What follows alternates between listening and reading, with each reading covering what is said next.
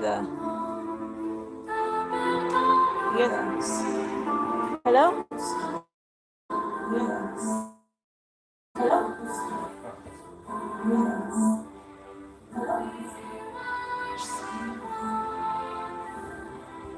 I didn't introduce myself when we met at the Gate of Heart. We come from the same world. I became Nikki the Stylist after arriving in Maryland.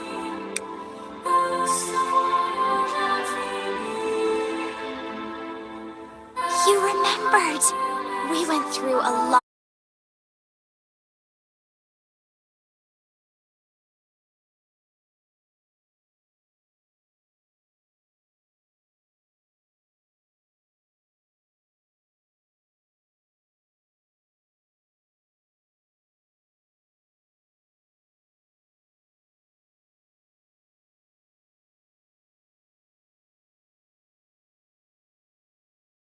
Of adventures together and pursued the power within beauty and styling. You are always a great stylist, with a special power that comes from the bottom of your heart. That's why we have met again.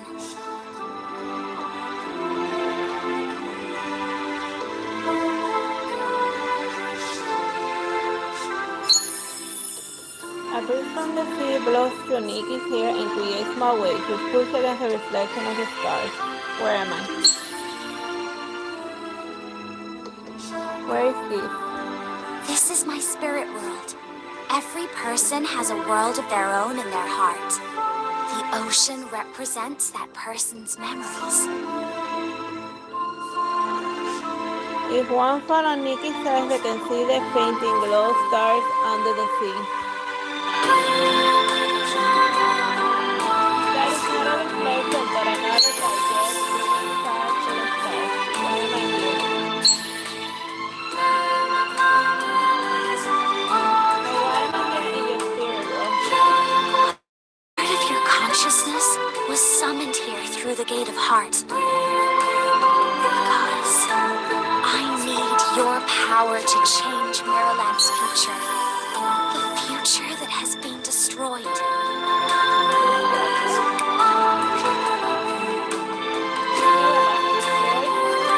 Maryland was destroyed in year 680 of the new era. If we can start over, I want to change it, no matter what price I have to pay. Nikki lands on the ocean and sends ripples across the surface, and these ripples are like a new beginning that radiates outward. How can we change this? My teacher told me that in Maryland, styling holds immense power. Styling power is the key to salvation. The designer's reflection embodies the intense emotions of those who design clothes and helps stylists fully unleash this power. Nikki looks to the twinkling starseed as if responding. The waves and stars wrap around her form to a gown of sparkling starlight. This is a gift from my teacher. Let's use this power. As the styling power shines and gently, as if she's witnessed this many times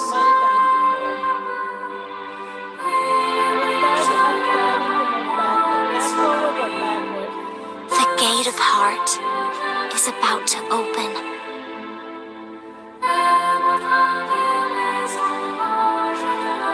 The wings pick up because of the stars, and her voice is lost in the wind. We can change the future this time, because I have your power as well.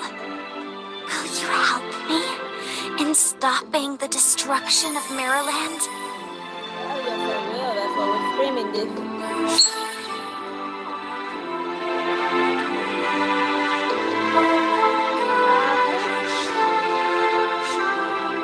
Can you hear my voice in this one? A ver, a ver.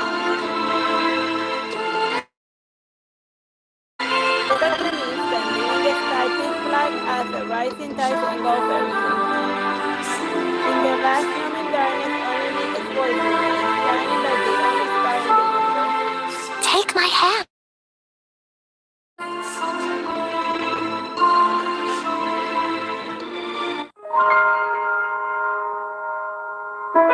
My memory is fragmented. What did I forget?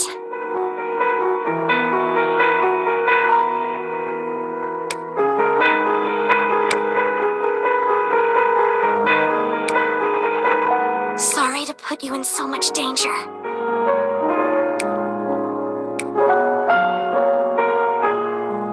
Is it because the designer's reflection was used?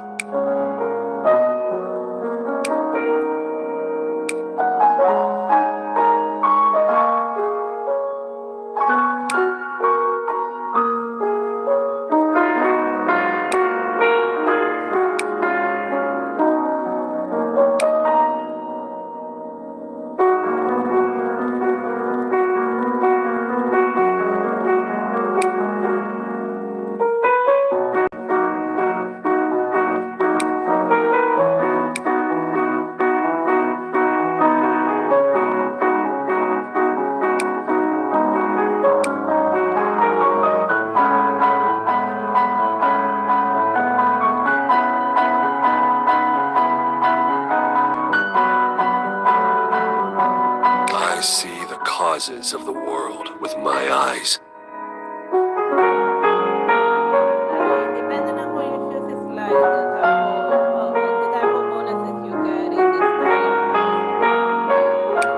Since I'm pretty advanced, we're just gonna breeze right through this.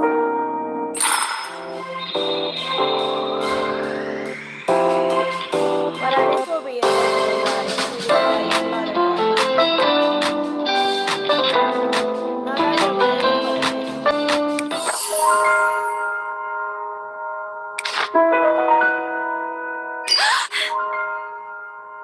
Nikki?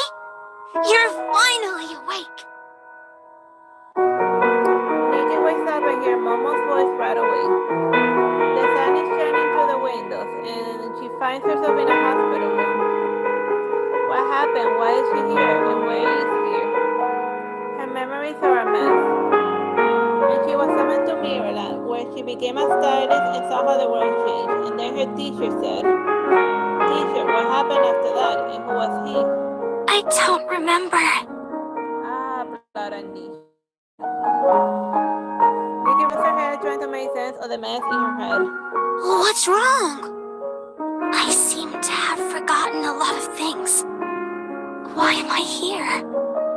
Oh, you passed out when we returned to Mirrorland, and someone took you to the hospital. Did you lose your memory through time travel? Time travel? It has a Terminator time travel sort.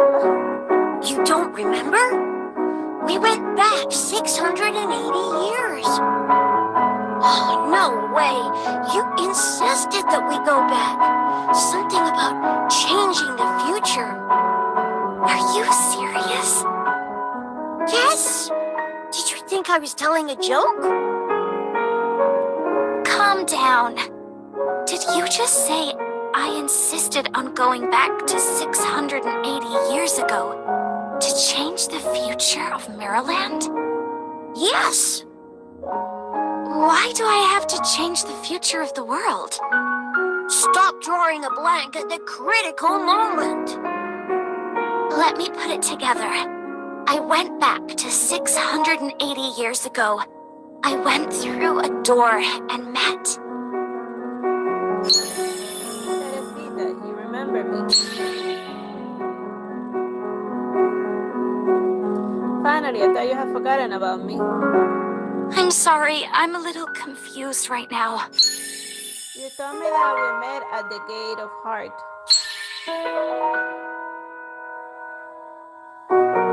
And that part of my consciousness was in your spirit world. I said something like that? I can't remember. Wait, I think I hear someone else's voice. Almost starts looking around in the room. But there's no one else here. Momo, you can hear Stylist's voice? Well, she can't like say everyone's name. Teresita? Can you see Momo? Yeah. Yes, I can see Momo and hear his voice. What's going on? I met Stylist at the Gate of Heart, and our minds are connected. Stylist can see what happens in Mirrorland. Maybe it's because we're from the same world. So... I thought and sent Dr. Watson and tells Nikki that she's fine and that she can leave the hospital once she feels out of form. By the way, patients need to leave a personal photo for revisits. a photo? Sure. You were carrying this outfit when you were sent here. Don't forget to take it with you. These are mine? At the start of the delicate soon start, Nikki has an image of the sea of stars in her mind. What's happening? She rolls her head but still can't figure out what exactly is going on.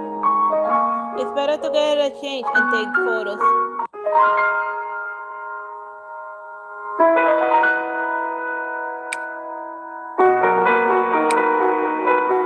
My recollection is still a little fuzzy.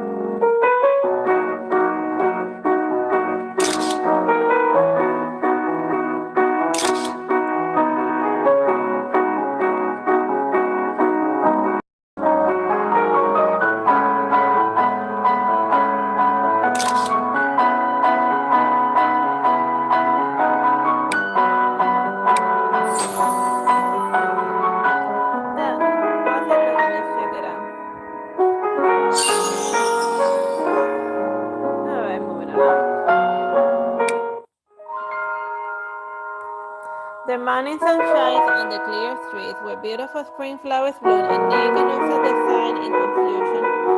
Flower Land Hospital? Flower Land. What is this place? In the hospital. Nikki's profile was delivered to a blonde man. Lowen, there's nothing special about this girl with pink hair. Why did you ask me to compile these? He goes to Nikki's profile and smiles. All you need to know is that we're changing the future of this world. Leon pulls away the profile and waves and leaves the hospital. Alright, that was... Now we got a tree. On the streets of Flowerland. There's a store up ahead. Let's find out what's going on in this world. Maybe I'll remember soon. I suppose so. Hi there. I'm Hells. How may I help you today? Hello, Hells. I'm not here for shopping. We're traveling, and I want to know more about Flowerland. Sure. What would you like to know? I'm Nikki, a stylist. Can you tell me about the design and styling here? You're a stylist? Then you're in the right place. This might be a small town, but we have a huge fashion industry. We hold design and coordination contests all the time, so you can check them out. It's a great way to raise your styling power. Styling power? Are you really a stylist? How do you not know this? It's an important standard for stylists. Every piece of clothing has different stats, and stylists must collect them to enhance their styling power. Speaking of which, we seem to have a lot of new stylists recently, and they're all pretty good. Powerful stylists who appeared out of nowhere. Momo, do you think they're here for the same reason we are? Now that you mention it, maybe. Are you here for those stylists? You are.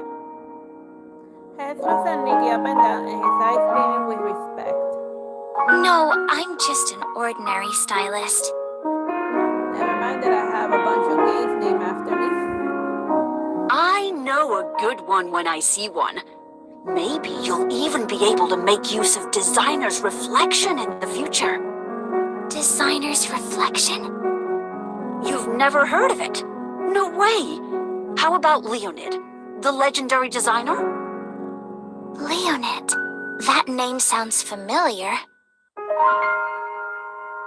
Nikki furrows her brow, trying to recall the bits and pieces of information in her head related to the name. A young man happens to enter the shop and overhears the conversation, and he suddenly becomes hostile. Someone capable of using designer's reflection? What? You? I don't believe it.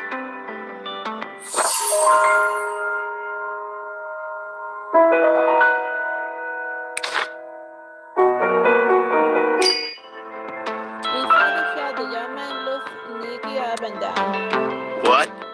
Too chicken to step up to the challenge? Outside the shop,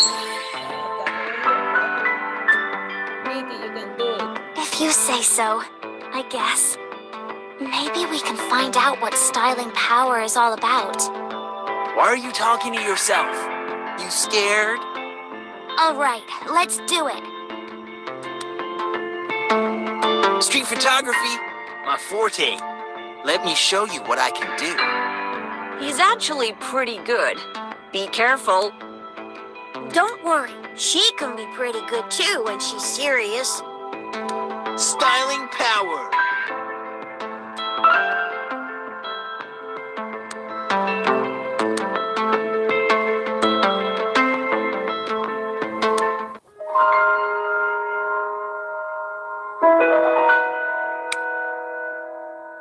What should I change into now?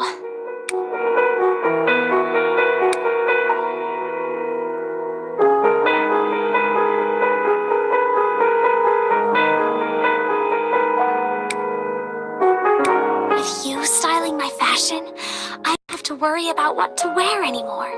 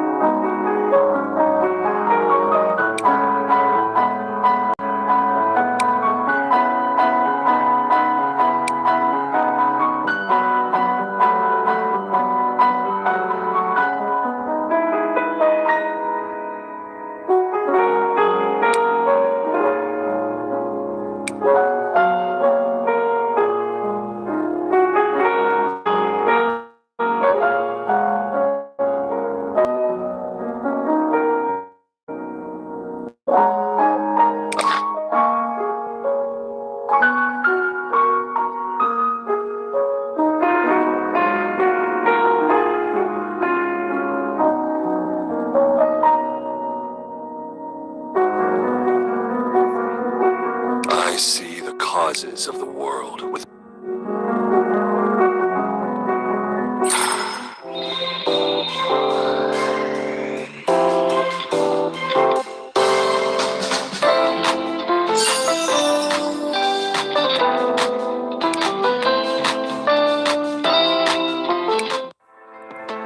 After the battle, the youth suddenly has what happened. I'm sorry. Anyway, goodbye. The user apologizes and leaves, and her jaw drops to the floor. I've never heard him apologize. He's like a totally different person. Did the battle alter his mind? Yeah, like that eventually becomes a huge plot point. It's possible that someone with high styling power can change their opponents. Do you think you can use Designer's Reflection? I'm not sure.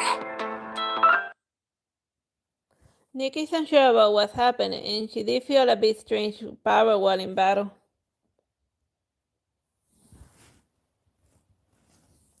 Then she suddenly remembered a dream from childhood. When she was 6, she once dreamed about a sea of stars. There was a stargazing observer on the sea and a rider between the sky and the ocean. His face was covered by his hood, and when he raised his pens to the sky, the stars moved according to his strokes. This was the only answer. Every system was heading to destruction. He was only focusing on depicting what was in his mind and did not talk to anyone. Destruction? I saw the only ending, but I left one tiny unpredictable factor.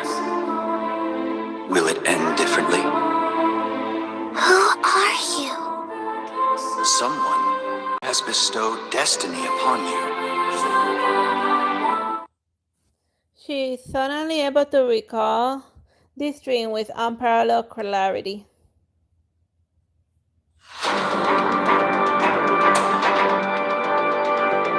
large group of people suddenly enter the store. Instead of stopping, they make a beeline for the shaken Nikki immediately. You're... How long have I been running this store?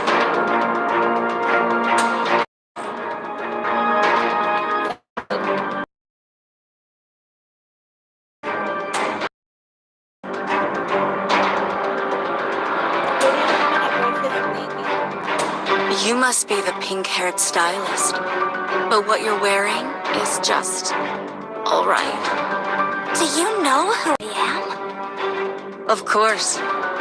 You're a stylist with the power of Designer's Reflection.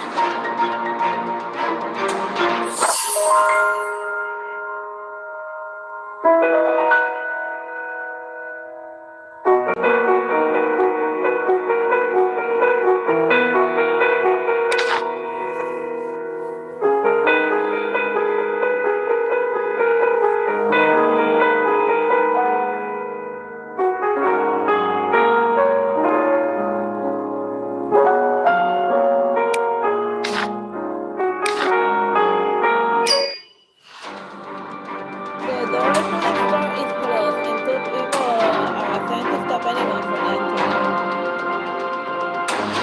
The woman looks at Nikki playfully and pulls out a gun. Oh, this escalated quickly. She is here for the designer's reflection. I think there's a misunderstanding. I don't have the power of Designer's Reflection. Nikki can't help but look at the gun, clenching her fist. Why don't you give it a try? The woman puts Nikki into a styling battle without warning. This battle is very different from what she's experienced before. A power deeper down is being awakened. Another voice brings out in her mind. How will you battle with no memory? Who are you? The scene changes and she finds herself floating in a sea of stars. Where am I? This is your spirit world, the real battleground for styling battles. A real styling battle is a clash between the memories and emotions of an outfit. It is decided by the power of those memories. Did you forget all of this?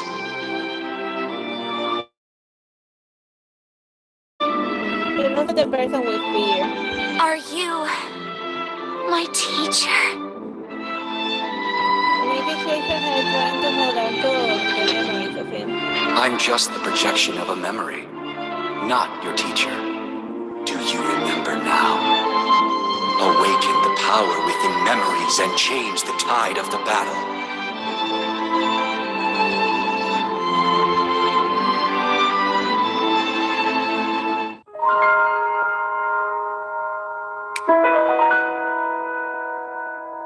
My styling power got much stronger because of you.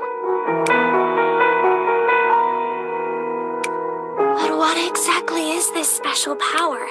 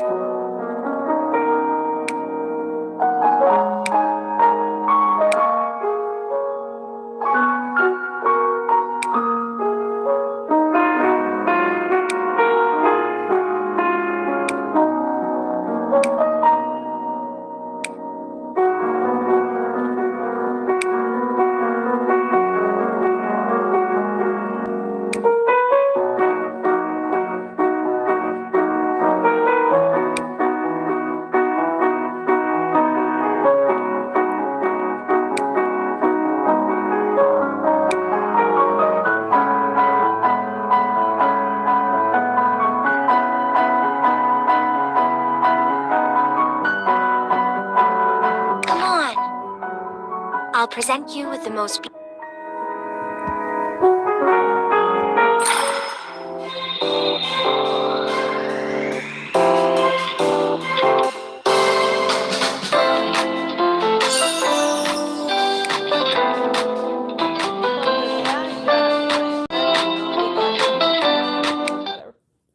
The sea of stars all disappear after the battle and everything is quiet again.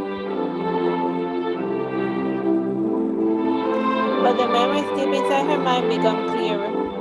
The annihilation of a civilization is as brilliant as fireworks. Wow, nobody does the plot of like Shining Nikki. What kind of world is Maryland? It is a world where beauty is life, and life is beauty. So there's always someone going after a dream that almost can't be fulfilled. Is that why even destruction is beautiful? Beautiful? The flower forests and cities will turn into ruins. There will be no traces of the cherished friends and companions. Everything that was achieved and everything that was dreamed of will disappear. It will be as if civilization had never existed. All because the story of Mirrorland is coming to an end. He stands in the distance, silver hair blowing in the wind, as he casts down the death sentence for Mirrorland. That's inside the store. Nikki? Nikki! Nikki collapses to the ground, burying her head in her hands, looking like she's in a lot of pain. This can't be real. Maryland is destroyed. Everything is gone. I saw it happen.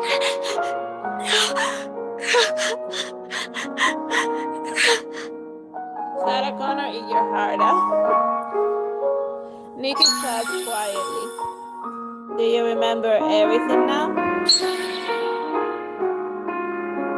I remembered the destruction of Maryland. I wanted to find a way to change it, but I'm missing a critical part of my memory. I only remember that Maryland was flooded. So I wanted to return to 680 years ago, when everything started. Many things are racing through her mind. She's scared but unsure place because of the destruction of her lost memories. Momo? Momo is not next to her, and the people that brought you to the store are gone. Momo! Momo! Oh my god. When you were engaged in a styling battle with that woman, someone kidnapped Momo and left a note. And you were just standing there. Or whatever, they had guns. The note in her hand said 2 o'clock, tavern at the end of the street. What do they want? No, I have to save him. Tavern at the end of the street.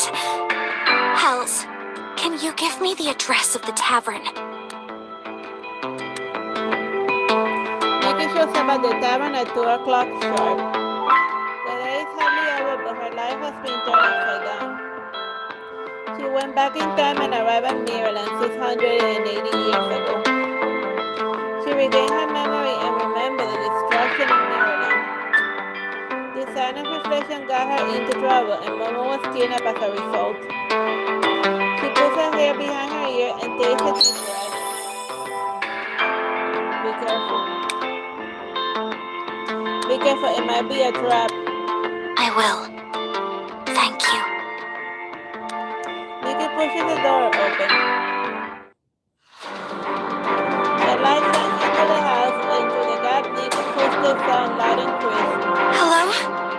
Are you looking for this fat cat? Another set of footsteps. A blonde man comes out with moan. Let me go! Nikki! Who are you? A little Nikki looks at the man. Before I answer your question, I want to see how special your styling power is. The blonde man lets go of Mama and drives Nikki into a styling battle. The flashing of the spear triggers and dramatic changes in emotions, and the opponent is strong enough to crush mind barriers. He stood up. Nikki grits her teeth. No, she cannot hold on. She is supposed to change the fate of this land, but right now she can't even protect Momo. Nikki clenches her fist tight, and she has never felt so weak and tiny before. If she could just be a little stronger, if she could stop everything. Memories come into focus behind her, and she hears a clear voice in the depths of her mind. Are you summoning my power? Who are you? The future you want to protect is unreachable. Everything you desire is hidden in your mind because you're weak. My weakness? Should my memories revive in your mind, I will give you the power to change the tide of the battle. No more being forced into accepting your fate. No more being powerless. No more watching friends leave.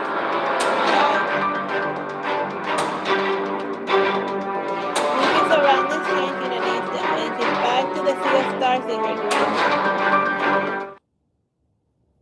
Leon's observation stops in front of Nikki, and the sea seems to follow his command, rising to block the sun. Leonid. I told you, Designer's reflection is just a projection of memories. Designer's reflection? Yes, I'm just one of the memories floating in the endless sea. I only exist by attaching myself to a stylist's mind. Why me? Fate chose you. I'm just an observer of fate.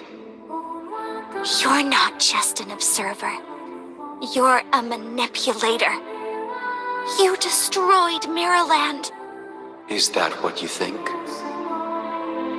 Nikki walks out to the observatory and stands in front of Leonid. That is what I saw. With my own eyes. Leonid smiles. What you saw may not be the truth. Find the answer within my memory. Oh, that seems to be a decent place to leave it. Alright, so I guess this one will do 1/7. Alright, let me see if I can figure it out.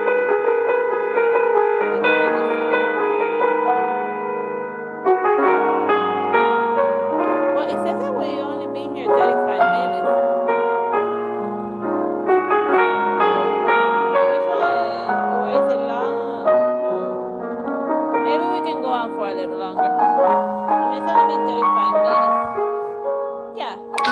go on for a little longer. Plus, I have enough stamina to play a little more. In a tower in Flowerland. A plan just because the endless sea of stars that he saw during the battle. I was right. Nikki, are you okay? Lauren, what did you do to her? Lowen. Weird name. I thought it was Lee. I always read it as Liam. Nikki's eyes are closed and she falls into a deep slumber. First things first. I didn't do that. What are we gonna do then? You just took out all the bad people. There must be something you can do. She'll have to break out of it herself.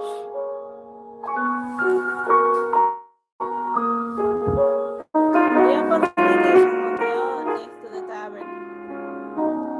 She looks like she's in a nightmare with her brow furrowed. I have to take those bad guys to the police station, so I'll be going. Wait, will she wake up? She wouldn't be here if she weren't going to wake up. Am I right? What does that mean? I think that she, who was handpicked by Leonid, isn't that weak. Leon is about to leave when he turns around and casually reminds her. By the way, they're onto you, so be careful. In the dream world, the stargazing observatory floats on the sea. In time does not move, but stars shine.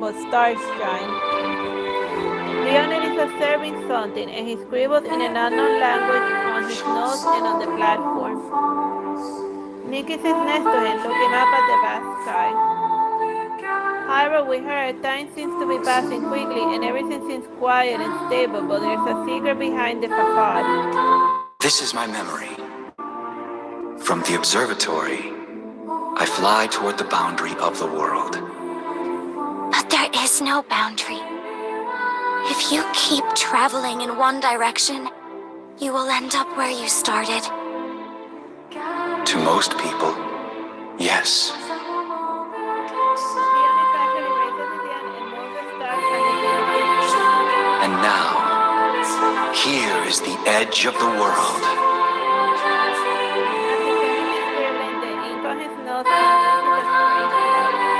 No matter how complicated the universe is, and how many civilizations are there, they all point to a simple formula. The star shines forth the birth of gods, and the universe is singing a majestic song. Nikki sees only stars, and he feels so tiny that When I see the edge, I also see the inevitable annihilation. The annihilation of Mirrorland, of all civilizations. All civilizations? Surprised? Even the universe will die one day. If everything will die, maybe I should speed up their deaths and create a new universe. The Ark will hold the memories of every civilization and travel into the light of eternity.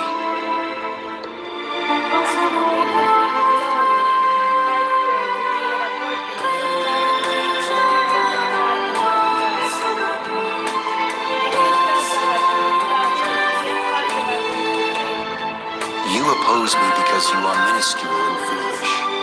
You can't see the truth the sea of stars is trying to tell you. But those are your truths, not mine.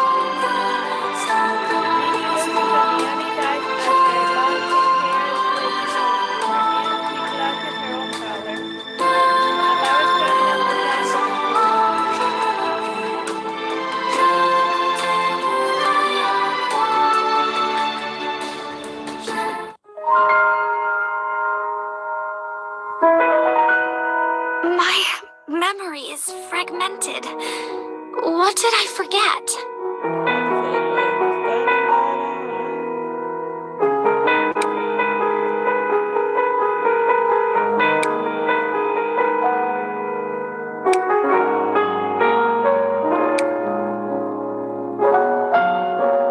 Sorry to put you in so much danger.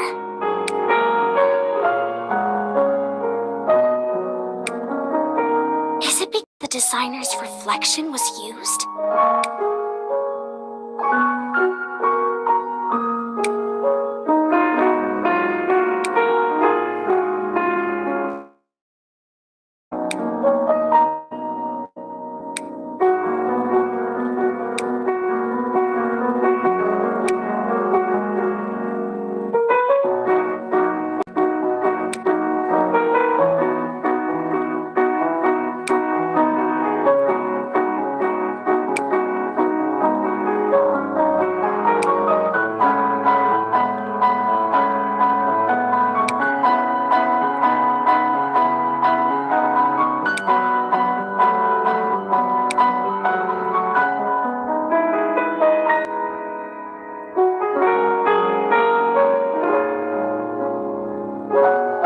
This time I'll change the ruined future.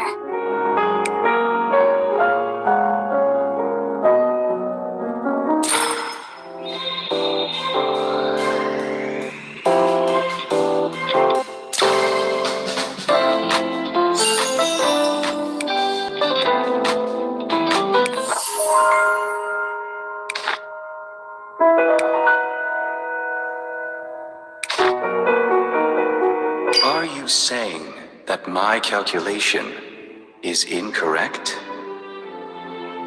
Nikki shakes her head. I don't doubt your calculations. I am just a tiny part of this universe, so I can't see the so-called truth when I look at the starry sky. I am foolish, so I will not compromise until the destruction is here. I am what you might consider an ant, so I cherish fleeting things. The things that make me happy every day. My hope for tomorrow. But destruction will come, no matter what. I will change the future that you wrote. On the horizon far away, the morning star rises. This is the fate you chose for me. And you want me to resist it, don't you? Leonie smiles. Thank you for everything, teacher. I should get going. Your traveling to this era is like tossing a grain of sand into the ocean.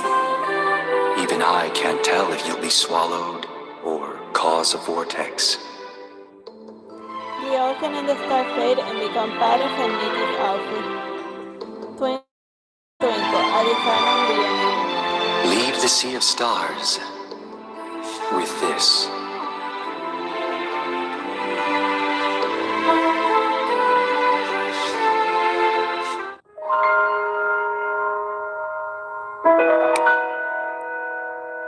We can see and talk to Leonid in this memory.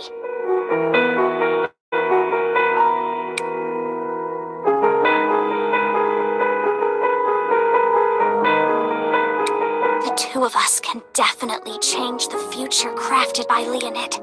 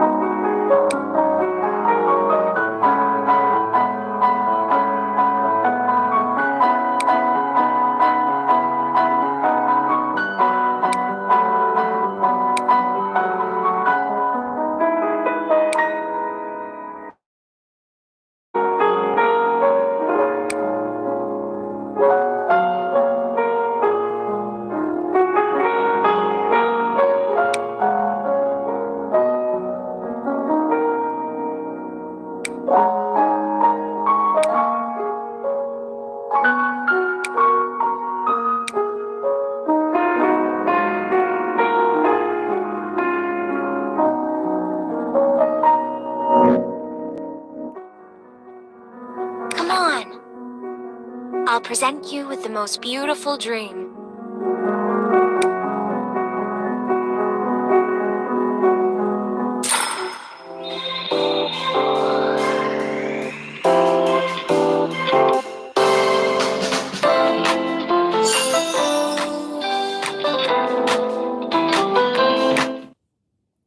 The stars fall and the tide ebbs. Lines connect the stars fading away to the future. The morning light shines on Nikki's face. Her eyelashes tremble and she opens her eyes.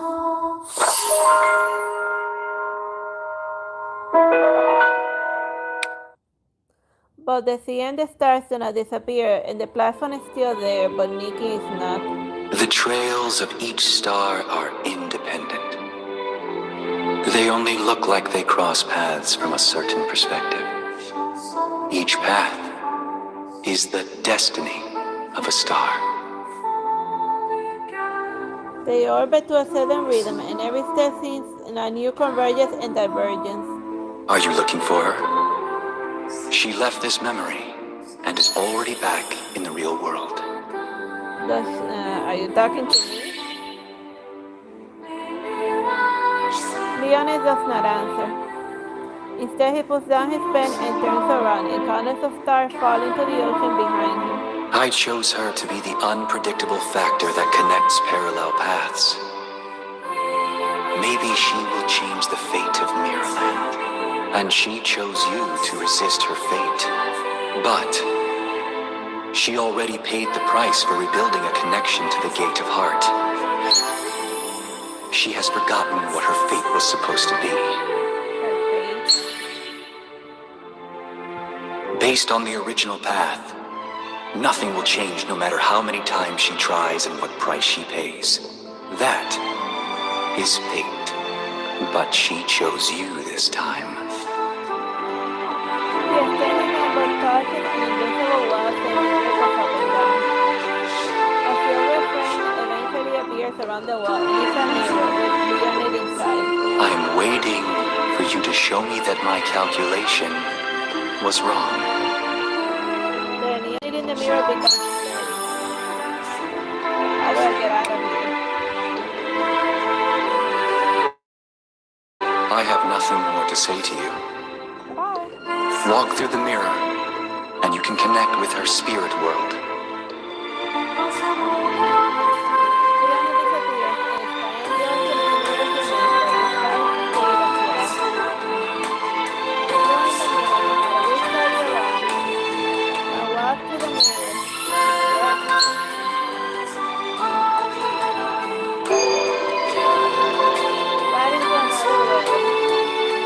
All kinds of incredible buildings float on the quiet oceans of Inverted, and museums and clock towers with floating cans.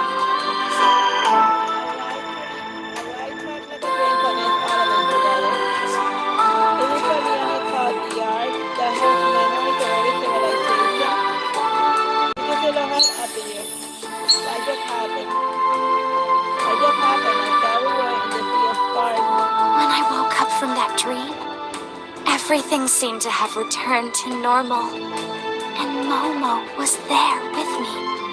I wanted to know more about designers' reflections and Leonid. So I returned to the Ark. The Ark? The Ark? Right. You haven't been here before. This is the ocean of memories. A sea of human consciousness that connects different worlds and minds. The Ark manages the ocean of memories. In my fragmented memories, I came to the Ark after Mirrorland was destroyed. Thanks to the power of the Ark, I was able to return to the world 680 years ago and connect with you. Nikki! Momo! You're back! A girl interrupts the conversation.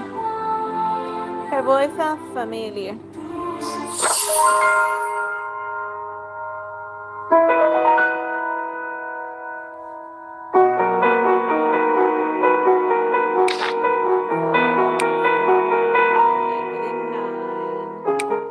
Oh, wait.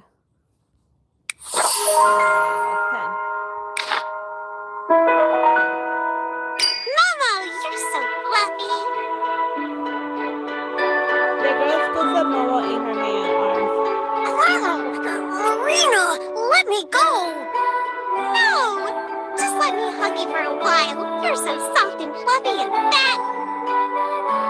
Who are you calling that? Who is this girl?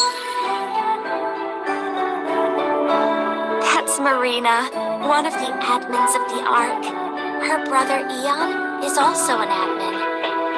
Nikki, who are you talking to? Very suspicious. Marina discovers Momo and goes to Nikki, sniffing the air around her. There's a strange power here. Hey! Marina is picked up by someone behind her. Stop it, Marina. I'm not doing anything. Let me down.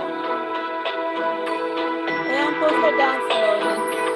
What I just showed you is a museum with designers' reflections, which are stored in mirrors. The power you used in battle is called designer's reflection.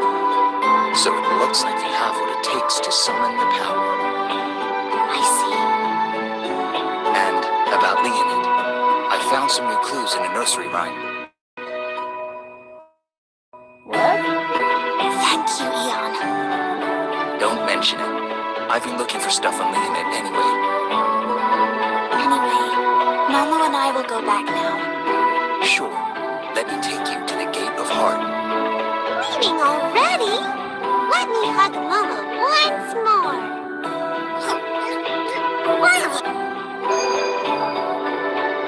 The Gate of Heart is in the middle of the Ark, and under the Gate of Heart and the surface of the ocean is the power and core of the Ark. The heart-shaped prism is called the heart of the Ark, and it spins to reflect images and memories from the ocean of memories. Nikki, are you ready? Ready. When no one can hear her, she tells to the voice in her mind. Are you ready? Ready as I ever be. Ready. Let's go. I'm sure the two of us can change the future of this world. Let's use our styling power to go through the Gate of Heart.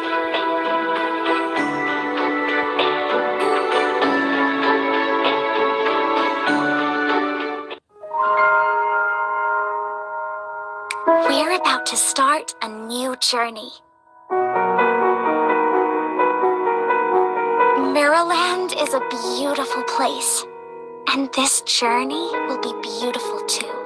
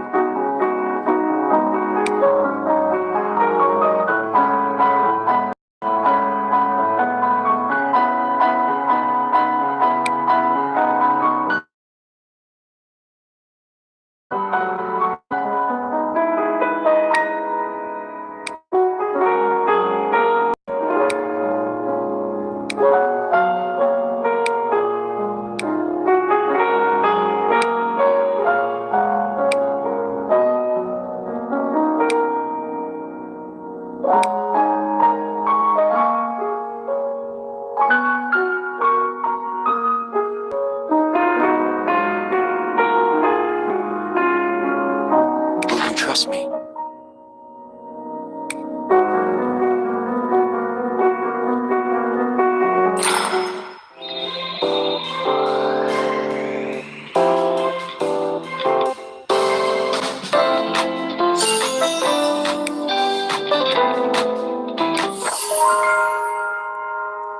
Alright, I see we're ready to another chapter. That little shape, how long this tree has gone?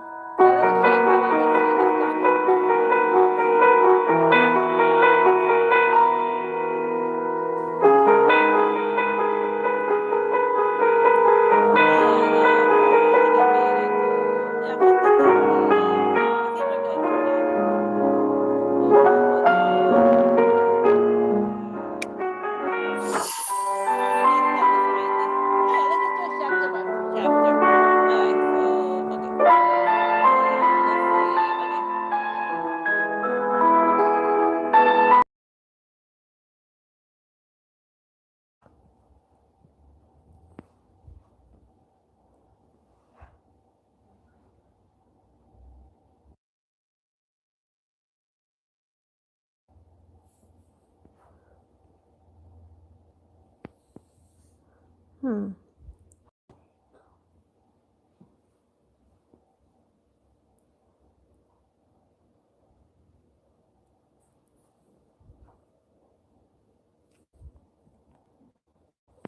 not recording sound.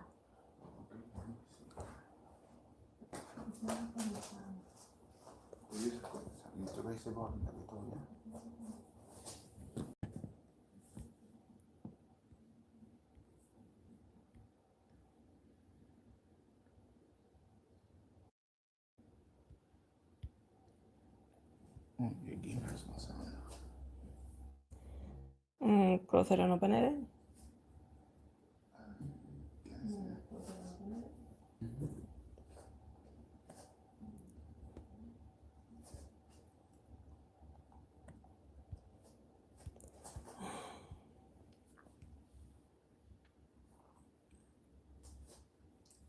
It went from having no sound to having no sound.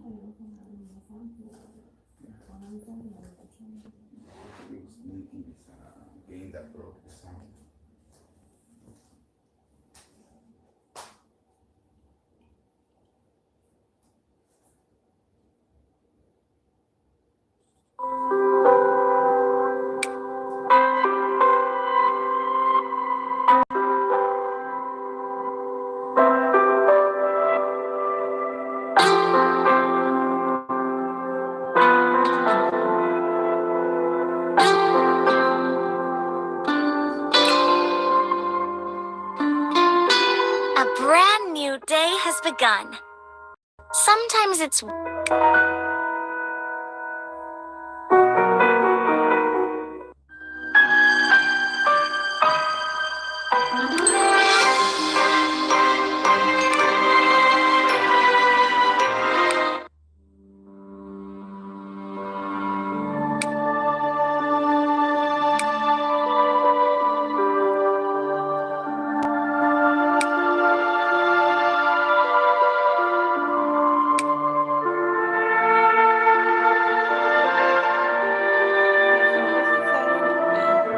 The forest is silent except for the whispers of the wind, and the vast colossus structures dance like a skeleton of a giant beast overtaken by wild bounds. As the group steps over the rubble, dry vines and their clothing brush against the surrounding leaves and rustling softly. You stop winds nearby are drowning me.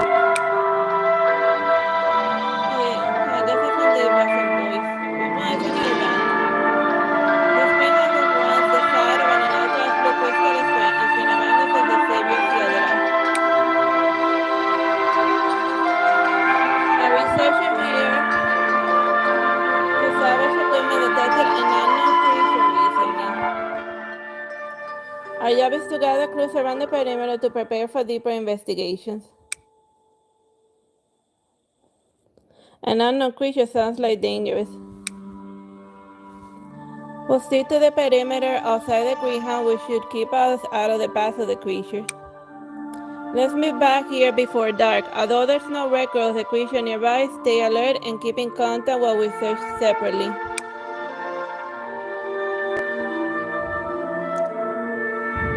The gloomy sky hangs low, and through the layers of branches and leaves, one can faintly spot a rundown greenhouse hidden in the forest.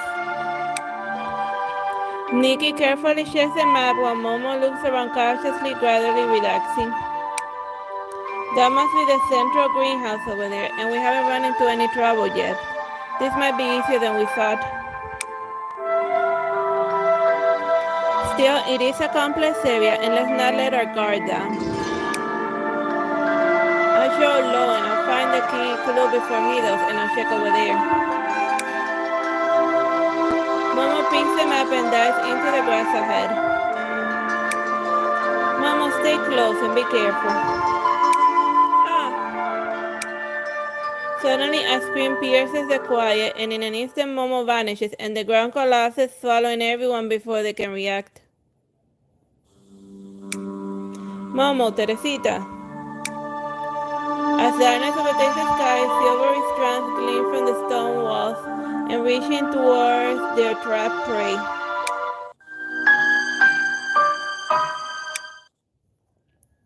Wedding invitations, Evangelos and Nephelite. Welcome to our wedding, and as we step into forever together, please sign your name as a witness. All right, enter wedding. The translucent greenhouse stands at the center of the site. Its shattered dome reflects the faint starlight. The cracks in the walls are filled with vines. Glowing spider cells drape the ceiling like a cascading white veil, encasing everything with a spacious hall. In the center, under the well, adorned with shining decorations, stands a slim figure resembling a human girl. Countless threads reach out from her back like tentacles. She concentrates on sewing something that looks like a pristine white dress. The spider silk transforms into floral decoration under her skilled fingers. Cocoons hang from the ceiling, and human-shaped silhouettes are barely visible through the dense webbing, looking like infants nestled within a vast nest. After finishing the last flower on the skirt, the spider-web girl gently lifts her finger. With a rustle, the cocoons are slowly drawn to a bench before her, and as the webs recede, the faces of those inside emerge, still in slumber. Threads extend from the girl's hand at times, curling up a cocoon figure's pink hair and at times poking at a cloaked cat lying nearby, as if shaking for something. Guest. The girl looks at the dress she has just finished, and woven from spider silk. It cascades down like a flowing moonlight. Wedding dress. She nods inside a fashion, preparing for the next part of the ceremony, suddenly a persistent buzzing interrupts her from her seating area. Irritated, she rolls her eyes, and a silver thread silk descends from the ceiling, retrieving a communicator from one of the guests and presenting it before her. The device blinks continuously, and curiously she flips it by tapping and poking it a few times. It is unclear what she has pressed, but a crack of static bursts forth, followed by an anxious voice. Nikki, Momo, Teresita, can you hear me? Where are you, and have you encountered any danger? With a sharp bang, she flings the communicator into the corner covered in moss, and the voice cuts abruptly, and the house falls into silence. Silver silk threads gently wrapped around the guests, positioning their limbs and align them into a neat arbored row in the branches. The girl tries to dress against herself and nods approvingly. Everything is ready, and we can now begin.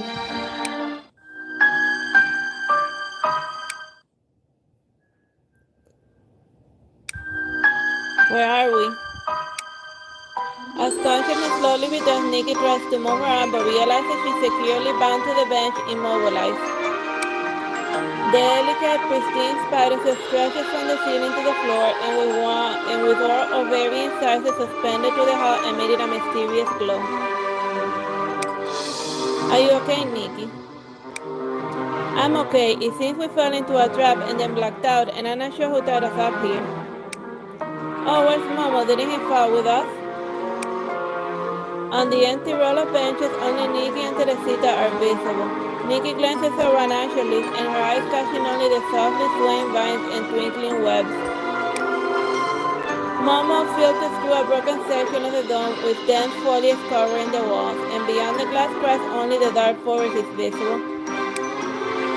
It looks like we're inside the greenhouse, and it's right at the heart of the experimental site, according to the map. The record says that this place has been abandoned for a long time, but it seems like someone has carefully arranged everything. It feels oddly unsettling. The greenhouse appears abandoned by modern civilization and reclaimed by nature. Yet it seems as if someone has cleared a path through the overgrown and arranging leaves and petals into a path that links the ivy walls to the central long table.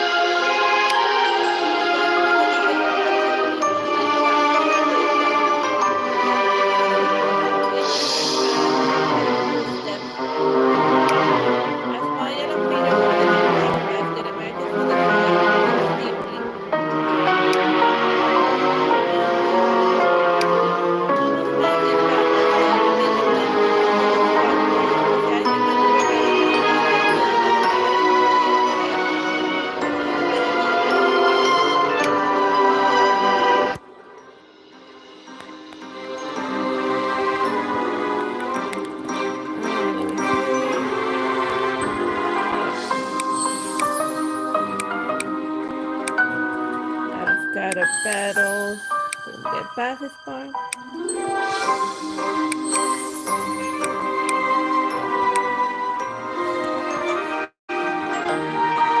Following behind, a young woman in a wedding dress carefully steps down the ornamented and decorated path, holding a bouquet of fresh flowers.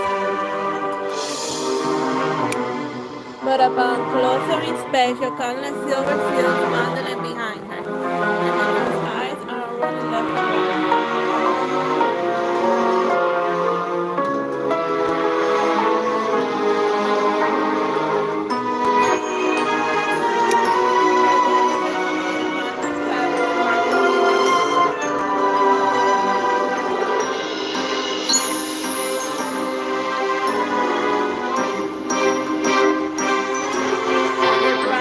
The flower boy Momo.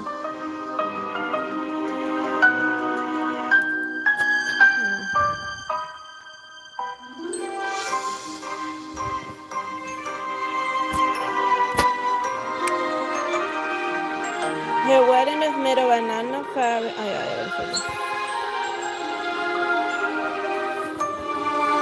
Is this the bride and the flower boy Momo? As the girl takes her position on the stage, she glances upward slowly, following her eyes. A blue cocoon slowly descends from above and a big silhouette visibly inside. Inside, a pair of blue butterfly wings nearly fills the cocoon, fluttering slightly as if alive, surrounded by dust of light. Is that a butterfly inside? As the giant cocoon descends, the translucent wings slowly unfold, revealing a slender figure enveloped within.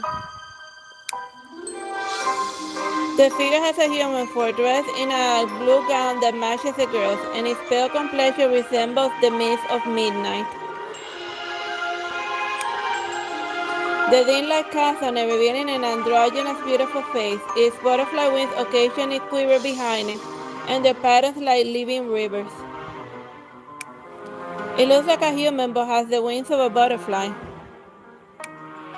The blue cocoon fully reveals itself from the shadows, and the butterfly inside gazing lovingly at the girl below, a gentle smile playing on its lips. Is the girl standing on the platform? Is the bride? Does that make it the groom?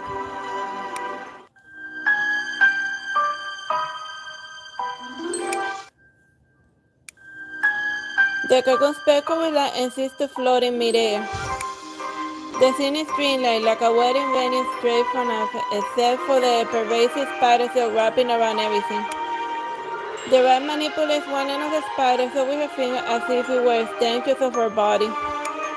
With her movements, more strands of spider silk emerge, filling the house with soft, rustling sounds. These moving spider silks are all controlled by the bride. And her wedding dress, I've never seen such a material before. Could she be the unknown creature mentioned in Savio's report? Although she looks very much like a human, her actions are rather strange, and the groom inside the cocoon, what could that be? The bride controls a spider silk, and the groom has a butterfly wing. Are we witnessing a spider and a butterfly's wedding? This odd pairing strangely makes sense. Momo, pulled by the seal, notices Nikki and Teresita, and his eyes widen as he struggles, and Nikki tries to free her hands, but the soft-looking silk is incredibly strong. The blue cocoon lands on the ground, and the bride leads the groom by the hand to the front of the stage. Momo has completed his role as a flower boy, returning to the empty spot near to Nikki, and Nikki manages only a comforting glance before the girl speaks again. Next up, the reading of the wedding vows. Whisper, that's the same voice announcing the start of the wedding. It seems the bride is officiating her own ceremony. The night and the wind whiz through the ruins, carrying intermittent sobs, and the dim blue light cast vague shadows blurring everything. In the southern light, the newlyweds turn to face each other, and their eyes fill with affectionate smiles. Welcome to the wedding of Evangelos and Nephelite. And under the watchful light of the moon and our guests, we celebrate our unique union. My Evangelist, from today onward you are my everything, and I wish to possess you forever and be possessed by you in return. My Nephilim, no matter the condition of the ore or the weight of the dew, through the springs beginning to the winter's end, through the rivers to decaying, I will always be a part of you, and nothing can separate us. The hall is empty and silent, and even the sound of the wind dies down, leaving only their clear voices reciting the vows. Evangelos and Nephilim, are these their names? It sounds somewhat familiar, and yet as if I'm hearing it for the first time. Next, the newlyweds will exchange rings. As the voices speak, Aya's spider seals reach out from under the long table and representing two delicate rings before Nikki. Huh? The silver wrapped around her stir, and Nikki is unable to control her actions. She takes the rings and approaches the couple on the stage. Nikki. The blue lights flicker, and as Nikki draws closer, the couple's faces come into sharper focus, and the bright eyes gleam with excitement, watching as Nikki steps closer.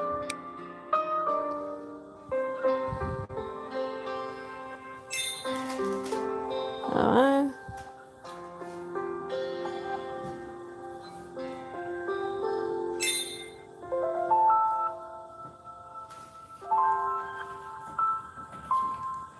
Nikki barely raises her hand when the bride eagerly grasps the ring, inspecting it with evident delight.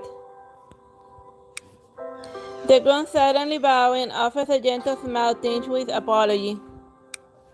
Thank you for attending our wedding. It's not like you gave us a choice in the matter.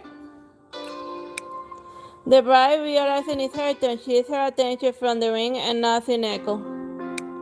Yes, thank you for coming, even though I didn't give you a choice.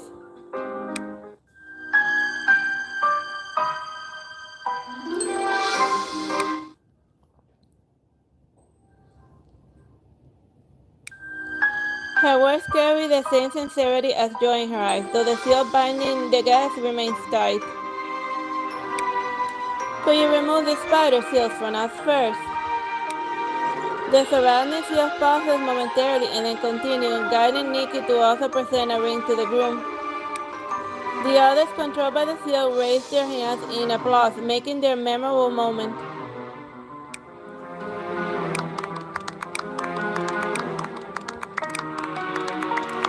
Scattered applause shadow the strange silence in the greenhouse, and the seal guide Nikki back to her seat. The newlyweds on the stage watch her from behind, smiling. Are you alright, Nikki? It seems they made no harm. They just want us as guests at their wedding. I'm so scared, and they're so weird, and what are they trying to do? The couple, absorbing the world, lets the seal loosen around the guests, and Momo seizes the chance to free himself and jumps onto Nikki and bursting out crying. I woke up and I couldn't find you guys, and then... As if startled by the commotion, the bride turns sharply, causing Momo's cries to soften as he burrows into Nikki's embrace. Hello and happy marriage to you. As they speak, the spider Nephilim approaches. Faced with the bound guest, she tilts her head in puzzlement, and the seal loosens and tightens. She is unsure what to do next. The ceremony is over. The reception should follow. The groom whispers to her, holding her hand. Humans like to share food with their guests as a way of sharing their joy. Nephilim nods, enlightened, and the binding seal quickly disperses, forming a flexible cage around the guests, which flesh flower buds offer within. You may start eating now. Momo perhaps taking a cautious peek. Well, I'm not eating this. What would you prefer?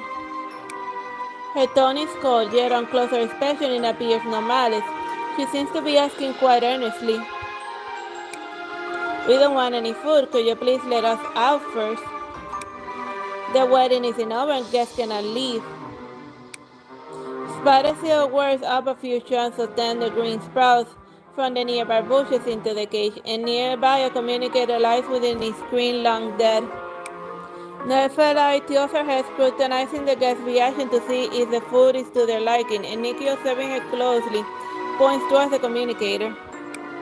That's ours, and could you return it to us, please?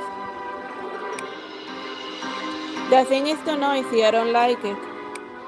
Nephili's brow creases with slight impatience, but the groom soothes her gently by holding her hand. We should be kinder to our guests at our wedding, and to let them share our happiness. Reluctantly, the bride turns away, and one's lively silk frieze hanging stiffly in the air, and the moon turns outward through the groom still wears a soft smile. He continues to hold the bride's hand, whispering reassurance, and soon a strand of silk fetches the communicator from the corner, tossing it before us. Well, is the butterfly smothering things over there for the spider? Though the wedding is unconventional, they do seem to rely on each other a lot. The groom smiles at Nikki, his somewhat pale face becoming lively and beautiful. If we've done anything wrong, we apologize, and we're not very familiar with human weddings traditions, but we hope that you enjoy our banquet. His constant smile and gentle demeanor are endearing, and Nikki responds with a smile of her own. Congratulations, and can we leave after the wedding is over? Sorry, but there's one more part, and I'll share a love story. Oh yeah, just like regular weddings. Evangela looks at Nephi, and his face aglow with joy as he reminisces about their past, and the bride's expression softens, nodding as if to encourage it. The day we met, a new flower blown in the greenhouse, and when I saw her, his eyes softened, but then suddenly tense, his wings dropping helplessly behind it like withering leaves. What's wrong? With a one, Evangela's white skin cracks open and blue blood drips down his face, splattering onto the floor. Oh yeah, that's the trademark darkness of Nikki. After a brief moment of shock, Nephi quickly recovers, and a flurry of spider silk surges from her hands. The spider silk swirling like white storm wraps around Evangelos before it can collapse. The seal returns the butterfly to the blue cocoon without sparing a glance at anyone else, and Nephi hurries it away through a corridor deep in the greenhouse. The sudden turn of events leaves the wedding venue deserted except for the sparkling decoration and stunned guests still trapped in their cages. They just left. Hey, shouldn't they have let us out first? The butterfly bled so much, and the spider must be on a rush to treat it. But wasn't she a bit too rough, and the way she wrapped it in silk looked almost like she was capturing a prey? The butterfly wounds appeared out of nowhere, and it didn't seem hurt before. Nephi and Evangelos have already vanished into the depths of the greenhouse, and leaving only the dim corridor eerily silent, shadows that swallow all answers.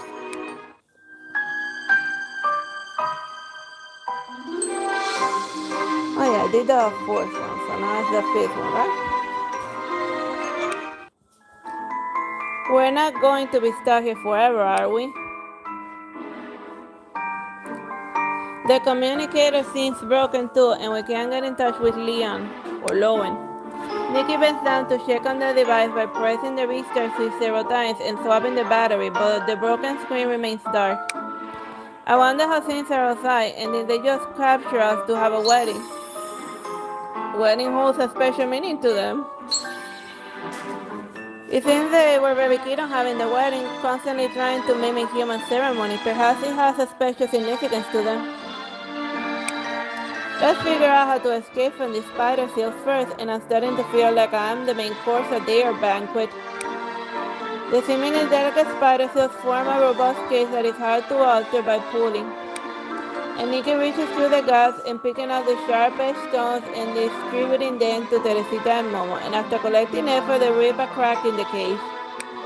Momo, it's up to you now. Momo inhales deeply and squeezes through the crack, and barely making it. Phew, good thing I skipped that extra piece of barbecue earlier, and I'll go get help.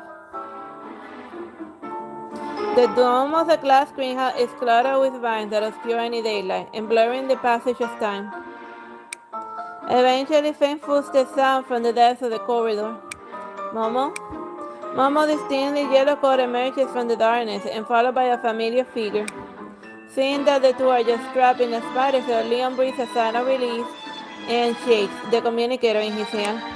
When the communicator is cut off, I suspected you were in danger, and the layer here is complex, and I kept ending up in dead ends blocked by spider silk. It was lucky Mama caught in a trap and called out quickly, or I wouldn't have found you so soon. Didn't we agree to keep this from Nikki? Leon examines the cage and retrieves a special solvent from his gear, and the durable seal soon dissolves, freeing everyone. Is anyone hurt? We're fine, and the creature that brought us here didn't harm us. It just held a peculiar wedding. After hearing the full story, Leon ponders in silence. The butterfly-like creature you mentioned might be a leftover experimental subject, and I've seen it mentioned in the recovered research logs. But there was no mention of the spider-like creatures, and I reported to Xavier, and the commissioner is en route, and let's leave this place. With that, Leon prepares to lead everyone back the way they came, but Nikki hesitates and looks towards the depths of the greenhouse. The spider seems scary, but didn't harm us, and their sudden departure is troubling. We can take this opportunity to delve deeper. Maybe we should take the chance to investigate further. We're at the heart of the greenhouse, and others unfamiliar with this place might get lost in its complex layout. Leon hesitates, but seeing the resolve in everyone's eyes, he smiles and reluctantly agrees. Alright, then let's go deeper and take a look. But I'll prioritize your safety and will retreat at the first sign of danger and regroup with the others.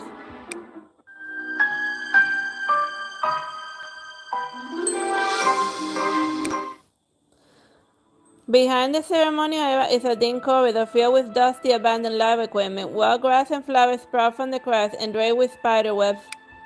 Occasional moist patches of the soil bear the hairy footsteps of the bride, and her path marked by the dragging trail of a cocoon extending into the distance. I remember this path leads to the observation area of the experimental field where research used to keep stable artificial creatures. The blue blood stains in the dim environment glow like blue flowers, and adding a touch of mystery and eeriness to the long abandoned corridor. It seems there's more butterfly blood the further we go. The spider was very skillful when it wrapped the butterfly in its silk and took it away, and has the butterfly suffered similar injuries before?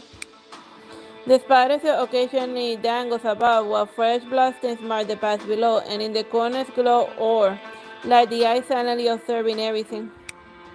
Momo clings to Nikki's arm, and his fully bristle.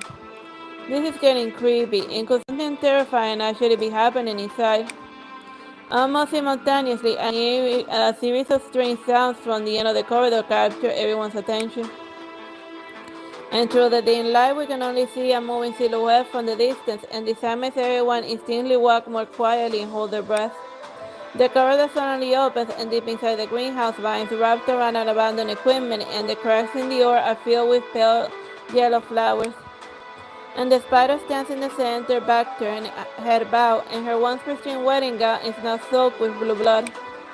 And strings of spider silk flow from her fingertips to a massive cocoon turning the area almost silvery white. And this must have been going on for a while, as the cocoon has nearly filled enclosure the butterfly, revealing just about half its face through the gap. This size offers a strange continuity amidst the danger, and the butterfly's face, stained with dry blood, shows peaceful closed eyes as if wrapped in a gentle dream. What is happening? And startled by the noise, the spider slowly turns her head, and her eyes roll, emitting a cold, mechanic light. And the disordered vines cast shifting shadows over her figure, while moonlight illuminates her cheeks, highlighting the eerie blue bloodstains.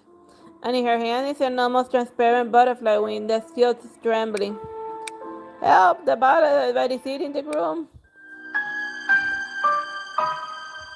Yeah, it's just fine. It's fine.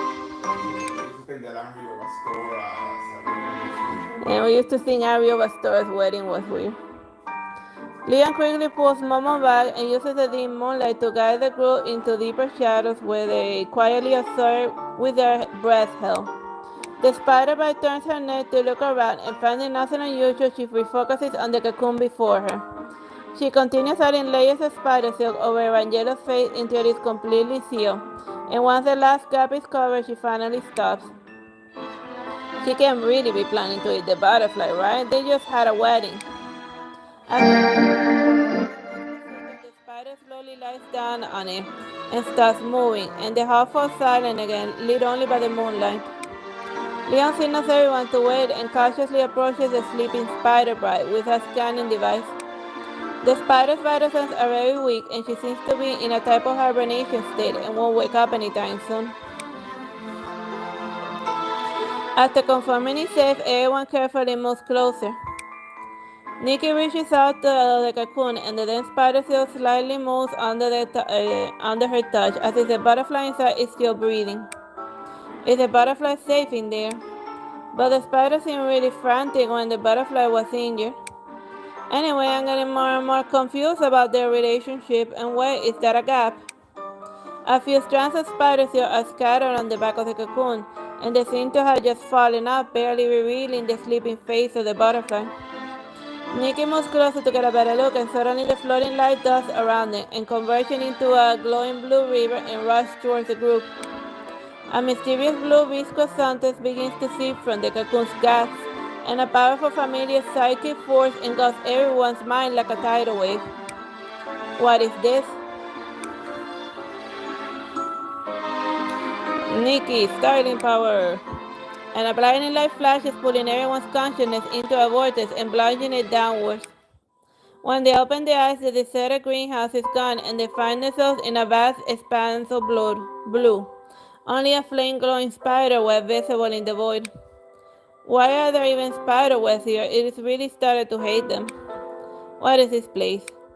The research lab mentioned that the butterfly has psychic abilities, and it seems we were attacked by its psychic powers. Spirit were here in my memories. Suddenly the flickering voice of the butterfly came from the void and sounding strained like a candle struggling to keep its last light alive. If the butterfly is trying to communicate with us, are we in the spirit world? Spider silk, protection, memories, breaking point. The butterfly voice fades in and out, and leaving behind only a few scattered words before vanishing into the vast blue expanse. The sprawling spider web stretches as far as the eye can see, and upon closer inspection it appears incomplete, and some strands are broadly end and creating stark breaking points. Could these broken strands be tied to the butterfly's memories? Let's see if we can connect them.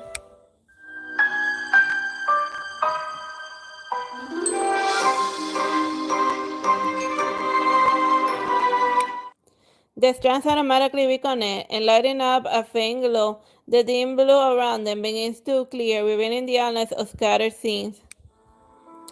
Research log. Today the lab created a new experimental species which we named Subject 10521. Perhaps due to the inclusion of butterfly genes, the subject also has a pair of semi-transparent butterfly wings, and it displays human-like intelligence and strong learning capabilities, although its vital signs are unstable and require long-term observation. Considering the nutrient solution's ongoing costs, we might terminate the project if funding fails. The observation room is filled with instruments, and at the center is a huge biopod with countless tubes continuously supplying by blue nutrient solution. A beautiful artificial creature lies at the biopod's edge, and curiously staring at an OTV, sick nutrient solution occasionally drips from its spread blue wings. The TV shows a mouse fixed on an experimental platform with a researcher's scalpel reflecting a cold light under the lamp. This white creature isn't like me. A scientist in the protective clothing presses pause on the video and freezing the image of the mouse looking terrified at the camera and adjusting his glasses. You should see yourself in this mouse and try to become a valuable test subject. By giving your all to our experiments, you can fulfill your greatest potential. Dedicating oneself to the progress of scientific research is a true measure of a life's value. The artificial creature in the biopod nods in confusion. Since waking up in the biopod, similar videos have been shown daily to the creature. Sometimes the creature under the section table are marked, sometimes rabbits, and many other strange creatures he can't name. Value, doesn't mean I am just like them, useful for experiments. I'll cooperate fully. If there's anything I'm not doing right, let me know, but could you use those instruments more gently? They hurt when they pierce my body. Your physiological tolerance is too low, and if you can handle this basic level of discomfort, how can you ever hope to contribute to our success? Alright, let's proceed with today's testing and sampling. As the scientist heads to the nearby workstation to organize their instrument, the butterfly-looking puzzle shifts its focus back to the pulse TV screen. The mouse, securely tied on the platform, looks directly into the camera with wide-open eyes, as if locking eyes with the butterfly. A proper experimental subject must not only sacrifice their body but also endure the pain. On the cold steel table, a thin probe is inserted into the butterfly, tearing open wounds that have not yet healed and attaching new sensors. With its eyes tightly shut, the butterfly suppresses its body's natural tremors and allows the equipment to move about its body without resistance. A scientist operates a mechanical arm that moves behind the butterfly and pulls off its loosened wings, and blue blood with a chilling sheen spills onto the table. And the butterfly body jolts sharply as it lets out a sudden groan. I'm sorry I couldn't hold back, but since they were about to fall off anyway, it's alright if you take them away early. The scientists nearby exchange glasses and jot down additional notes on their clipboards before moving to discuss a further operation table. See, so the subject is the smartest one we have, and it can think and learn, and if we guide it to cooperate willingly, it should make our work much easier. Its learning ability is impressive indeed, and we might consider teaching it something more substantial so as not to waste its potential. That will help our experiments though, and its vital signs are too weak, and we'll monitor a bit longer, but if costs get too high, we'll have to terminate it. Amid the whispers of the scientists and the hum of the machines, the butterfly returns to its biopod, and the blue nutrient solution solidifies into a cocoon around it. The physical toll of the experiment leaves the butterfly drained of energy and blood, and the wounds where its wings were torn still throb. It will take a long time to heal. Vital signs, values, costs, and what do these words mean, and they were mentioned in the videos. But now am I a qualified experimental subject?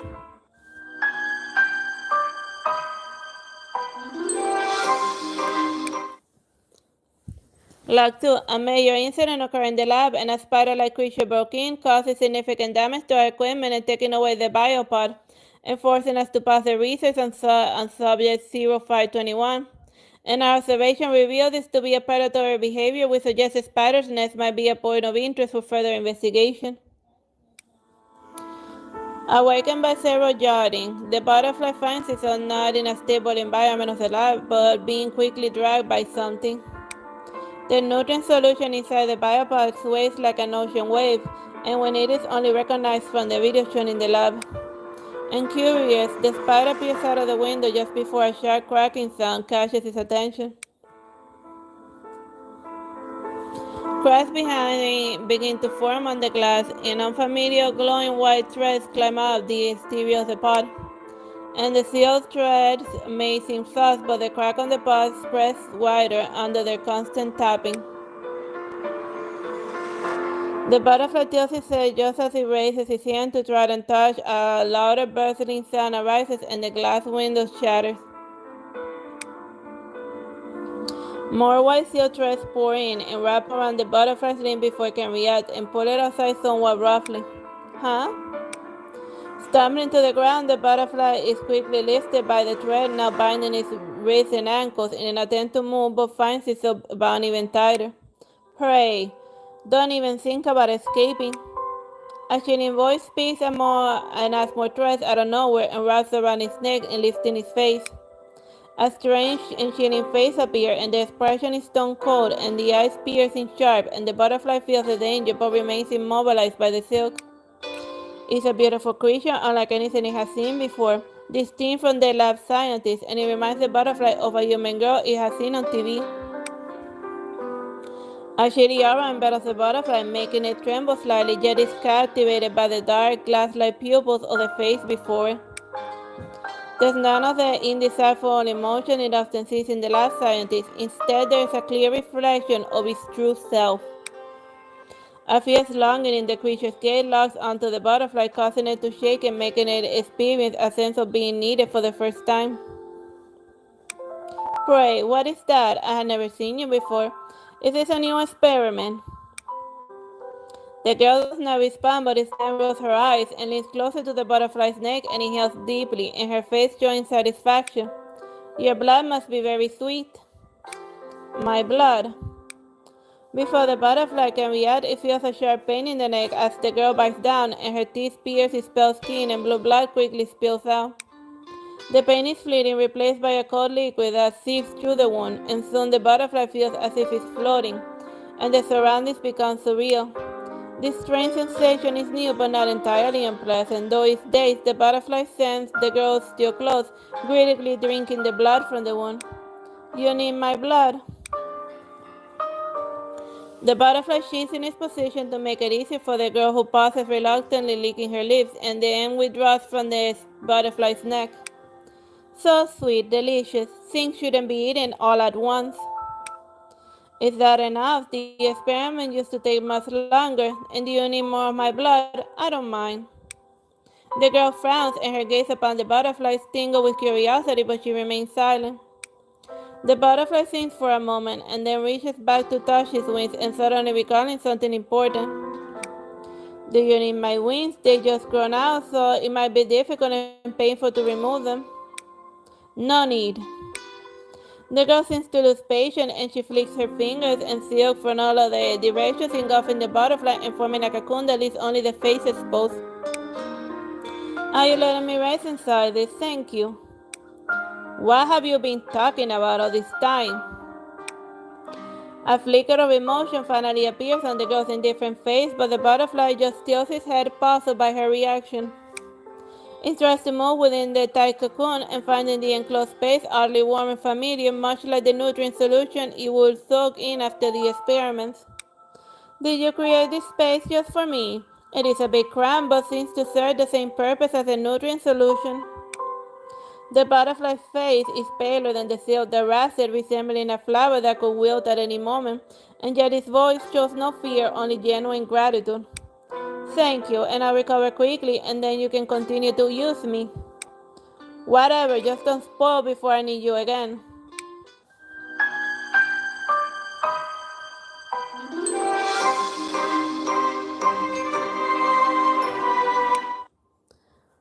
Research log 3. After extended observation, we consider the spider-like humanoid to be more research value than the butterfly, and we designated it as subject 0522 for long-term study. And it's worth noting that 0522 did not immediately consume 21, which we believe is a common hoarding behavior when food is abundant, and we decided to intervene to observe 22's behavior in a state of hunger. The vast spider web stretches across the cage, sensitive enough to detect even the slightest breeze. The butterfly sits at the web center, less restrained by the silk than before, yet any significant movement prompts more silk to chiefly restrict it further. It's quickly learned, impressed by the last humans and only a few days in it, and already understands that the girl didn't take it for experiment but as food. You haven't eaten today, and do you have to eat me? Or do you want to eat me? The girl pauses, her web spinning to look at the butterfly sitting there so earnestly. The seal, highly toxic, extends to dissolve its prey and wraps constantly around the butterfly, who is so relaxed that it curiously picks up the thread. Did you make all of these? I've seen creatures called spiders on TV that use silk to make webs, but you look nothing like them. Don't touch. Sorry, I was just thinking if you're tired, you could eat me now. And you seem really need to eat to gain energy. I'm not hungry right now, pray. Be quiet. The butterfly observes the girl's expression for a while, confirming she indeed doesn't look very hungry, and obediently nods. After a while, it can help but speak up again. If you get hungry, remember to eat me, and the researchers at the lab told me to be a valuable needed experimental subject. But you don't seem to need me for experiments, and if it helps you, I am willing to be eaten. The girl turns her head to glance at the butterfly, and though it can't be certain, The butterfly thinks it hears a cold snort from her. You're so weird. All the prey I ever met before wanted to leave and they tried to escape. Catching them was so much more interesting. Don't you want to leave? Is there really a difference between living and dying? I just wanted to be needed to be a useful experimental subject. Why do you need to be useful to others? As long as you survive, why should you care about anyone else? The butterfly is taken aback by her work, which partly contrasts with what the scientist studied, and he finds himself at a loss. Sorry, I don't quite understand this question, and the people in the lab never explain these things to me. If you don't understand, never mind, you're my prey now, and I'll decide whether you live or die. The girl pays no heed to his muttering and leaves the cave, and the butterfly knows this is her usual time to hunt. But today is different, and she returns much later than usual and without any prey. The next day, she still doesn't bring back any new prey, and the same thing happens the third day. The butterfly senses her growing hunger and anxiety, and she paces around the web, and her eyes lingering on it and clearly wrestling with a decision. You seem very hungry. Haven't caught any prey in the last few days. She doesn't respond. Instead, after thinking for a moment, she uses a few seals to pull back a box in the cave and throws it down in front of the butterfly. Do you know what this is? The small bag belongs skins with metallic locks and has rows of buttons on top of it connected by a long wire. The butterfly quickly recognizes it as one of the lab instruments, having seen those humans use it many times before. Why would human stuff show up in my hunting ground? I haven't spotted a single prey in my hunting grounds these past few days. Could this be the reason? Fueled by days of failed hunts and hunger, the girl speaks more than usual, and the butterfly inspects the device closely and then explains to her about the buttons. I've seen researchers use this to repel animals that wander into the lab. Pressing this red button emits a wave that drives all other animals away. Pressing this blue button seems to attract animals, and this is how they brought many other test subjects to the lab. Repelling, attracting. The girl narrows her eyes in thought, and the spider seal then gently pulls the device from the butterfly's hands, lifting it close to her for a better look. Although her tone is as indifferent as ever, the butterfly sends her invitation. Humans dare to provoke me with this. Pray, come show me how to use it.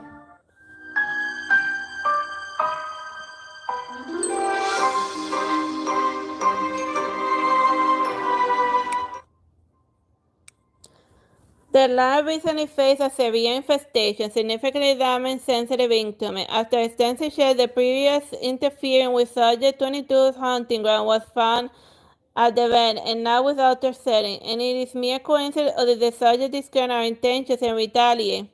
Early observations did show Subject 22 possessing such a vast cognitive abilities, and this could potentially be a groundbreaking discovery. And the recent predictability of the field of observation has far exceeded our expectation, and this we will request to capture 21 and 22. As swarm of insects invade the lab through the vents, enforcing everyone to halt their tasks and clumsily dodge while trying to protect the instrument. A flash of silver spider silk is seen outside the window, and the girl hidden high in the tree canopy watches the chaos unfold in the green grass house, and her eyes sparkling. On her way back to the nest, her steps are briefer than usual, evidently pleased with her disruptive actions. However, her pace slows as she gets near the nest. A breeze carries a faint, sweet, tangy scent to her, and only she recognizes well the scent of butterfly blood, which she has tasted before. To move the spider silk a few times, but doesn't feel anything unusual. She cautiously steps into the nest. You're back earlier than usual, and did the hunt go smoothly? I'm sorry, I made a mess here. Inside the cave, the web remains untouched, but the butterfly cheerful in the morning now lies weakly sprawled in the center. Its usual spread blue wings drop lifelessly, and some sections have been already falling, leaving the web littered in the blue wings fragments and splattered with blood. The sight shocks the girl for a moment, but she quickly gathers herself and begins to search the cave for any signs of intruder, her expression icy. Did someone break in? Was it those humans or the other fools who doesn't know better? She extended a few strands of silk towards the butterfly, intending to check it over, but the mere touch causes all the delicate pieces of the fragile wings to drop. Tish, what happened to you? The girl retracts the silk and moves over to pick up the fallen wing, and the broken wing's edges glimmer with a soft phosphorescence, shedding tiny glowing particles. A rare look of hesitation appears on her face, showing her uncertain about how handling such a fragile object. Can this be reattached to you, and your current state is rather unappetizing? Holding the wing, she gestures behind the butterfly, but keeps her distance, worried that she might cause further damage to the fragile creature. The butterfly gives her an embarrassed smile, and its face is pale like a flower wilting in the moonlight, devoid of life. No one has visited, and it's because my basic physical values are too weak, and that's what the humans said. I've been in a biopod since birth, and they told me that if I let the nutrient fluid, I'll quickly lose basic life functions. I guess that's what's happening now. Biopod, is that the transparent box you were counting? You mean you'll die if you leave it? She tilts her head, puzzled by the butterfly's explanation. I've never seen a creature as fragile as you. I'm sorry, am I causing you trouble? And those people used to say maintaining me with nutrient fluid was too expensive. The butterfly's skin begins to crack, and the girl's nose twitches, and her eyes drawn to the flesh blood flowing out. Noticing her reaction, the butterfly struggles to move and bring its neck closer to her. Oh yeah, bro. Okay, let me have like a glass of water. Do you still need my blood? It would be a waste if it all dried up so soon. The blood continues to dry, its drops shimmering like pearls bathing moonlight, tinting the stones and feathers caught in the web in a faint blue glow.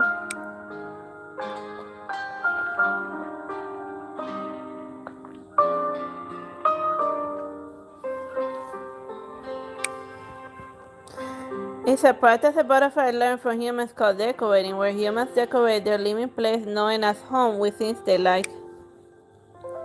The girl looks at the wickedly smiling butterfly and then at the chaotic decoration, pushing away the butterfly's head that is getting too close. The prey isn't tasty. Countless strands of silver white spider silk burst from beneath her and tightly wrapping around the butterfly's body, forming a cocoon. You said my silk would act like a nutrient fluid, right? So you'll be fine if you stay inside. I can do what humans can, and I won't let you die before I eat you. The swirling white storm of the spider silk gradually engulfs the butterfly, clouding its senses, and it struggles to grasp to unfold the event. It only feels a multitude of spider silks covering around it and forming a soft, warm bed, more comfortable than the cold nutrient solution in the biopod. Before slipping into a deep sleep, it realizes that the current situation cannot be explained merely as an experiment. It is akin to a human interaction seen on TV. It feels as if it's being embraced, a hug.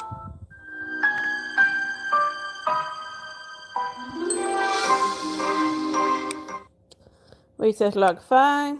Soldier 21 escape and now recover. Capture failed. The experiment must be terminated. And how did Savior find this place?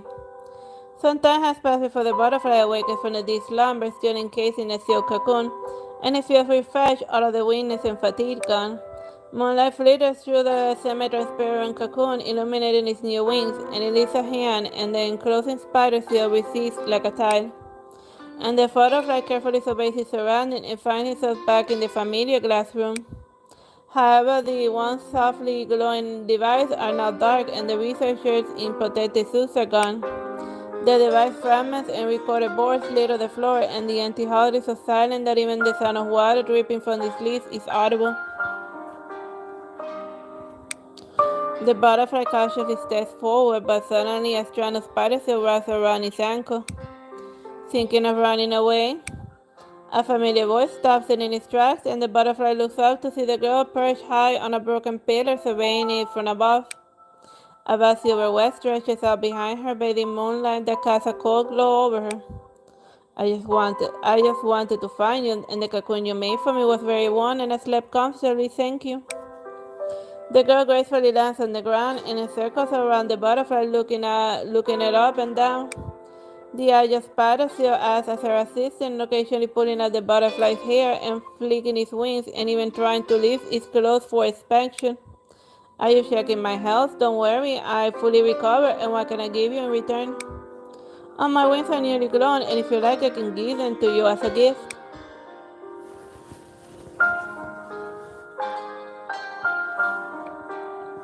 The girl turns her head and snores, and stopping the butterfly hand before reaching behind itself. I didn't use all of the seal for you to tear off your wings for me. You better take good care of your body, and I prefer my prey whole. As the word ends, the girl catches the butterfly's disappointment and slight for regretful look, and she pauses for a moment and then quickly changes the subject. Those humans were driven out by another group, and they are gone now, though I'm not sure what they were up to. This place is mine now. You're free to stay here until I eat you, but don't even think about escaping, okay? The butterfly nods obediently, and then with a careful curiosity asks the question. May I explore the other rooms? Before I last left, there was a book of poetry I hadn't finished, and I'd like to see if it's still around. Yes, but let me know where you go. The butterfly is compliant, seems so greatly pleased the girl, and she nods slightly and raises her chin towards the distance. Now why don't you go check the things hanging over there and see if anything is missing, and about everything from the cave here, and you like those things, right? Following the girl's gaze, the butterfly sees its collection of small stones and colorful feathers hanging on the spider web in the corner. The web, though small, looks sturdy and shimmeringly bright. Unable to contain its joy, the butterfly chirps cheerfully. Thank you, you're really kind, and I find more pretty things to decorate our home. Please, the girl scans her nearly expanded territory once more, and then turns around and strides out of the glass room, and her figure fades into the moonlight, dissolving into blue mist. Back in the vast expanse of the blue, countless fine silver threads spread onto the distance, returning the ground to the butterfly's spirit world. Did we just witness the butterfly's memories? So it was created like that, and it weakens and it dies without much nutrient solution, just as we saw. I understand what the butterfly meant earlier, and it seems the spider wrapped its silk to actually protect it. The lab researchers seem to be protecting the butterfly, but always caused it pain, and the spider always claimed it was her prey, but she ended up saving it. Save, I'm not sure what that means. All I know is that I feel warm and secure in the cocoon Nephilim made for me. Suddenly, the butterfly voice is heard again, sounding weak but more coherent. The braids in the spider cells have all been repaired, and now they form a complete web that shimmers with a pearly white light. A small blue butterfly emerges the void and around the spider thread, stopping before everyone. Thank you all for helping me sort these fragments, and I feel much better now. So what exactly happened, and why are we here? I'm not entirely sure myself. Each time I sleep in the cocoon, my consciousness blurs, and I experience many strange dreams. It could be your psychic abilities, and I remember you had strong psychic powers in the experiment. Perhaps I didn't control my powers well this time, and I inadvertently dragged you all into this, and I am very sorry. With an effort, I wanted to harm you, so we touched your cocoon to check up on you, and we have disturbed your recovery. I can feel that the seal has less power this time than usual, and without your help, it might take me much longer to awaken from the dream. And I hope you get out of here, but can you please check on Nephilim for me? And I'm just stuck in this cocoon, and I'm really worried about her.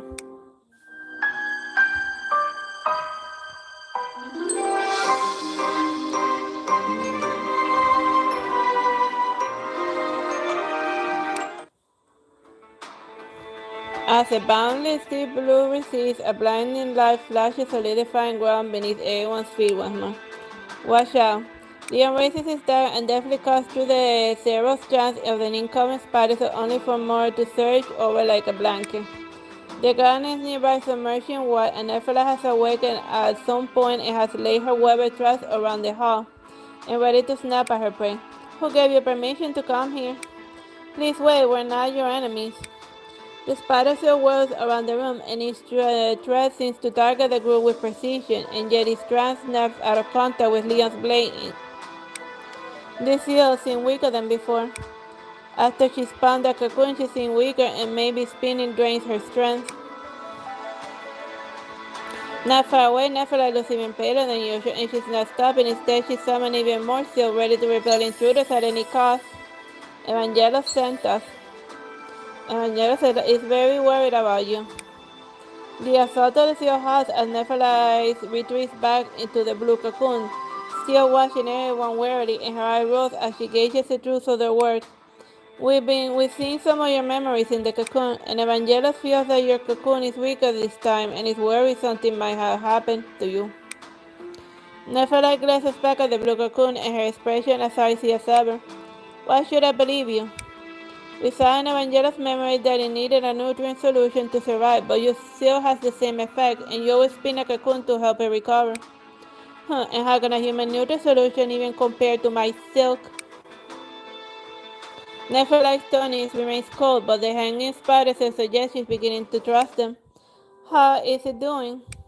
The strands of spider still slowly withdraw into the shadows of the dome, and her gaze rests on the blue cocoon, a flicker of concern visible in her eye. Each time it recovers, she needs more energy, and I found it quite strenuous to spin a cocoon this time. Did it affect it? When we left, his consciousness was back, but his voice was still very weak. Nephilim encircles the cocoon anxiously, and occasionally lets a strand of silk touch the cocoon, seemingly unsure how to replenish the power it lacks. What happens if there isn't enough power? If Evangelos cannot absorb enough power to repair itself inside the cocoon, could it be trapped there forever? Remembering Evangelos' weaker voice from the spider world, from the spirit world, everyone falls silent. Xavier's recovered logs about Evangelos are incomplete, and maybe if we revisit his birthplace, we might find some clues to help. Are you talking about the human lab? And I'll take you there.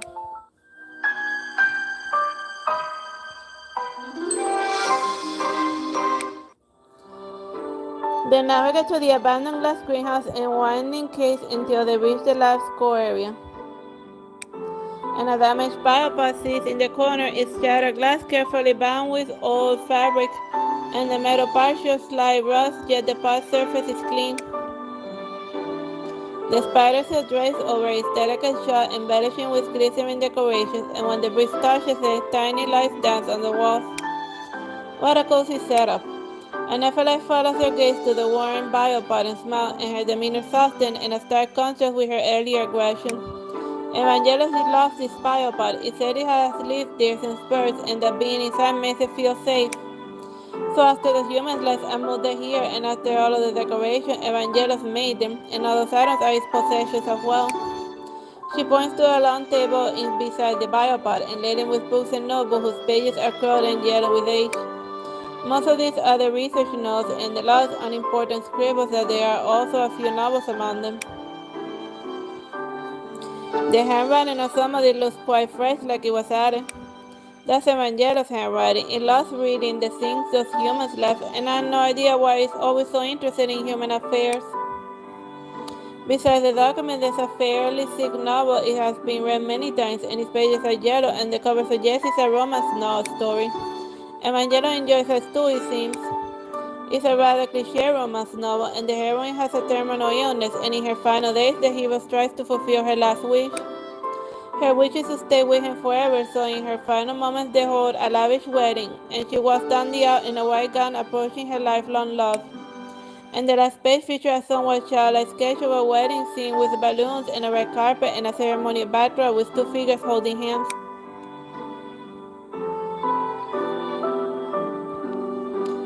Below the drawing, there's the lines of crooked handwriting. To marry is to be together forever.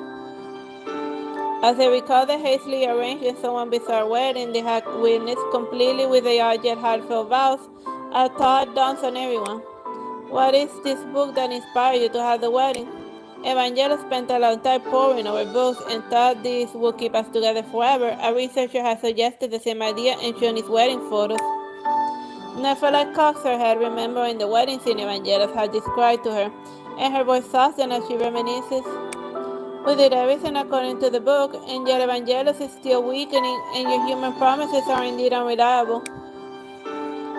So like the butterfly thought that like by some weird magic having a wedding was gonna help extend his life and to be forever with the spider chick. How do you explain to these non-human entities that human vows are meant to comfort and inspire hope for the future, but don't always lead to happiest outcomes? Silence falls over the room, and after a long pause, Leon changes the subject. Lowen. So even before this, your seal was already failing to fully heal Evangelos, right? Is that what you were looking for, the solutions?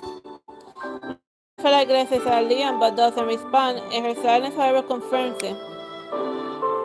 She touches the sketch on the page, and Evangelos' depiction of the wedding dress from the novel, identical to the one she's wearing, sewn by her own silk. They didn't know what marriage or love meant. When sensing the end was near, they mimicked humans and used this method describing the world to avoid separation.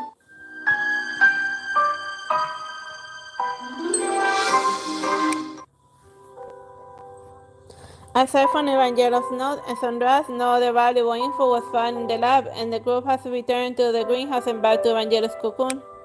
And the cocoon remains at the center, and through its silhouette one can sense Evangelos breathing, and before leaving Nefela's encasement in her strongest silk. And the cocoon surface glows with a soft blue light, and the sort of power within the silk resembles they'll be connected with the inside of the cocoon, flowing like a stream. Nikki blinks and stares closer to the gentle touch of the cocoon, and Nephilim watches her wary from behind but does not intervene. This power feels very familiar to me, and a faint white light blooms from Nikki's palm as it resonates with something, and the floating specks of light around the cocoon start flickering. Evangelos was created using the power of the ocean of memories, and could it be that your ability to repair its body is also connected to the experiment? What experiments? I had no memories of that, and I've always been this way since I was born. And what's this ocean of memories you mentioned? And can it heal Evangelos? Your power and Evangelos come from the same source, the ocean of memories, which is why your seal can mend his body. Nevertheless, a strands of spider silk reach from behind her and touch her fingertips. I don't know what that means, and all I know is it's bloody sweet, and every time I absorb it, I can help but taste more. Absorb, and why would you need to do that? Isn't that what I'm seeing? Isn't what I think it is? Isn't that how the word is used, and how can I have the energy to cocoon without absorbing blood? Nevertheless, needs to draw energy from Evangelos first to spin a cocoon that helps his recovery. This behavior reminded me of a certain survival tactic seen in a TV show in the animal world. In the end, everything you're doing is just to help Evangelos revive, isn't it? The power both originated from the ocean of memories, and now no wonder Nikki feels the sense of familiarity. When I touched a cocoon just now, it did feel a power inside resonate with me. And our powers also come from the ocean of memory, and perhaps we can use our standing power to provide what Evangelos needs to break free from his cocoon. You found the solution. Nefela, alerted by the conversation, looks up intently at Nikki, and her urgent, focused gaze causing Momo to nervously back away. We'll try our best.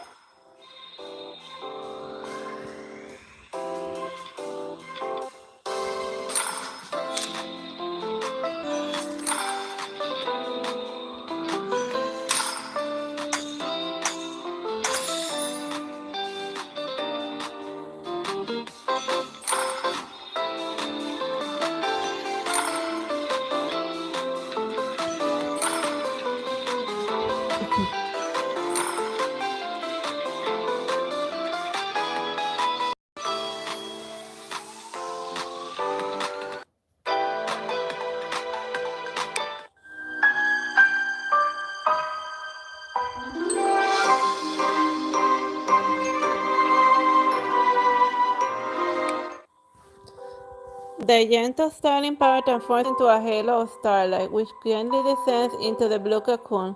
The cocoon glows bright and visibly. Nikki and Teresita exchange glances, both seeing the joy in each other's eyes. As more power flows in, the starlight spreads through the darkness and transforming the night into a resplendent galaxy, lighting up every nook and cranny. Light seeps through the cocoon, revealing Evangelo's sleeping face bathed in blue glow, as his slumbering statue is slowly infused with life. And a brilliant burst of light then reaches asleep from within the cocoon. Spider silk cascades the floor, and Evangelo's delicate eyelashes begin to flutter. Radiant blue wings unfold behind, casting a neon light glow with all brilliant nestled in its intricate patterns. The intense glow gradually subsides, and Evangelion, now free from the cocoon, gracefully descends to join the group. Before he can speak, eager strands of spiders are wrapped around his new wings and slender wrists and tenderly encircle them. Looks good, still intact. Rest assured, I feel stronger than ever after this recovery, and I'm grateful for your help. After reassuring Nephilim, Evangelos turns to express gratitude to the group, and starlight flitters to the broken dome above, revealing the smile in his eye. Thank you for using that power to help Evangelos, and you're unlike any human I ever encountered, and you're truly kind. If anyone dares trouble you in the future, just come and find me. Nephilim approaches the group with Evangelos, and she nods at Nikki, mimicking Evangelos' gesture, and now she fully accepts and trusts the group. Of course, we said all along we're not bad guys. Understanding power saved the day this time, but will Evangelos face a similar crisis again? Nephilim has previously stated that this time Evangelos breaks free from his cocoon and needs even more external energy than before. Given the energy needed to break free, Evangelos' own energy is barely enough to sustain basic life functions. This means it may weaken faster than we thought. If it doesn't receive enough power to break free next time, it might not survive. Is there a way for Savior to completely restore Evangelos? If you're willing to return with us, I'm sure the lab could welcome us, especially since they're actively researching related subjects. With the data and equipment we bring back, they're bound to make a new discoveries. However, you might have to stay in the lab for a long time.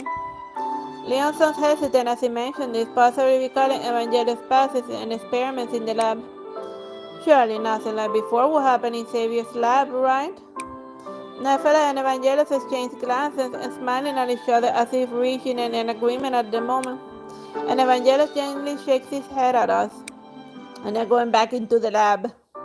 I know you all mean to help, but I've only been in the lab since I was born, and I thought only my purpose was to continue to do experiments like the animals in documentaries. But I later realized that I'm not just useful for experiments, and being with Nephilim's prey, feeling needed by her also makes me happy. And from now on, I like to explore the world with Nephilim and see the beautiful places described in books, and perhaps there's more I can do besides being prey.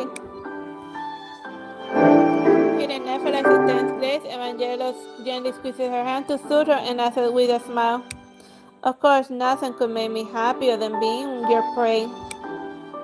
Satisfied, Nephilim snores slightly and raises her head. "You can go anywhere you want, and I'll be with you." But Leon just said that the next time you might. The words of concern faded under Evangelos' gentle and calm gaze. With your help and Nephilim, I'm already lived far longer than I might have. And I don't want my memories to be only of the last cold instruments and glass. Any attempt or dissuasion seems to lose its force, and perhaps for them making lasting memories is more important than extending life. Nephilim is still in her handsome wedding dress, and though the hem is frayed and stained with blue blood, and seeing the couple smiling at each other hand in hand, an idea forms in Nikki's mind. How about we organize another wedding for you? Evangelos and Nephilim pause for a moment and then laugh somewhat sheepishly. We're sorry for bringing you here without asking, and we realize a wedding can't keep us together forever. Although forever is just wishful thinking, and for two people in love, a wedding is an important ceremony nonetheless. And we can use this opportunity to truly celebrate your union. And this time there's no need to kidnap the guests, and we all can witness your wedding. And I can be your flower child again. Just don't make me eat the petals and buds. Everyone laughs at those words, and Evangelos and Nephilim hold hands and finally smiles and nods in agreement. Then we entrust this to you, and I'm sure this wedding will leave us with unforgettable memories. Thank you. I'm beginning to look forward to the experience in a human wedding.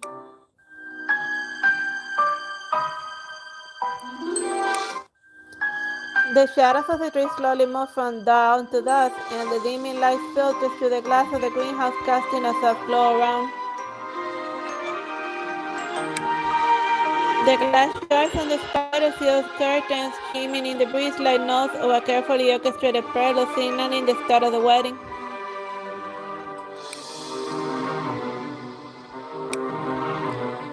Leon stands on ceremony instead, adjusting his collar, and turns to look at the depths of the greenhouse. Next, we welcome the bride and groom. Leading the way is Momo, and his basket filled with two drenched petals, and Evangelos and Nephilim hand in hand gratefully approach the stage over the carpet of flowers. And Nephilim's gown features a delicate patterns done by Nikki, and her veil draws to the floor, making the entire greenhouse feel like an extension of her bridal attire. The ceremony unfolds as before, and Nikki stands to the prize and the wedding rings, and the guests witness the vows and applaud warmly for the couple. Though the wedding setup is simple, the sunlight lends a warmth and bright ambience to the scene. Now the bride may kiss the groom. As the words echo through the spacious greenhouse, the pair on the stage hesitate, and their eyes fleeting across each other's face as if unsure of what to do next. Seeing their confusion, Leon explains. His voice carries a hint of amusement. Sorry, I just realized that might be a human custom. Maybe you'd like to express your happiness in your own way right now. After a brief pause, both stay closer to one another. Their proximity suddenly becomes intimate as the breeze stirs petals around their feet.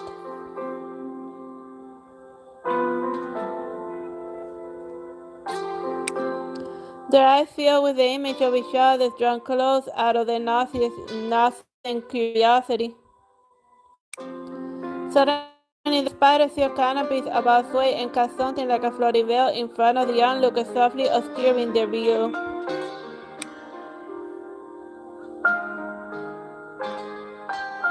And in the very dreamlike setting, Nephilim gently lifts her veil, enveloping both herself and Evangelos within.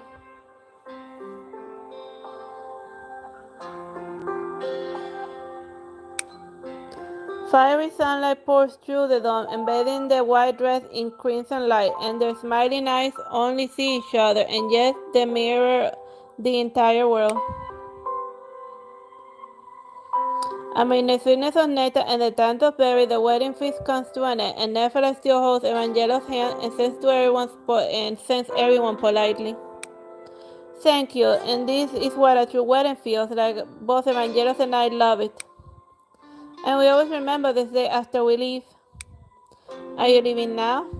Yes, and we plan to go to the rooftop of the greenhouse to watch the sunset, and if we're lucky we might see the lotus flowers bloom at the nearby pond. Wherever you wish to go, we will surely get there. She surveys the abandoned facility before settling her gaze on everyone. You are welcome to take anything you want from here, and if you run into any trouble, remember to come to us for help. My spider silk is very powerful, and this whole area is my hunting ground. Nephilim is right, and hopefully we will have the chance to meet again. They wave goodbye and walk towards the distant sunset, their figures shrinking in mere specks among the flora. It's uncertain how long Evangelos can maintain his condition. Maybe before then, just stepping out of the greenhouse is a new beginning. Research Log 4. Nephilim and Evangelos start their own journey, and everything they see from now on is a new experience, be it a pond, a forest, a small hillside, and we do not know their next destination or where their journey will end, but they made their choice. Humanoids are just one type of many on this continent, and they're no more special nor more important than the eyes of any other, and every creature lives and perceives the world in its own way, exploring and seeing through different eyes. And then one. Like I wanted to do this event one because it's like gonna disappear in a couple of days. So yeah. Alright, so like let's see how much time has been in the stream.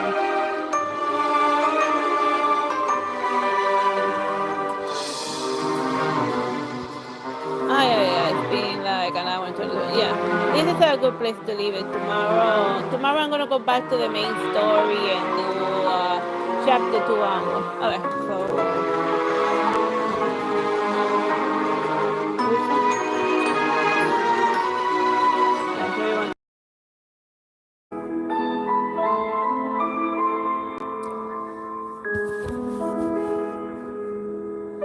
alright, hello.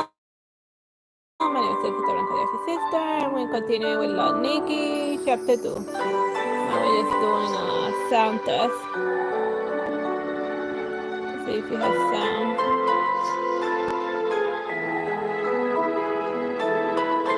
Alright, perfect. Sound test complete. Alright, let's bite into it. You were the most excellent musician of Ninir and wrote many songs that moved us.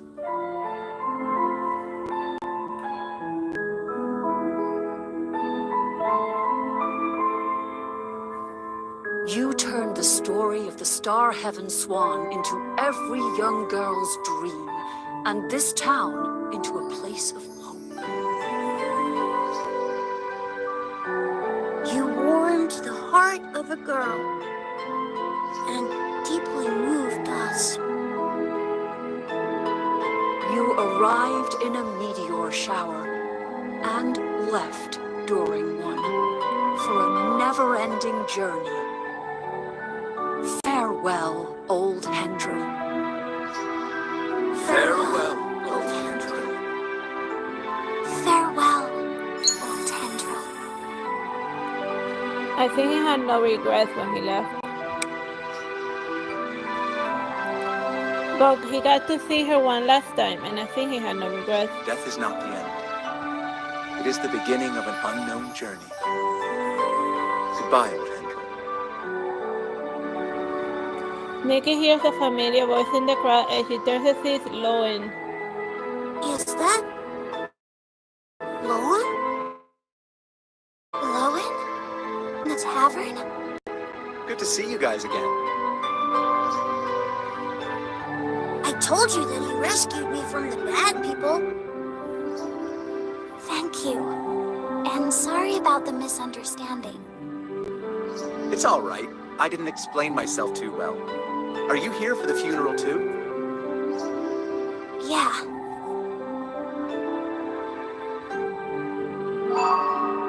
Nikki suddenly sings something and then pulls out the Star Heaven gem in front of Lowen. Where did you get this from? Lowen looks serious all of a sudden and gazes into Nikki's eyes. We found it ourselves. Nikki pulls the diamond away and steps back. This is an important clue that will lead us to Leonid eventually. May I see it? Sure. Should we do this together?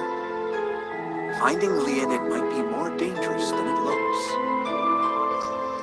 Lowen pulls out an umbrella and holds it for Nikki.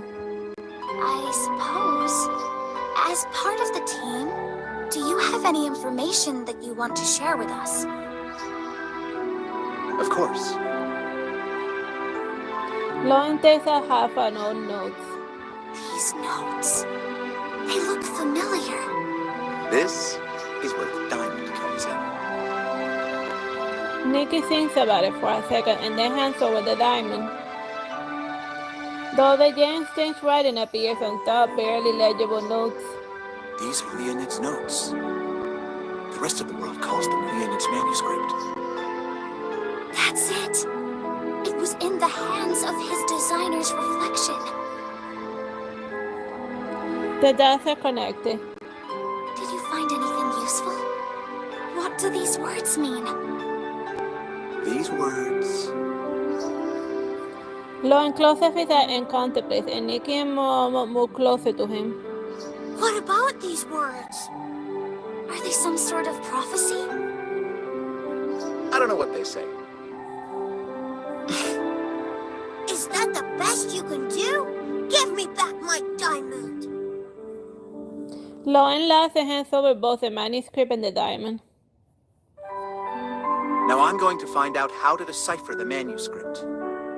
Come with me? But it's not going to be easy. And it might even be dangerous.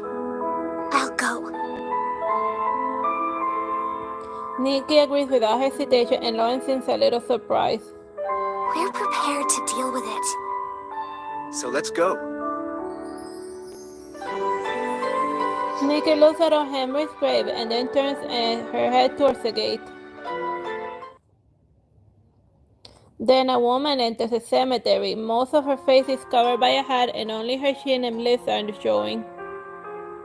Everyone stops talking at once and follows her with their gazes. Yeah, she's beautiful. She must be here to say goodbye to old Hendril. And she probably doesn't want anyone to recognize her. Maybe she and old Hendril go way back. I wonder what their story is. If she doesn't want to be recognized, she probably doesn't want anyone to know their story either. Let's go. Nikki! You're leaving already? Joy! Right! How did the competition go? I passed the prelim. I want to become a great stylist like you one day. I wish I could go with you, but I need to finish the pageant first. You can do it. Good luck. I'll give it my best. Thank you, Nikki. We will meet again. See you, Joy. Can we go now? Wait! Nikki, please can you create an outfit for me for the next round? Is that why you're here to say goodbye? Sure. We did alluring last time, so how about fresh and cute this time? Alright, time to do the dress up part of Shining Nikki.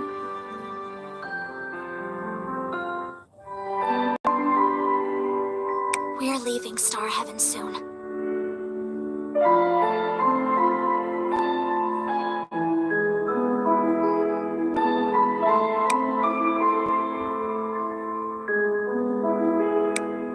I hope we can find a way to decipher Leonid's manuscript.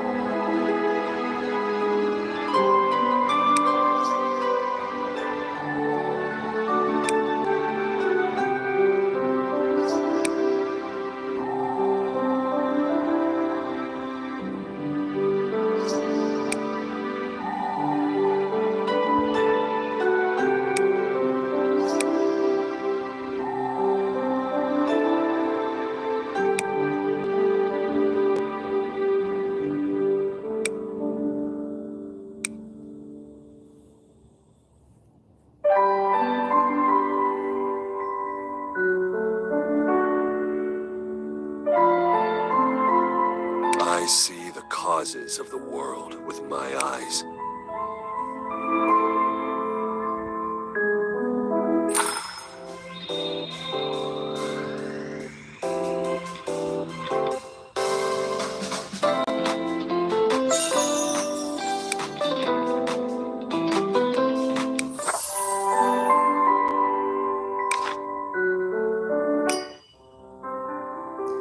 already dark when they leave the hospital.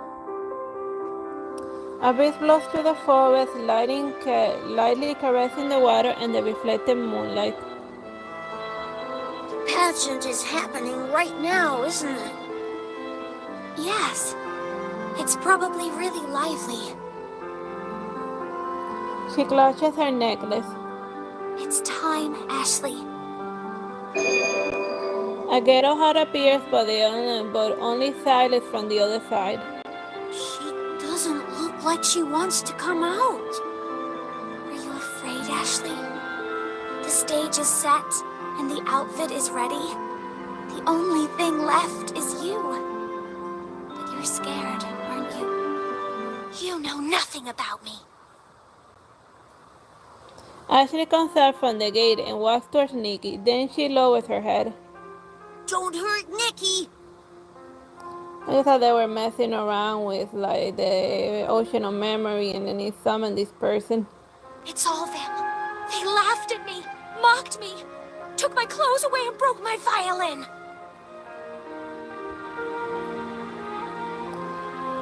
Ashley trembles and clenches her fist as she recalls the painful memory. Her eyes are full of anger and hatred. But the fire did not take away your pain. They still laugh at you. They still mock you. But you no longer have hope.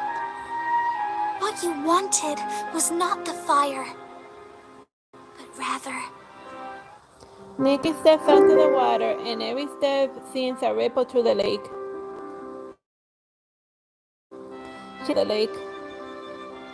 The stars are reflected in the lake, so it looks like Nikki is standing among the stars. A beautiful meteor shower. Her path is lit by the stars like a carpet that guides her to the stage. She takes a deep breath and starts singing. Come, girl, come to Lake Silver Moon. The waves are your stage, the stars are your scene. Dance or make your dream come true. Allow me to play for you. When the swans dance on the lake, wings become falling stars. Look, Ashley. The waves are your stage. The stars are your scene. She extends her hand to the girl on the shore. I'm your opponent. Nikki waits in silence, and Ashley looks down and does not talk. Old Hendril has been waiting for you to get on the stage. Stop! You will never understand how I feel. But she looks up at Nikki. And you have no idea how powerful I am either. Oh yeah. Her gaze, sharp as ever, now also shows the desire deep down.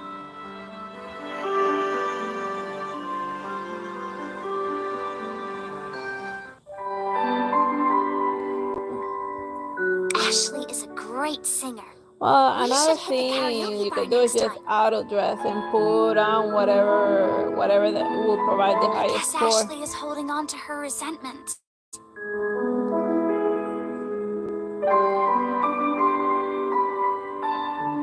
And like certain missions, they have like a This time required I'll outfit that change you the need to ruined make in future. order to advance.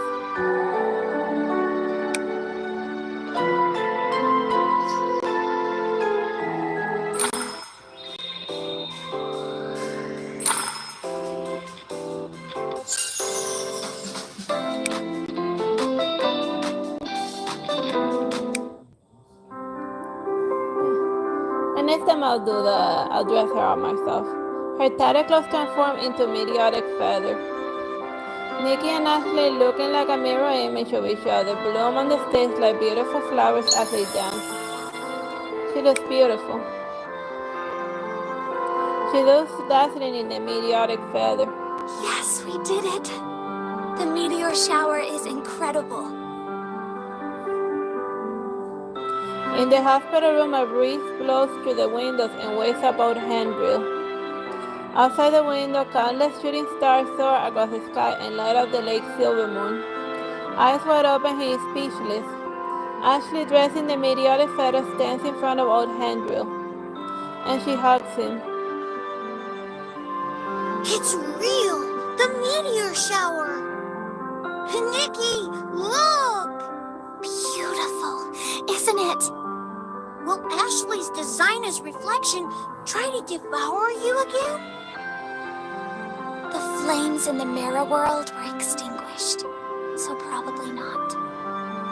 We didn't get any more clues about the poem, but we helped Ashley get over her past. It was worth it. Oh yeah, like designer reflections they grant great power, but they can like eat up your personality and whatnot. Well, we didn't come away with nothing. Whoa, what is it? This fell into my palm during the meteor shower. Nikki holds up a diamond as bright as a shooting star in the shape of a swan. When the swans dance, their wings become falling stars. Nikki tries to look at the sky full of stars through the Star Heaven gem. Do you think Leonid left this behind?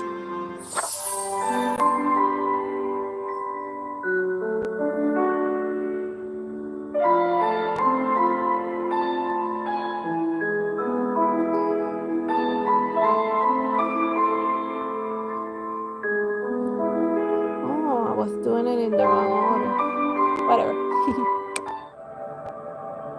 You stand before me as an enemy, but you still can't save this world. The countdown to do so has begun. The key is buried in the past. Nikki! Nikki! Wake up!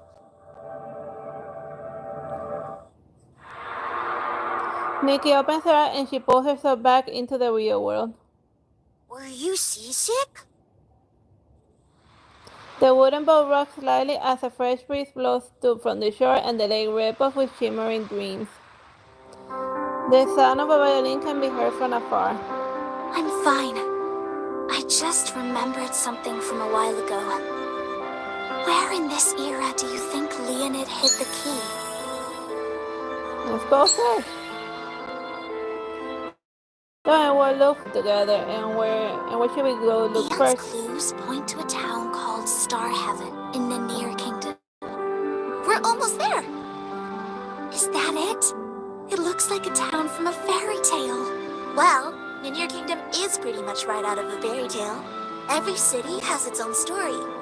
What's the story with Star Heaven? The Star Heaven Swan, of course. Legend says that Lake Silvermoon is a mirror left behind by Leonid, the great designer, to reflect the star-studded sky. And true beauty can summon majestic meteor showers, and wishes made will come true. Meteor showers? The girl sings along to the music. Come, girl, come to Lake Silvermoon. The waves are your stage, the stars are your scene. Dance or make your dream come true. Allow me to play for you. When the swans dance on the lake.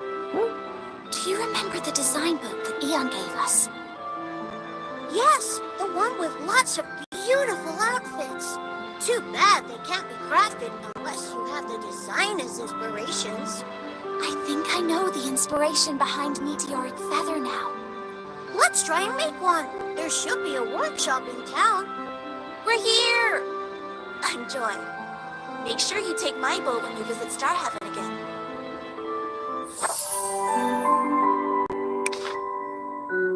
We'll need more inspirations to finish this. Once it's completed, we can summon the designer's reflection of this outfit. My styling power will be improved once I complete more designs. In the version Nikki holds her bag she just completed, and her mind is full of hopes and dreams. I wonder what kind of power this designer's reflection holds. Maybe we should pay first. I think the owner's been looking at us for a while now. Right. Almost forgot. Let's see. 2,000 gold. An elegantly dressed young man walks up to the owner while Nikki is getting the money out of her purse. Here are the gloves I made today. Is the fee the same as usual? It's free. Thank you very much. Free? Is this a promotion? The young man does not answer, but instead he winks at Nikki and leaves. In Star Heaven, physical beauty is everything. As a resident, I give discounts to those that are beautiful. Beautiful people get discounts. What if you're not? Then they charge you double. That's the way the place rolls. Then, no discount. Because of their looks? Is that hard to believe? Others say we focus, but beautiful people do have it easier elsewhere, too. They're more likable, so they find love easier. Some consider them smarter, too. Why resist human nature? Embrace it like Star Heaven and make beautiful people happier. As for those less fortunate, let's just say they're not suitable for this town. Don't judge a book by its cover. Maybe beautiful people do get more attention, but human nature should be able to see deeper than that. But no one can decide to be born beautiful. There is no need to be humble. You're pretty. That's not what I meant. I just think the standard is a little unreasonable. Nikki suddenly sees Star Heaven in a different light when she leaves the store and sees the city. Momo, have you noticed that people in the street look better in general? Yes! They are more beautiful than those in other cities. If beauty is everything in Star Heaven, then what happened to the not-so-beautiful people? I probably would have moved.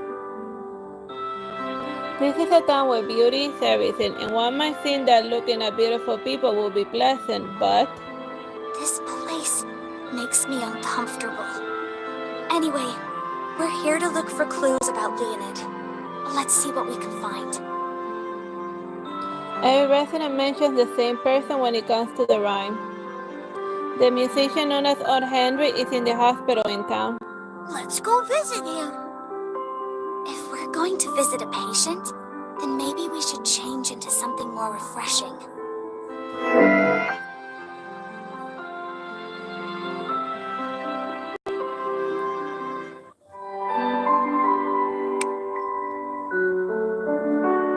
We can buy flowers for old Hendril.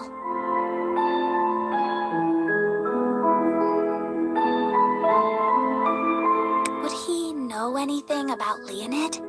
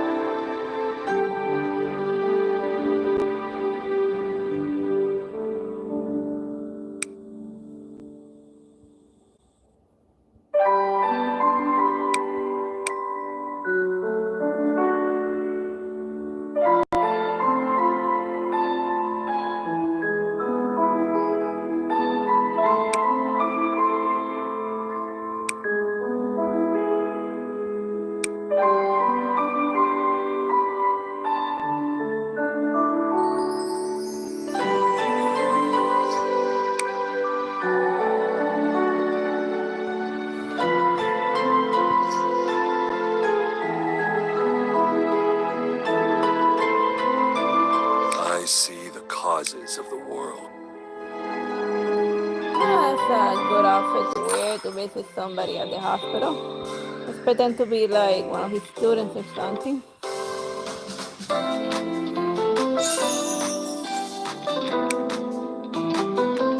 This is it. The nurse said that old Hendril has been staying here for 2 years now.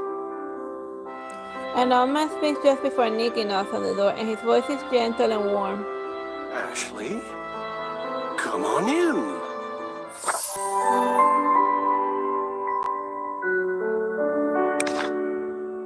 Ashley, did you finish your chores already?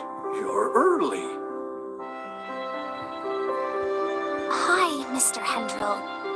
I'm, not Ashley. I'm Nikki. And this is Momo. It's our first time here. You don't need to be so tense. Were you bullied again? But it looks like you've recovered from last time. If they do it again, you must tell me, okay? I'm not.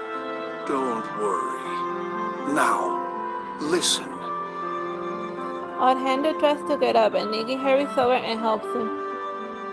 He picks up the violin by his bed and plays a few trembling notes. The stars, they fall.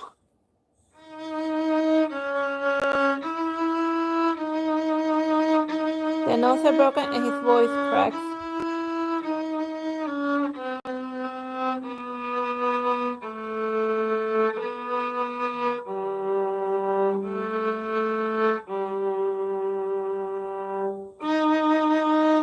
A legendary musician is playing an old song of his in the twilight of his years. Nikki, he seems to be in his own world. Let's go talk to the doctor.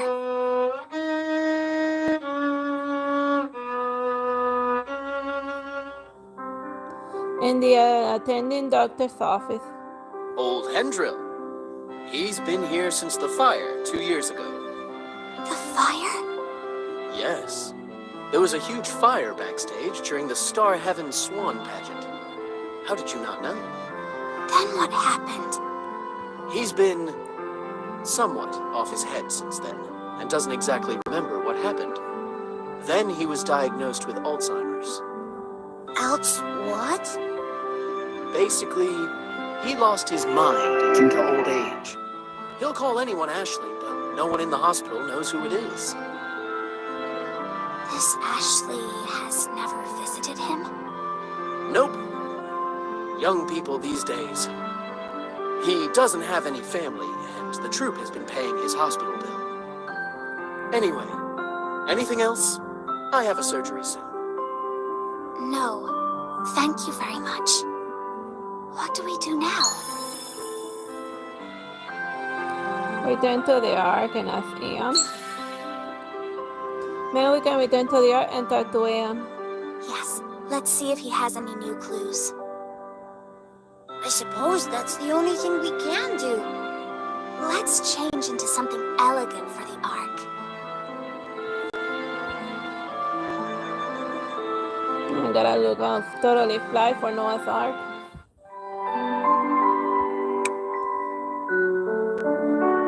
Didn't figure the investigation would run into problems so quickly.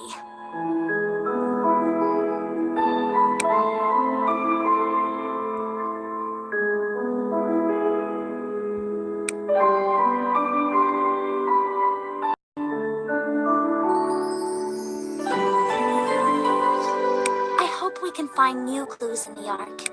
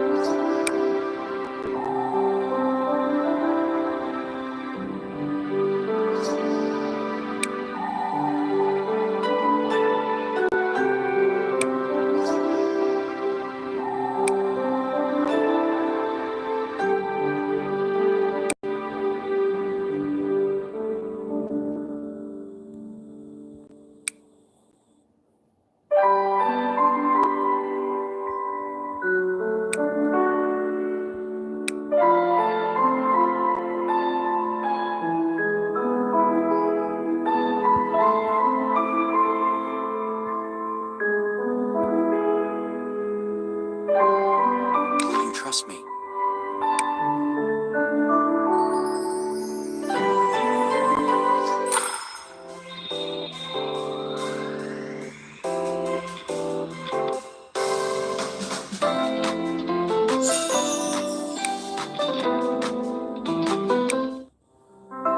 Nikki's phone rings and she starts getting ready to leave.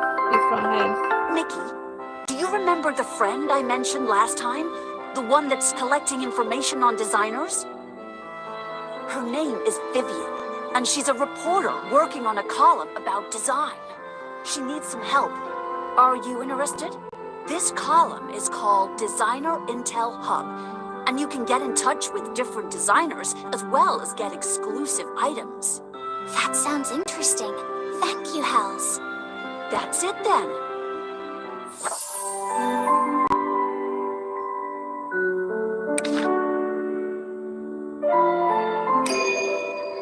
Nikki opens the virtual room in front of her, and it's a familiar sea of stars in. The Museum of Design and Reflection that connects all worlds. Back so soon? I thought you just arrived at Star Heaven. And a man of the earth sends her arrival immediately. We hit a dead end, sort of. And opens his notebook and checks Nikki's journey so far. That book is magical. No matter how many times I see it. The rhyme was found in the data of a designer's reflection. Maybe you'll be interested to know her name. Which is? Ashley. That's the name old Hendril kept mentioning. Why would her reflection contain clues about Leonid? Maybe her experiences have something to do with what Leonid left behind in Star Heaven. So what you're saying is, we might be able to find more clues through her reflection. I'll take you to see her. And takes Nikki to a broken mirror. Every mirror on the Ark has a designer's reflection. When you're in combat, you're drawing the power of designer's reflections from these mirrors. And this is Ashley. Yes, that's her, the designer's reflection from Meteoric Feather.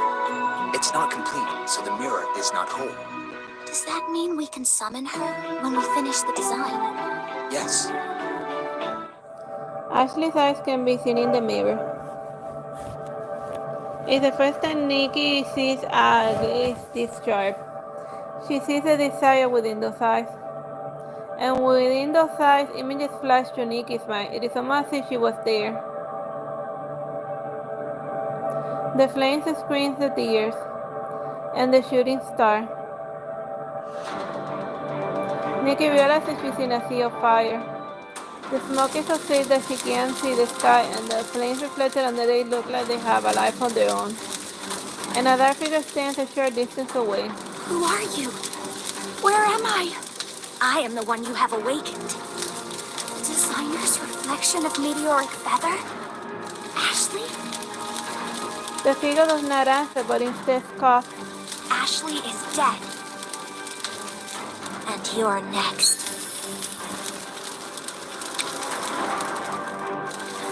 To see her words, the power of the designer's reflection.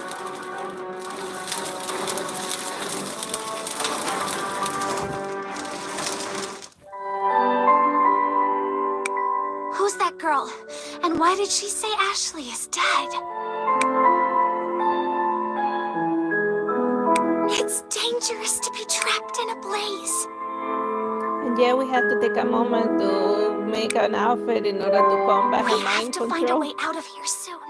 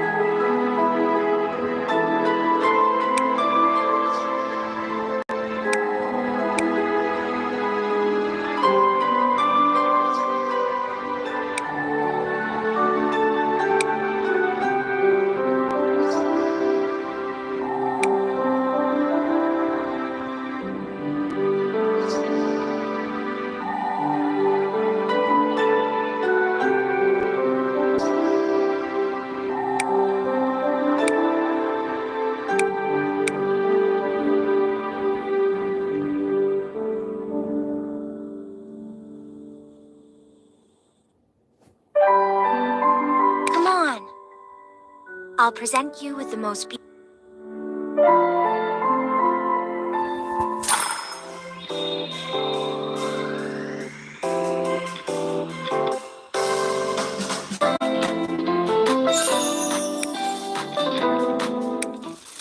The power surges through her mind. The flames retreat and the smoke dissipates. We did it. Thank you for reminding me. Nikki looks around and now that the fire is gone, there's only the moon reflected on the lake. Nikki is the only one by the lake. Where did that mysterious girl go? Everything starts to ripple, and the lake and the starry sky also fade. Nikki returns to the yard with a worried Momo by her side. Are you all right?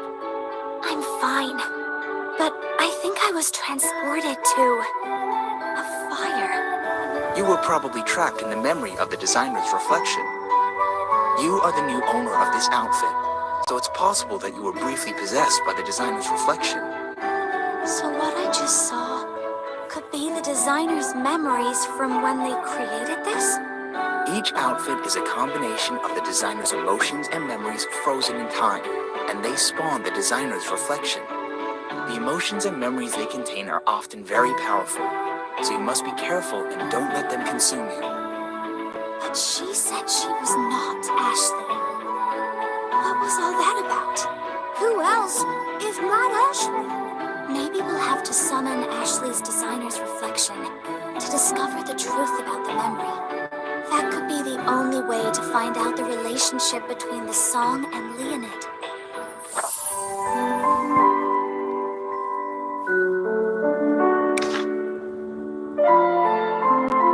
You guys again. Do you want to go around the lake once? I'll give you the local price. Good to see you, but we're in the middle of something and don't have time right now. What are you up to? Is it something that I can help you with? You know the Star Heaven Swan, right? Have you seen this outfit? Show me. Yes, I have. I would never forget about this. Great! Where did you see it? It's a long story. Get on, and I'll tell you all about it. They rolls the boat across the lake and starts to talk about the story behind the outfit. I saw this outfit during the last Star Heaven Swan pageant. It shined beautifully between the stars and their reflection. The Star Heaven Swan pageant? We heard about that recently. Look! This is the stage of the Star Heaven Swan pageant. There are no events tonight, and the stage sits quietly under the stars. What kind of event is the Star Heaven Swan pageant? It's a pageant that takes place here every 2 years.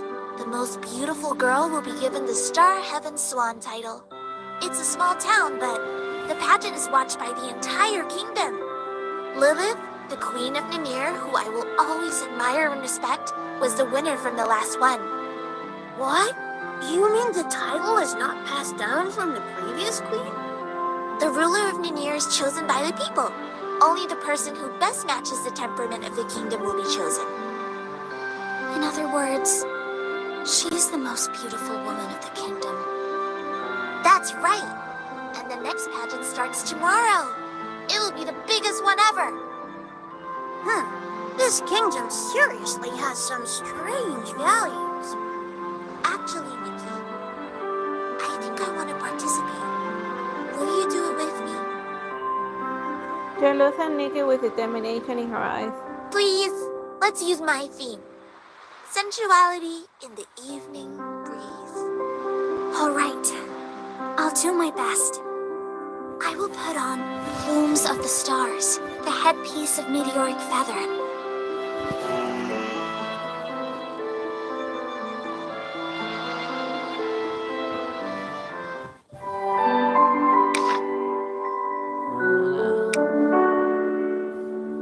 Joy seems to be looking forward to the competition.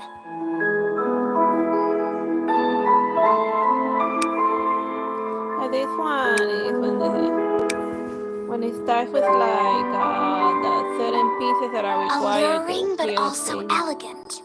So what do you think I should just wear? Start with that one and then build the outfit around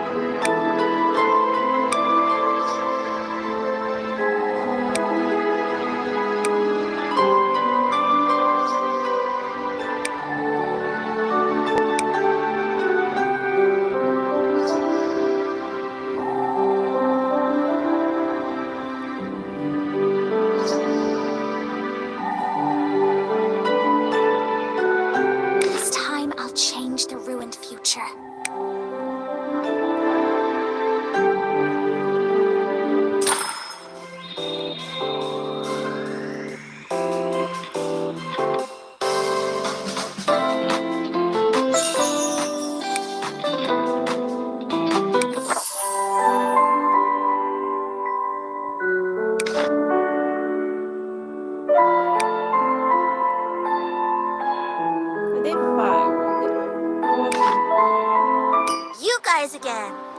Do you want to go around the lake? Now we go to 6. I can feel your styling power. You're good. You really should do the pageant. Come tomorrow.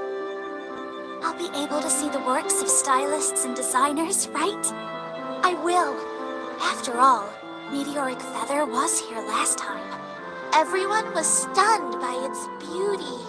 But smoke started coming out from backstage just before the results were announced.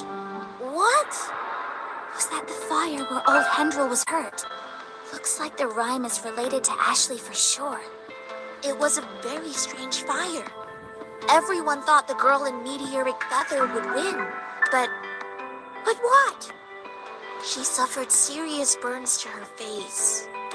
Oh, was that girl Ashley? Ashley?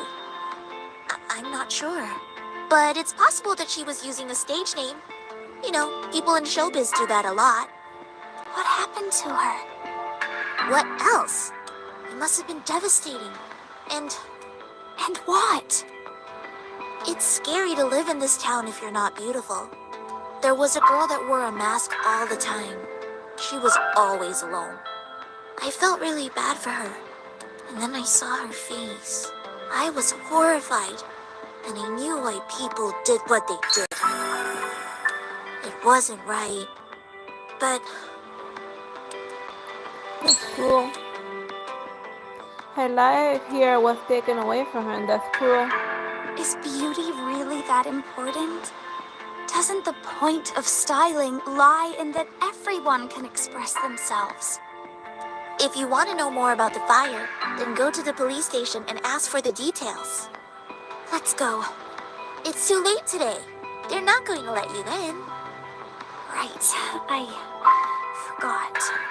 I'll take you back to your hotel. Maybe try tomorrow morning? Thanks, Joy. I think I know what my styling needs after seeing yours. I'll be showing off my best tomorrow. Let's change into comfortable pajamas after a busy day and have a good rest.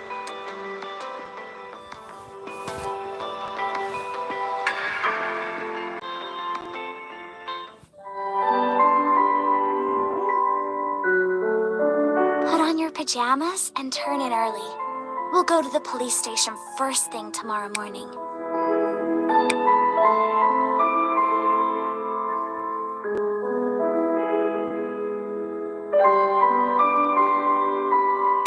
I wonder what we'll find out Guess I tomorrow. just have to mix and match something. Because since when you have like a lot of outfits, eventually it's something a little cozy.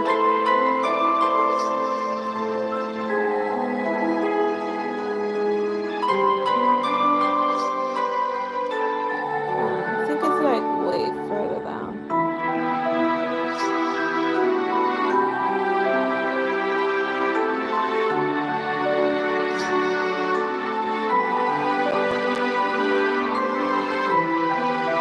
It's not like necessary to pass or whatever.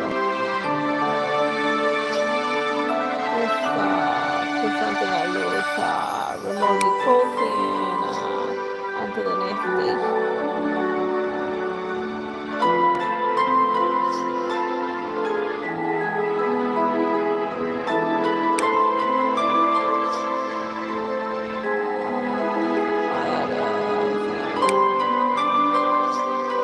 They're definitely pajama-ish.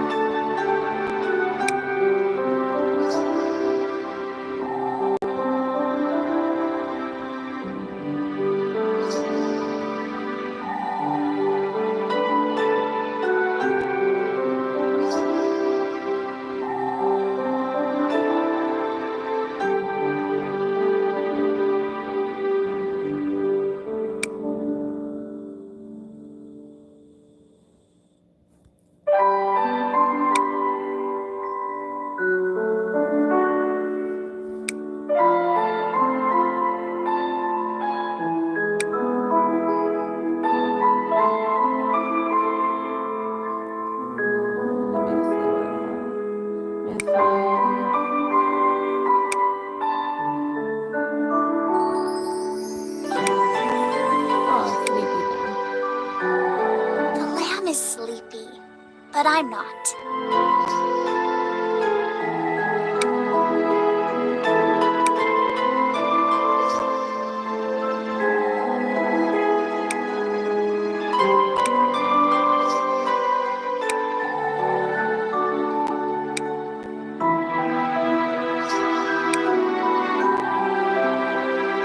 Now right off to bed, Nikki.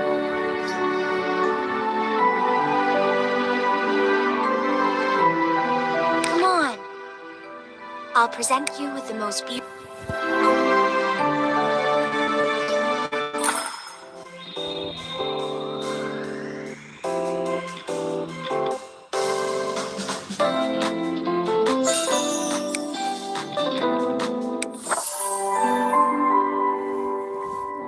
So they 5 and that was 6, right? The fire from 2 years ago? Why do you want to know about it? We love Meteoric Feather, so we want to know what happened. Fans, huh? Well, that's one way of looking at it. What do you want to know? Wasn't everything on the news already? We want to know what happened to Ashley. I heard that she suffered serious burns on her face.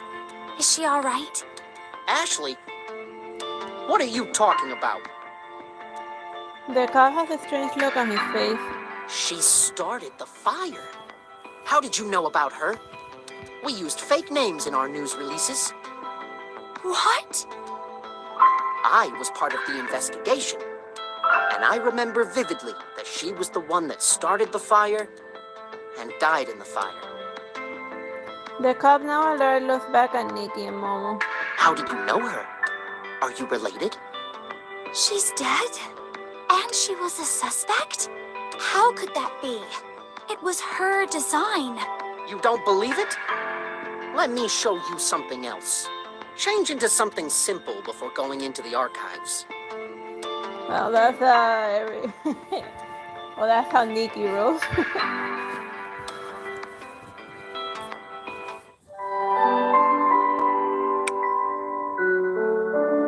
What proof could lead the police to believe Ashley was the arsonist? I don't know, maybe they saw her holding a torch. I have a feeling that the truth is more complicated than it appears.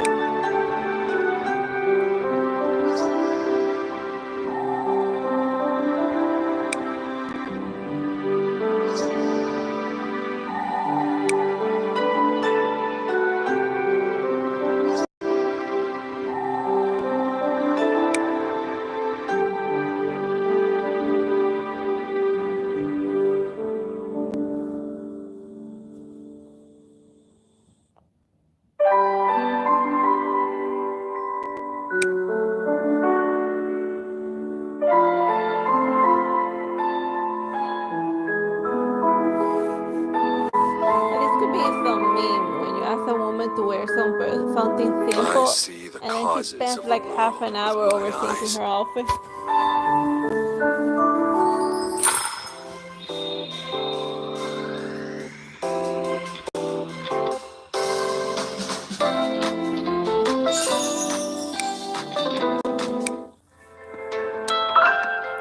A video flickers on the screen. What happened to me? No! This can't be! What are these scars on my face? Oh wow. Paisley, calm down! It's me! It's Mom! No! Mom! Ashley is the devil! Did she do it? She summoned the devil! The ugly girl ruined my life! Partially visibly devastated, covering her face while screaming. She's ugly! She's jealous of me! Well, that escalated quickly. Like that Nikki, the demon eventually does show up later on in the story, and once you see his face, you think demon body. So that's what I thought when I saw him, but we're not there yet. Nikki and Mama watch in stunned silence. This was a serious crime, regardless of who did it. The cop hands them another photo. Scary, right? Everyone thought that girl was going to win. She had a lot of fans after the prelims. It's a photo of Parsley in the immediately further on the stage looking confident. This video and that photo went viral after someone uploaded them together. Everyone felt incredibly sorry for Paisley. But what about Ashley? Why are you so hung up on her? The cop tosses another photo at them.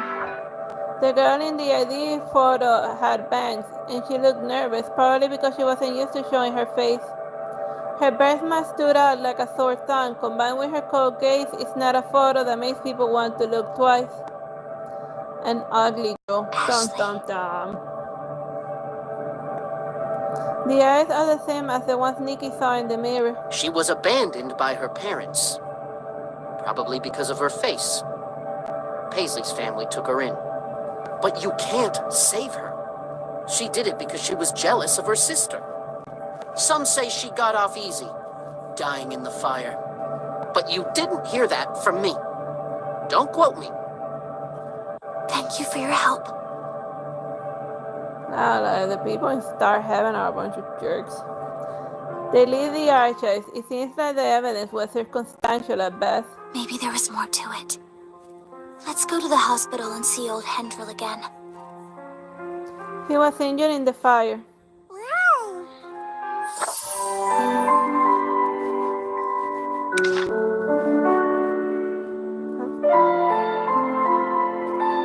The fire from 2 years ago. Oh yeah. Mr. Hendril, how are you? Ashley, you again. The afternoon sun keeps the room warm, and Hendril is happy that he had a visitor. Me again. That's right. Nikki doesn't correct him and sits down next to the bed. Old Hendril, do you remember the outfit that I designed? Yes, the one that looked really pretty. How did that go? It's almost done. I just need a little more fabric. I'll play music for you when you get on that stage. Thank you. What do you think of my singing? Is it good? It's very good. You need to be more confident. Beauty is more than just how you look. It doesn't matter what your sister, your adoptive mother, or others say. In my eyes, you are beautiful. What did they say? They said, I can't remember. Never mind. They don't have anything nice to say anyway. Beauty is more than just how you look. Keep that in mind, and you will be fine. Now go. Put on the outfit you designed for yourself and sing on. And let us see the shooting stars that we miss so much. Hendrik's words cannot be more out of place in Star Heaven, where beauty is everything, but it's refreshing. Will there really be a meteor shower? Of course. Did you forget the story I told you? There will definitely be shooting stars. I see. I can't wait to see you on that stage. You're going to be brilliant.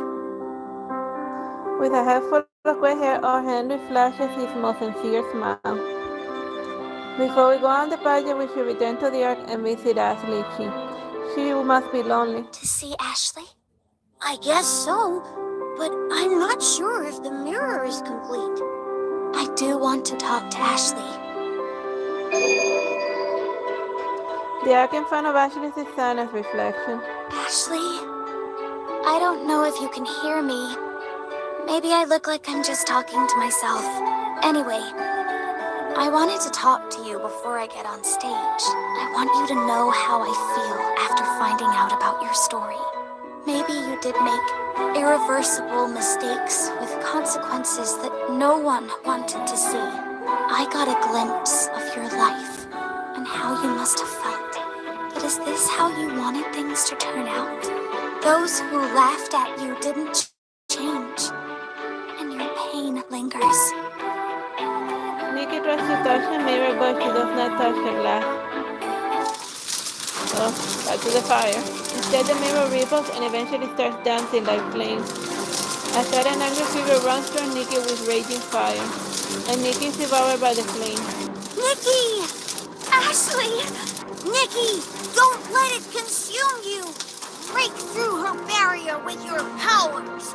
Battle her! Styling battle! Nikki takes a deep breath. Ashley, your pain cannot rule over me.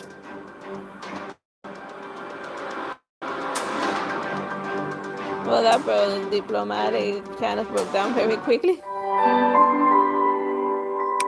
Ashley has always suffered, even in memories. Sorry to put you in danger again.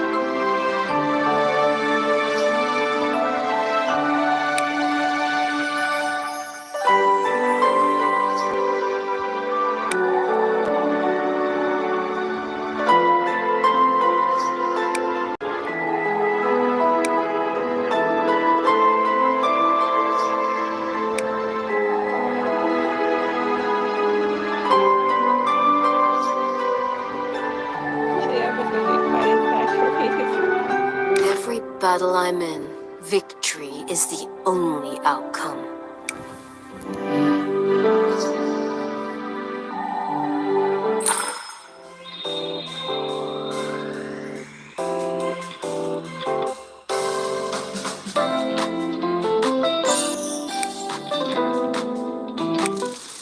In the mirror.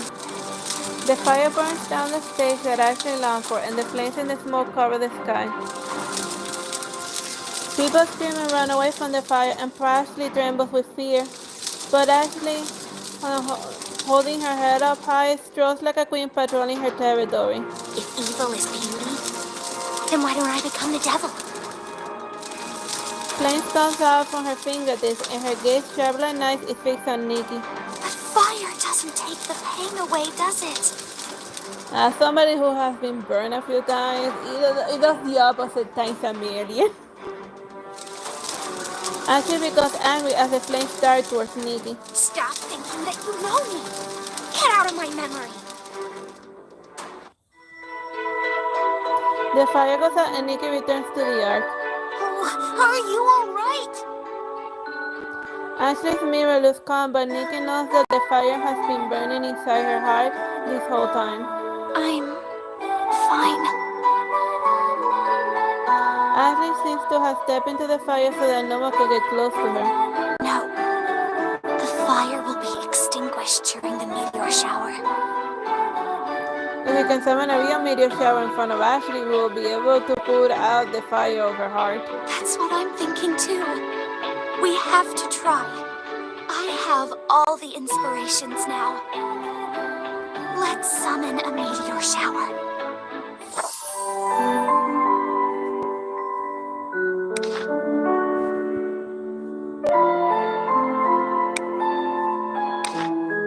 You're finally here. Have you been waiting for us? Yes, I want to see how you would do. Look, here's my badge. Congratulations. The prelims are not that hard. I was so worried that you might not come. Sorry, I had to take care of some things. A lot happened today. Oh, it's getting dark. I was comes to the speaker on the plaza. Thank you for participating today. The Star Heaven Swan pageant preliminaries are about to close. Oops. Come on, let's go sign up. The registration is technically not over yet, but the judges are already packing up. Sorry. The preliminaries already ended, and the actual pageant is about to start. But there are still 5 minutes left. Look, this is important to us. Please give us a chance. So why didn't you come sooner? Yeah, I agree with him. If you can't even arrive on time, then don't expect us to be nice. Go home. This judge is mean. But registration is not over yet, and I thought there were additional spots added after the prelims. Even the queen herself didn't. The judge interrupts her. She became the queen. Are you really comparing yourselves to her? The special slots are only for beautiful people. And we're not? Girls like you are a dime a dozen. You're not bad looking, just average. Nothing wrong with average. But there is something wrong if you expect special treatment for being average. Is this the standard of the judges? Do you have a problem with that? I just think that beauty can't be measured like that. This is an insult to us and an insult to the pageant itself. So, can they register or not? Why don't I show you how average you are? Name a theme, and we'll battle. Oh no! Nikki, this is an experienced stylist from the guild. Maybe you should apologize. No. I don't think someone with such a shallow view of beauty can be a good stylist. Well said! Why don't we go with respected judges? A theme that I am an expert in. You must be out of your mind. You can do it!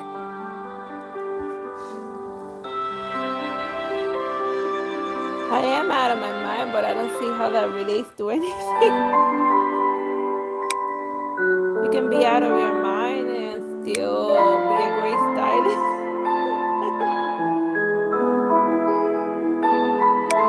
In fact, it may be a requirement. Compromising with the judge is the same as agreeing with his absurd criteria. An elegant style should be perfect for the theme.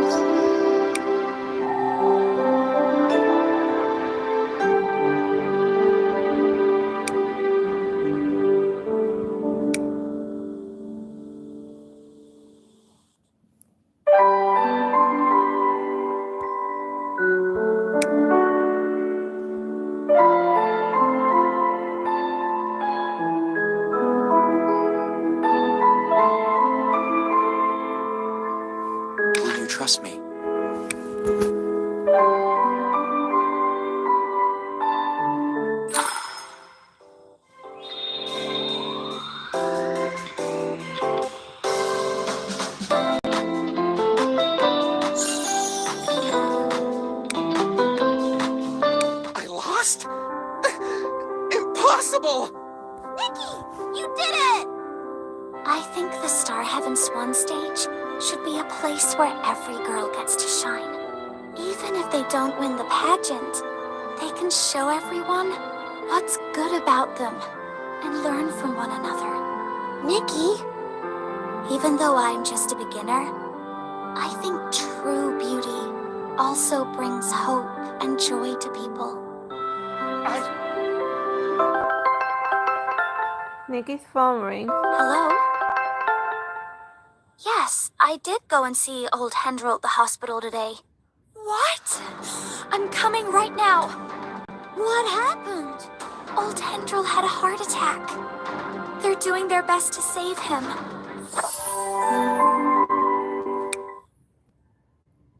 The attendant doesn't comes out of the emergency room. Hello? How is old Hendril? He's awake now, but it doesn't look good.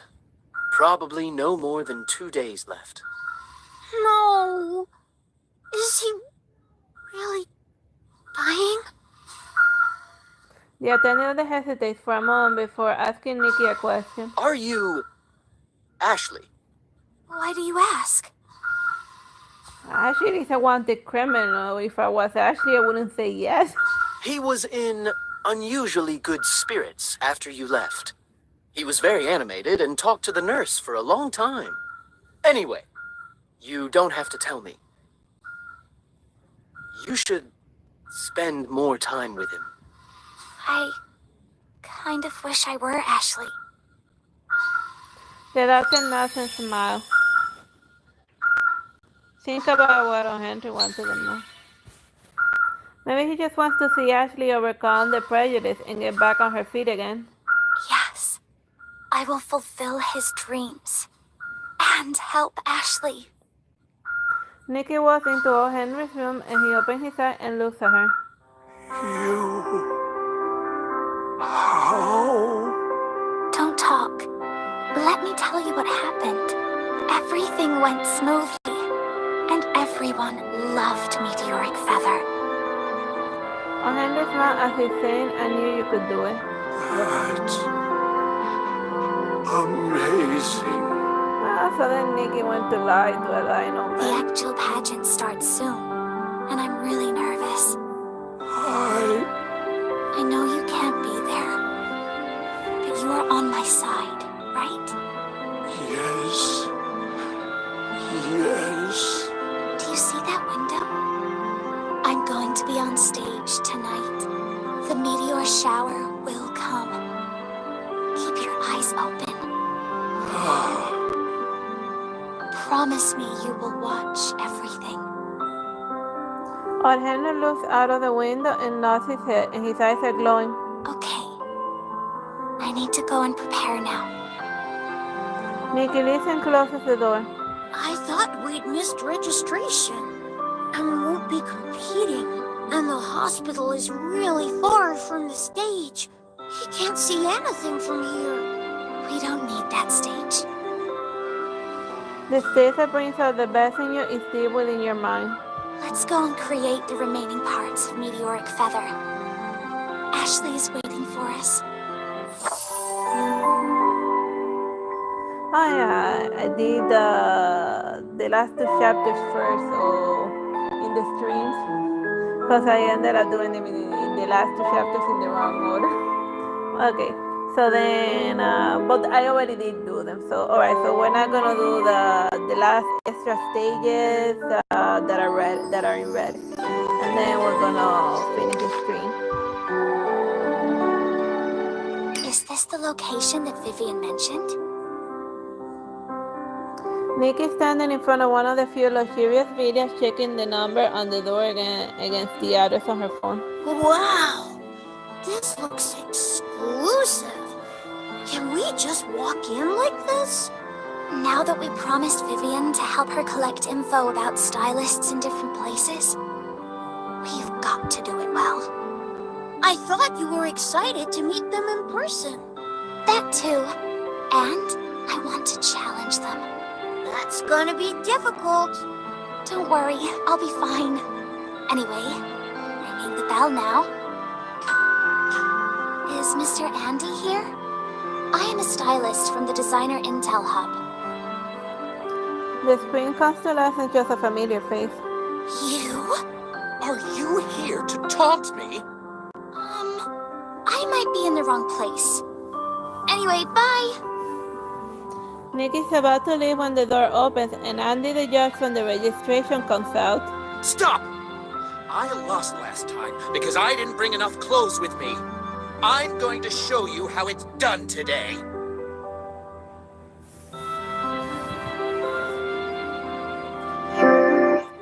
Oh yeah, you gotta like, to survive in Star Heaven, you gotta like be bringing like hundreds and hundreds of words of who you are where you go.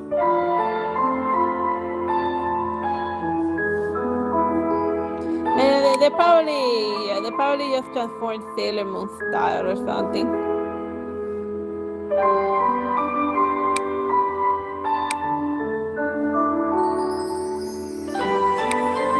It's like a magic wand.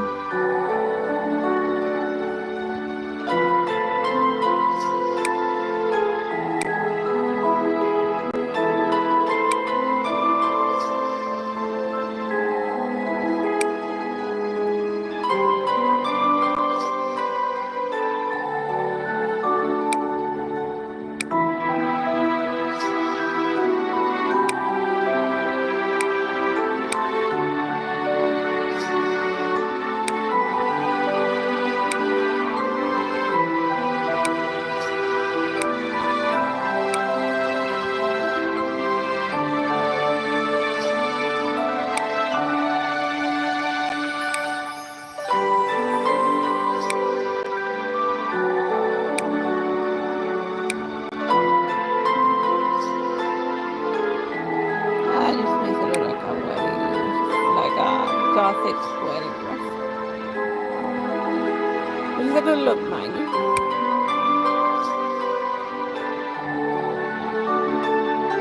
I'm sure.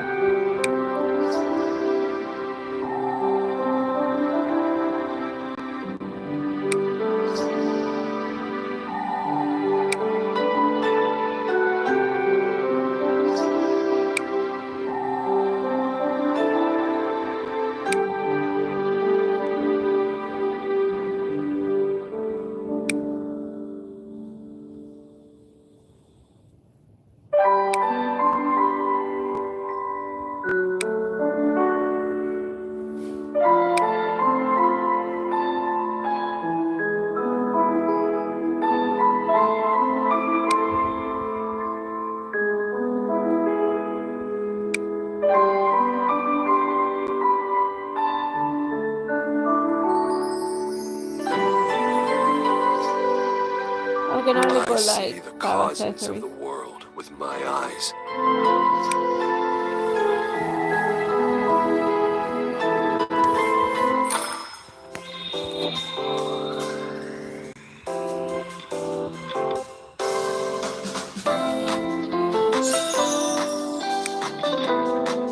How did I lose? Again! Maybe you're too caught up in the outfit and forgot about the point of coordination. Nikki was down the carrot to visit Mr. Andy's office. He enjoys over-the-top complicated stuff and admits details to fairy tale-like designs. The point of coordination? I always think that coordination should be about the person actually wearing the outfit, because it shows them at their best.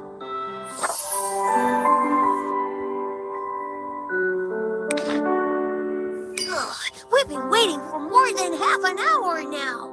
Is the stylist coming or what? Probably. Achoo!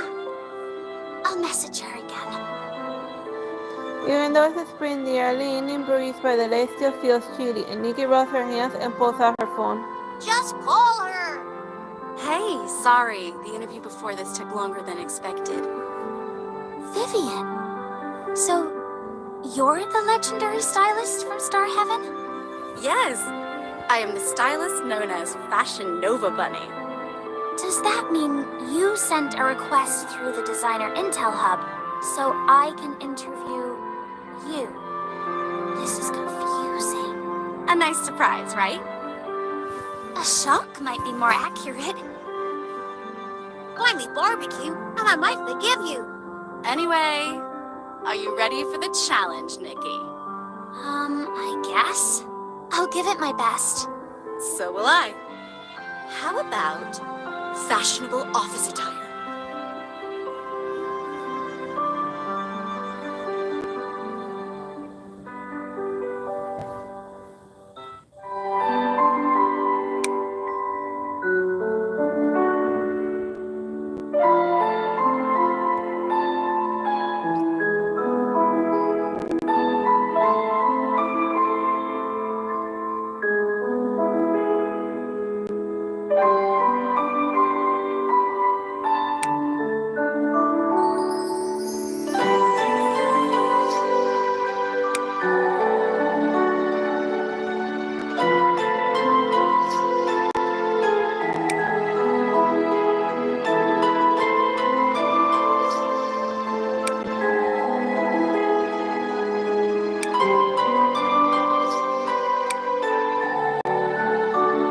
Only one sock. I think I have something that has both socks. That is too dark.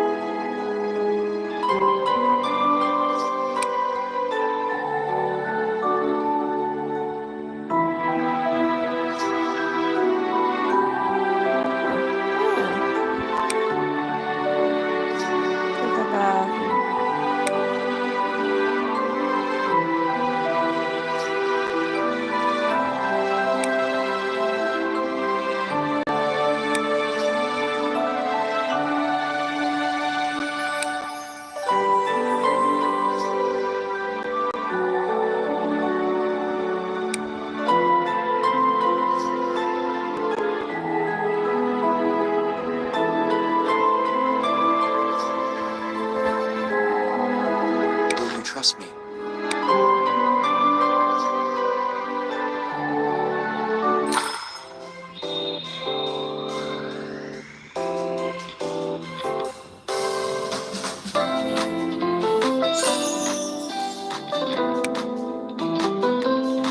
That was great!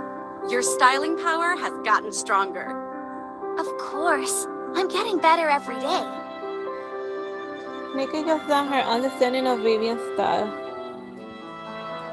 Vivian is from the Nikki and likes to blend fairy tale elements with Apple Federation innovation. Let's go. I'll take you to see your next challenge.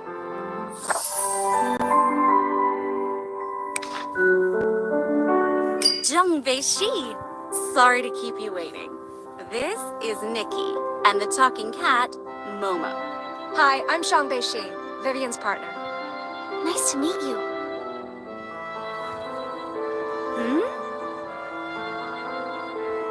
So, is John Beishi my next challenge?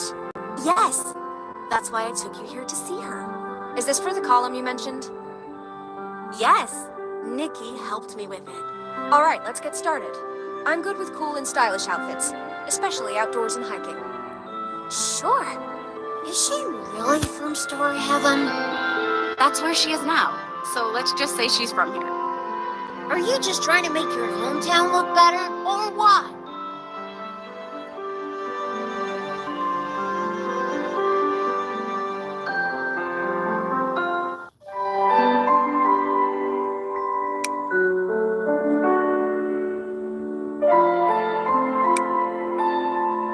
In fact, I was in a rock band as a drummer.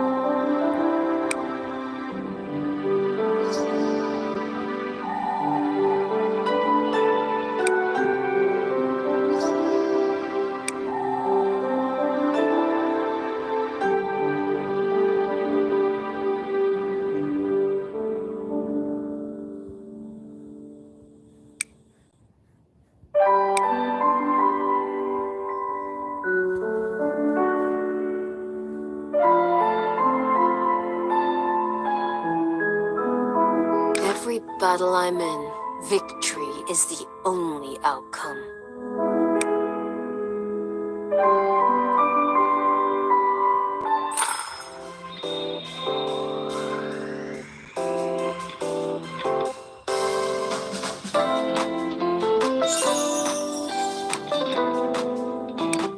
She lost? I can't believe Nikki beat her in outdoor outfits. I'm not very good at hiking, but I think I did just fine with the outfits. Vivian must have seen something in you. She looks like the cute type, but she's actually good with a lot of styles. She's got tons of potential. Really? So the outfit I just created was cool? Let's stop before you embarrass yourself anymore. Which stylist are we seeing today? Vivian told me that the stylist was gonna have a public event at the plaza at 2. 2 o'clock? It's 9 right now. What are we doing here? Lining up. I heard that you can only get inside if you get here before 9. I talked to a girl in one of the fan groups. She can get us backstage, but we need to be inside first. Momo's about to blow when he sees the long lineup from the plaza. How long is the wait? This is a terrible request from Vivian. 1 hour later. I can't do this. We're pretty far up the line now. I think we'll be inside soon. 2 hours later. Stay here while I go and buy us some stools. Right. 3 hours later. Meow. The performance finally starts when they reach inside. The ecstatic fans are screaming, but Nikki and Mo are too tired from waiting in line. And finally, the event is over and Nikki goes backstage to meet the star. Nice to meet you. Did you have fun today? Did you feel my elegance? It was amazing! Anyway, this is my new friend. She knows the reporters from Apple Federation TV. Hi, I'm a stylist from the Designer Intel Hub. I saw you in the crowd just now. Lolori smiles, but Nikki's embarrassed. Did I look sleepy? I think I was just too tired from lining up for so long. Tired? No way. I'm just so happy to see you. You think that line was long? You should try going on a ride in Universal Orlando. Thank you for coming. What brings you here, Nikki? Lolori is really nice, isn't she? As a stylist, I'd like to challenge you. She just finished her event and is probably really tired. Will you let her take a break first? Don't worry. How about the Ambassador of Elegance? She's so considerate. Right, at least we gotta look like a dainty little princess. Find something that looks very dainty and pretty.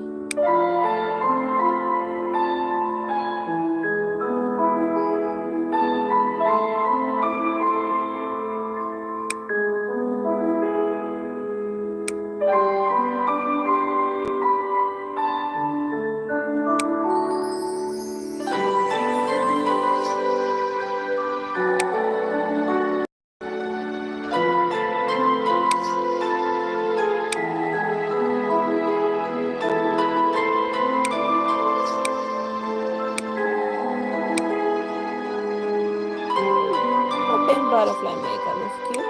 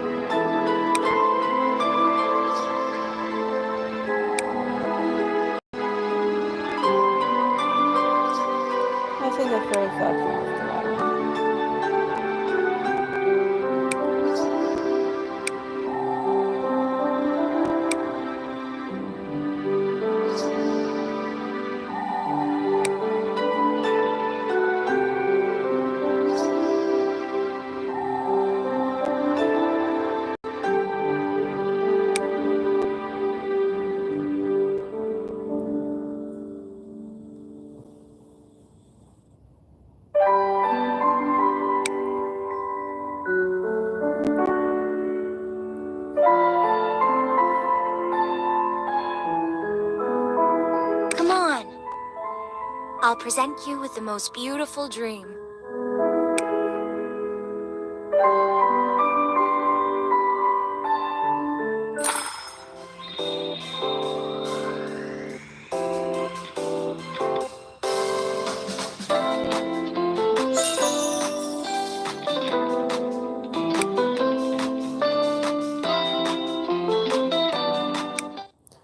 After the outfit battle, the interview, Glory sees Nikki and Momo off with a bright smile.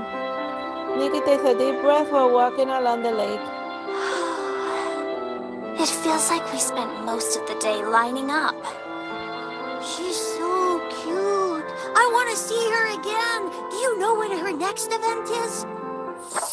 And then the last mission of this chapter. This stylist is a little hard to find. If we can't find the stylist, we'll just have to leave Star Heaven as planned. We found a superstar. Is it harder than that? Well, for starters, we don't even know who this stylist is. Meow. There's a legend in Star Heaven about a demon devouring girls' dreams, who is also a stylist that grants people's wishes. Sebastian McCallan in the Nikki world. Is Vivian for real? It's an interview column after all, so she's always after sensational topics. That sounds like her. What do we do? I thought about it, then looked up how to summon demons. If nothing happens, then we'll just call it a day. Oh, can't we just call it a day now? In the evening. Full moon, 8 o'clock, by the lake. Dessert for the demon, and a lock of my hair. Now I just need to set it on fire. You had nothing better to do. Nikki holds a candle in one hand and the lock of hair in the other, but then she stops short. Why aren't you burning it? I'm kind of scared. Finally, some common sense. She turns and looks at the unlit area by the lake and instantly regrets doing this. We should go back. But Nikki is about to ignite her hair when she hears footsteps in the bushes. who's there? No one answers. A breeze blows through the lake and the moon looks especially eerie. Should we head back? Sure. This is kind of scary. They hear the footsteps again. Ah! Nikki closes her eyes and runs off. Wait for me! After the leader scene, a squirrel comes out from the bushes and makes a beeline for the cake that Nikki left behind. Squawk? Okay. Nikki and Momo keep running until they reach the town. I didn't think you could run that fast, Nikki. I didn't know I could either. Yeah, she was running like the literal devil was after her because she was about to summon one. So how about the demon that fulfills people's wishes? Let's just write down what happened and send it to Vivian with an outfit from me. A demon that likes desserts and fulfills people's wishes. What kind of an outfit goes with that? Sounds like a difficult one.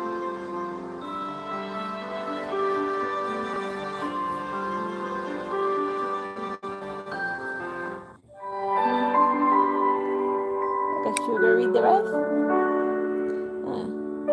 Fine dress that's very sugary looking. That was nice and pink, but I think I do have one that like a dress that has like a lot of sweets, like pastries as elements of the dress.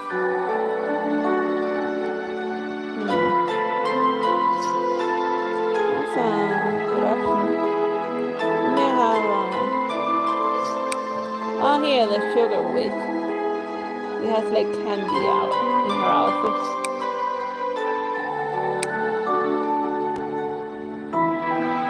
And like that is kind of Halloweeny because it's a sweet witch outfit.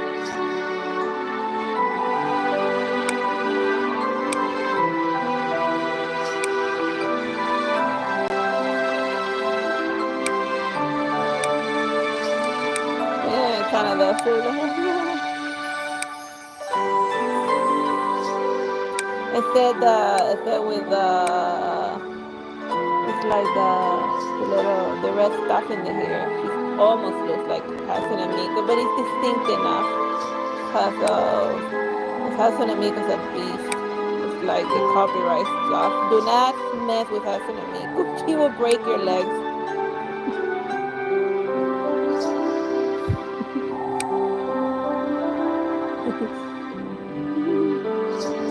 She thinks an even as polka on her brain.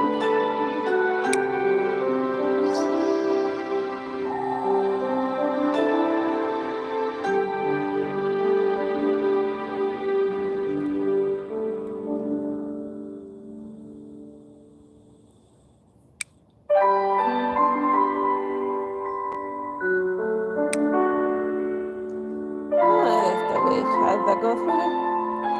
Yeah, but with his hairdo, it kind of eats up the.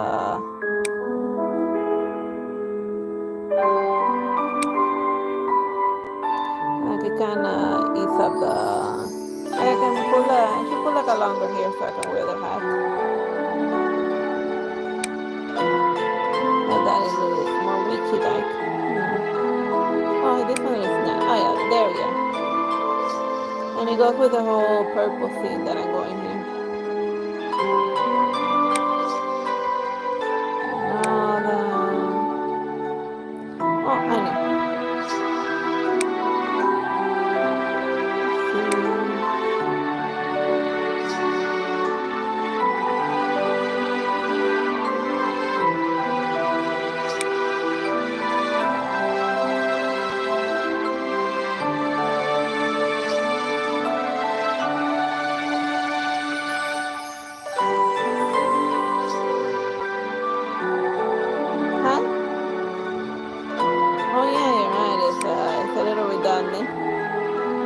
Let's see, I guess I'll just look for I'll just look for some candy or something for her right here. Oh, how about a bunny? A bunny in a bag? Let's see. Or maybe just like oh, here it is, the hat. Oh, here's I found oh, here we are, a candy stash. There we are. And one last thing to just finish it off and stuff.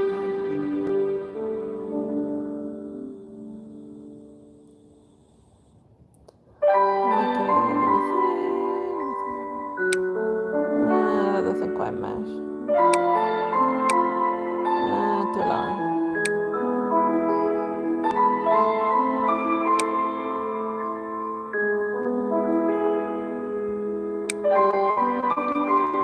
This works more or less decent enough. Let me see this. Oh yeah, this one's purple. Done with this outfit.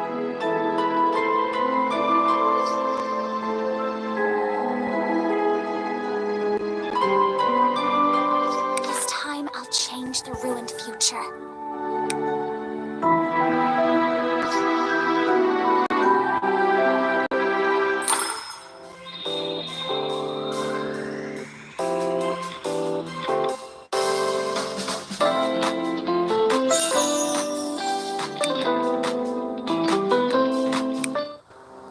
Nikki received a reply just 10 minutes after she sent the article to Vivian.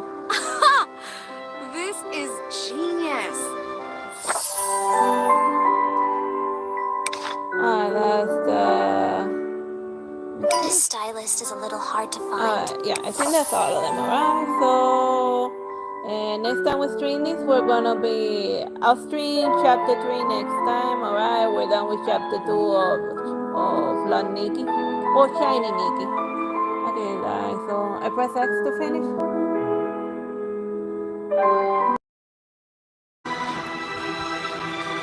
Hello.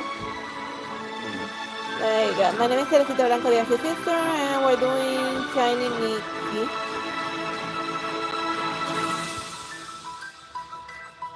Alright, so that's the sound test that we're done. Alright, let's continue. Now we're in chapter 3, volume 1. Lauren! Where are we going? Stop talking! Can't hear you!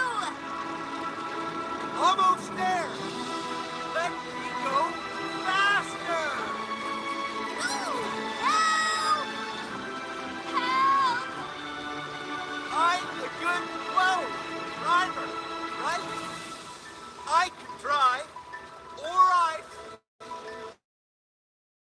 just about okay. Meow. Doesn't feel so steep anymore. Such nice roads out in the country. Someone must be taking care of them. Look! A house! Lord, don't crash! Don't worry.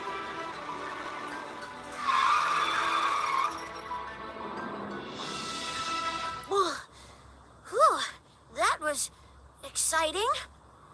Where are we? This is Mayor Riddell's home. Let's go inside. Lauren looks refreshed while Nikki and Momo are still trying to catch their breath. Mayor? Riddell? What are we doing here?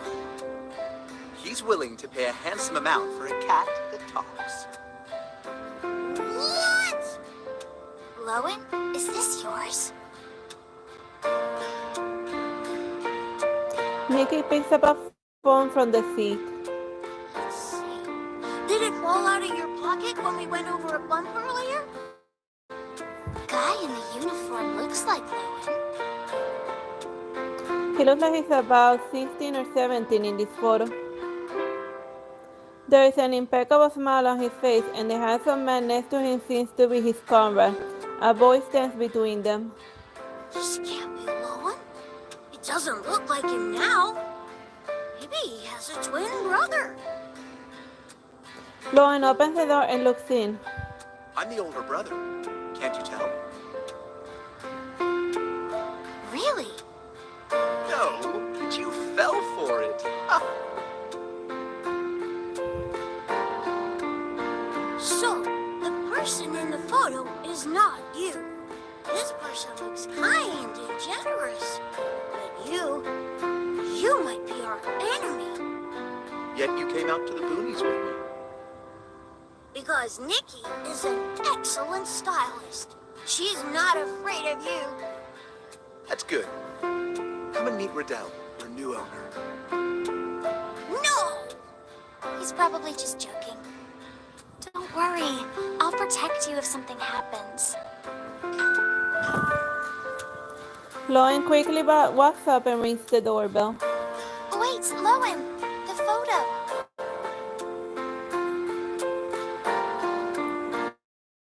But Lauren is way ahead of her, so she holds onto the photo for now. And once she's out of the car, she immediately sees a majestic bridge nestled between the mountains and the mist, like an artifact. Nikki looks down at the photo in her hand. It's the same bridge.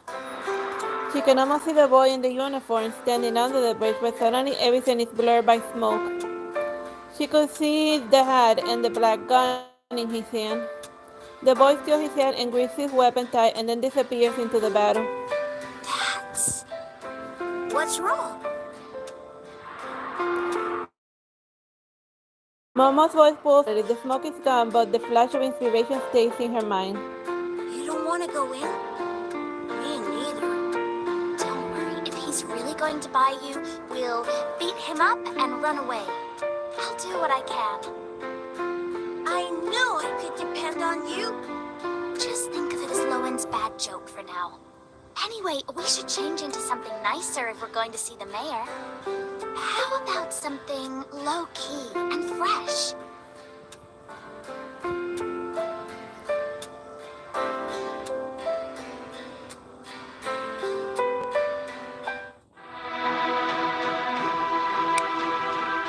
Lowen was just joking with Momo, right?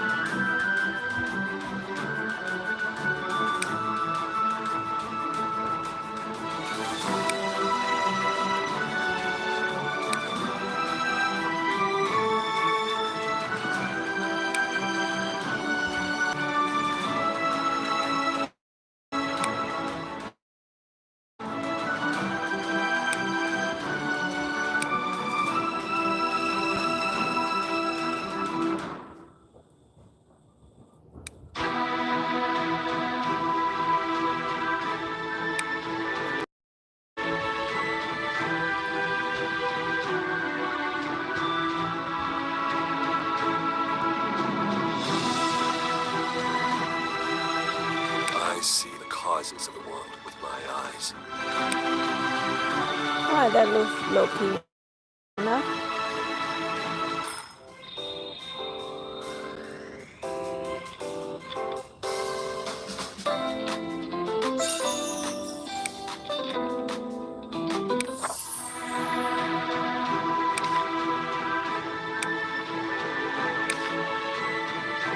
Lowen, is that really you? I haven't heard from you all these years, so imagine my surprise when you sent me a message. Well, every time I contact you, I have to take on a bunch of jobs for free. Cut it out, will you? I'm trying to give you more exposure. Anyway, are you going to introduce me to these friends of yours? Nikki, Momo, the mayor. Nice to meet you, Mr. Mayor. Nice to meet you, too. Just call me Rodell. Why don't you come in? It's chilly up here.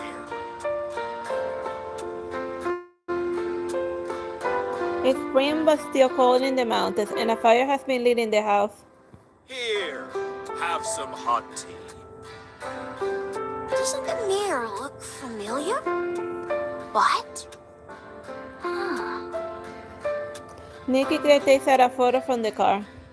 Would you like to have some cookies? I baked them myself. The handsome man next to Lowen in the photo somewhat resembles the plump Mayor Roden. Is this you in the photo? Hey, that's me and Lowen. Wow, this takes me back. I was pretty handsome back then, huh? Are they really the same? Yes, we fought in the war together. Didn't Lowen tell you? We just met not too long ago, and only just found out that he was in the army. Would you have believed me? Probably not. Lowen shrugs. Well, when we get the chance, I'll tell you all about it. Lowen was awarded a medal when he was young. I would not have pegged him as a war hero. Speaking of the medal, I think I pawned it for 100,000 gold. Not bad, right? Sounds like something you'd do, that's for sure. What? Anyway, Rodell, I heard about what's happening in Shadowflow. How's the situation? Oh, you're here for that? It's getting worse. Look, it's all over the news. Rhoda turns on the news.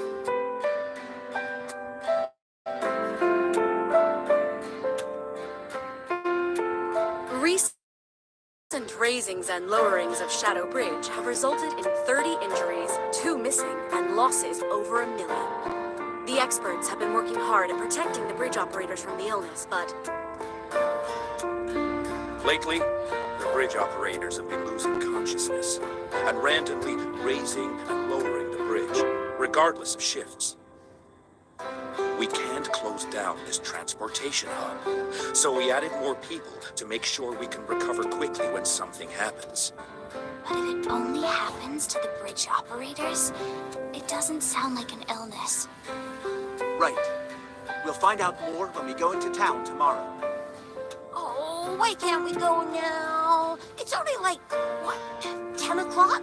I want to try the barbecue in Shadowflow. That's illegal. Shadow Bridge is a border control point for the Apple Federation. Do you have passports? Huh?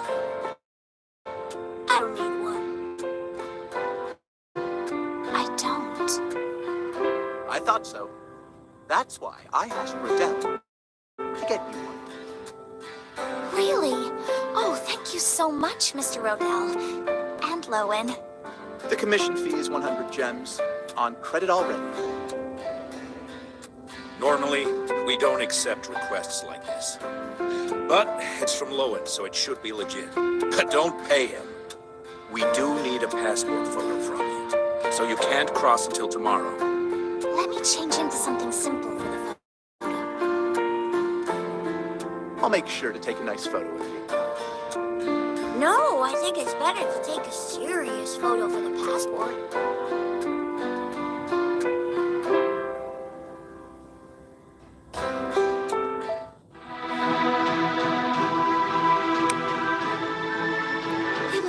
much easier to visit other countries after I get my passport.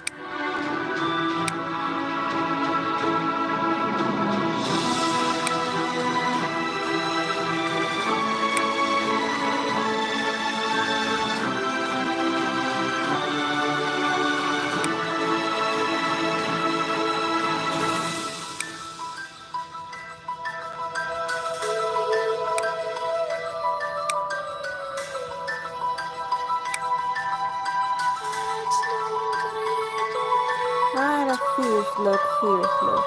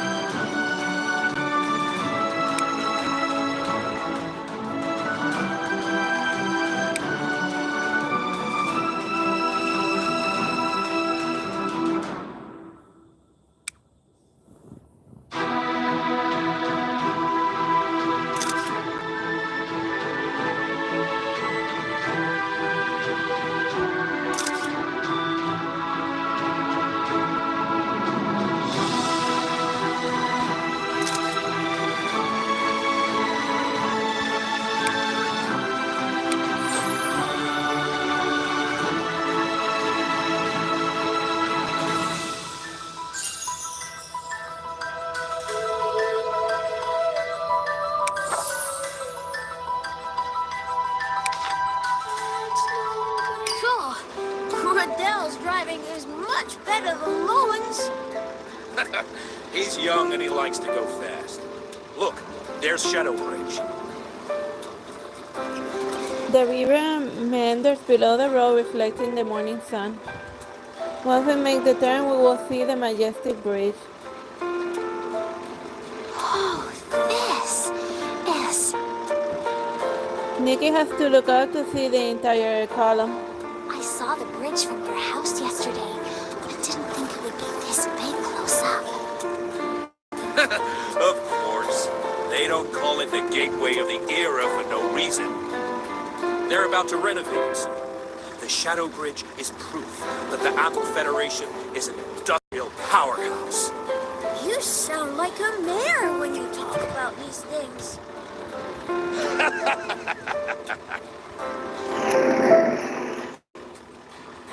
The car goes on the bridge as Roden laughs out loud. When will they raise the bridge next? It's 9:26 right now, so the next time they raise it should be 10 a.m. Why do you ask? Just wondering if they're ready for us. What do you mean, they? Loan does not answer. Instead, he looks back towards the operation room of the bridge. Someone is inside.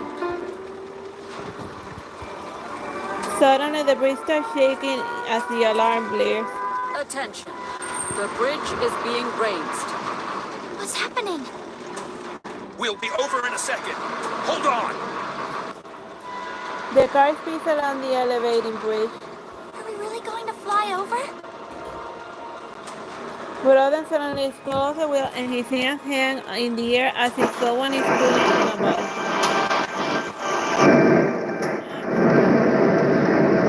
Rodel!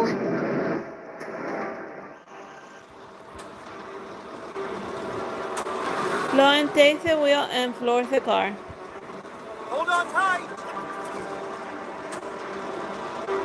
The car manages to go over the gap and reach the other side of the bridge. One of the tires pops out a loud noise. We're almost at the city. Slow down.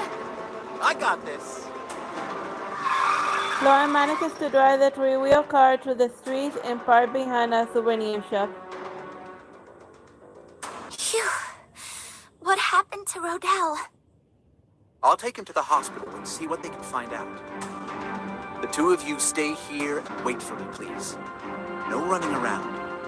Sure. Just take him to the hospital now. Stay here, okay? I don't want to be responsible if something happens. Lauren leaves with the unconscious Rodell. We should at least get out of the car. Who knows what's wrong with it? This looks like a touristy area. We won't attract any attention if we dress like travelers.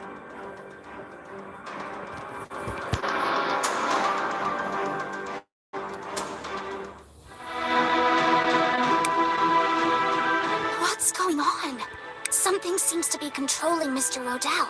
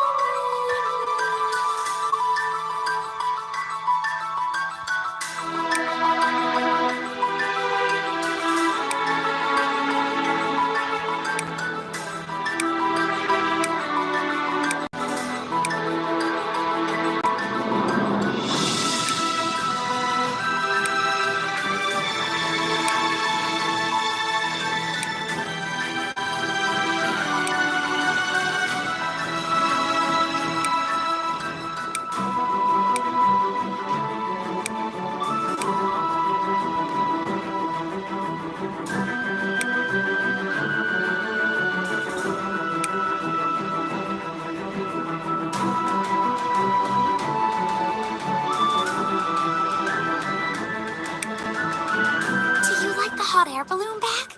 Some delicious candies in it.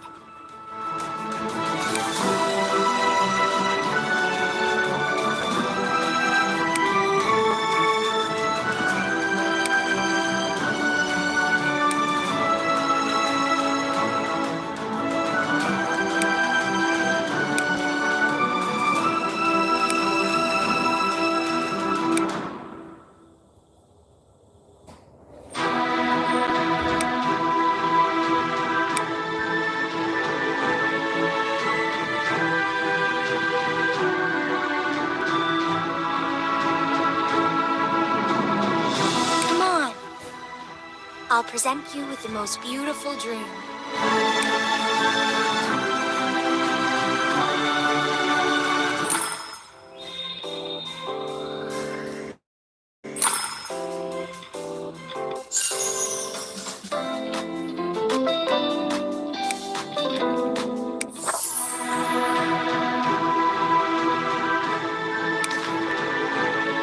You all right, young lady? The shopkeeper asks, looking worried. I'm fine. We came here for sightseeing, and then the bridge malfunctioned. She turns and sees the bridge is lower, but there's smoke and fires everywhere, and rescue boats are searching in the river. The town, however, is lively as usual. A tour group stops by the souvenir shop. Everyone, to the right is a quote by the famous Major Snowhawk when he arrived at Shadow Bridge. During the Apple Federation's most difficult times, everyone thought we were done for, and the bridge was destroyed. But in the end, we won because our soldiers persevered. A war memorial. And patriotic education piece. The students in the uniform are chewing gum and talking about anything and everything. The acid and homework games. It must be nice to be young and have never experienced war. The shop talks to himself while looking at the students. They Nikki looks around but does not see anyone. Where did you come from, little one? A small girl stands next to Nikki, a little annoyed by Momo. I'm not Will. My name is Susan and I'm 8 years old. Nice to meet you, Susan. I'm sure Momo didn't mean it. Well, I will forgive him because he's a little one. What? Someone named Lowen asked me to find you. Lowen? What happened? He's at the coffee house over there, but he doesn't have any money, and they won't let him go. He said, Susan takes a deep breath and shouts out. Nikki, Momo, you still owe me money. Will you come pay for my coffee, please? I thought he's at the hospital. Why is he having coffee? And why did he ask a little girl to deliver the message? I'm not a little girl. I'm a magician. She takes out a wand and waves it a few times. I found you with your pink hair with magic. Come find Mr. Lowen with me.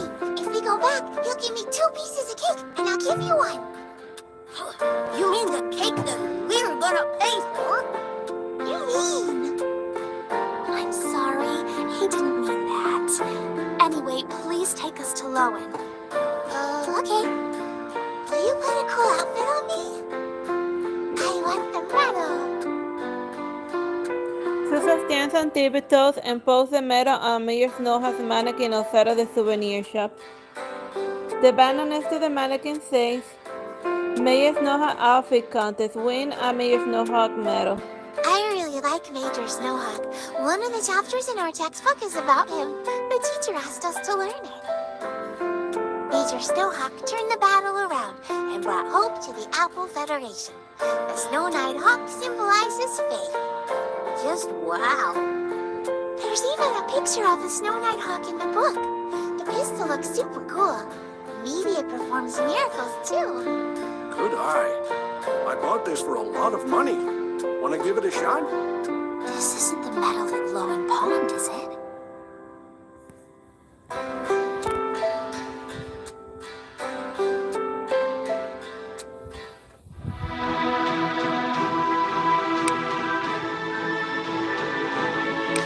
I hope this outfit can help Susan win the trophy she wants.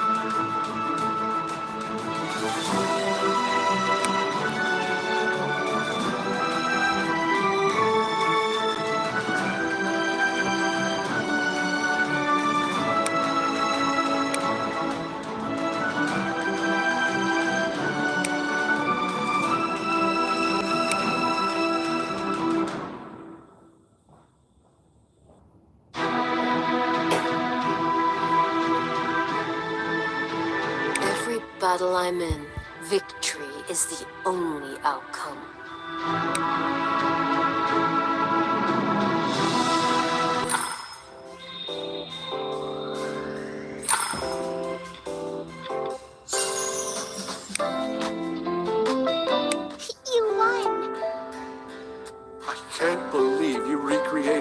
crystal. I guess the medal is meant to be yours. The shopkeeper takes the medal off and gives it to Nikki. The cut of the pistol lingers in her palm and Nikki trembles a little. The barrel speaks of brutality and desperation of war and the determination to never back down.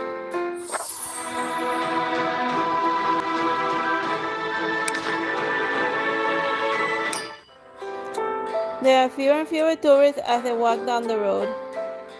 Where is everyone? Are we on the right route? Don't worry, just follow me.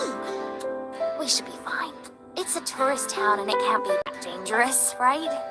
Danger? Susan will protect you from danger. No, you're...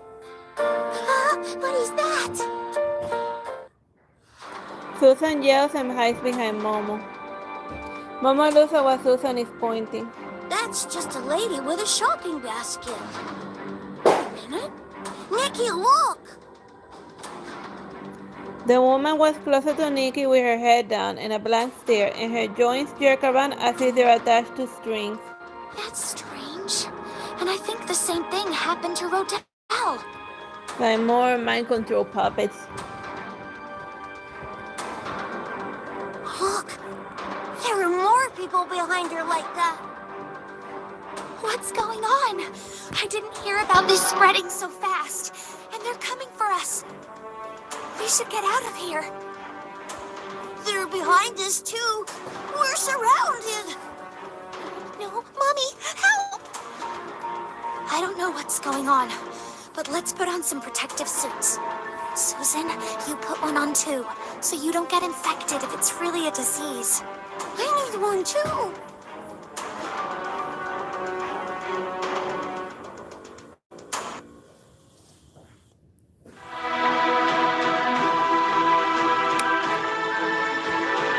What kind of ailment is it?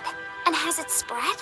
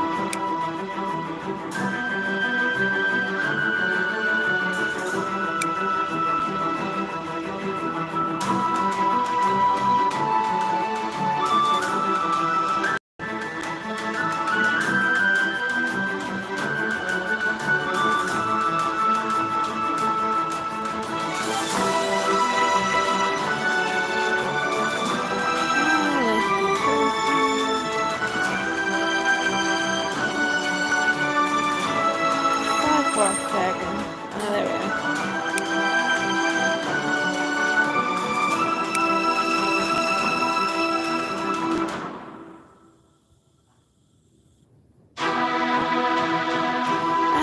Whatever.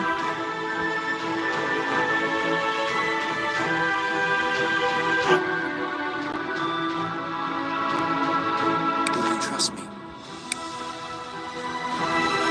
I couldn't find like a fake or anything, so I just put it on whatever has the most fabric on her.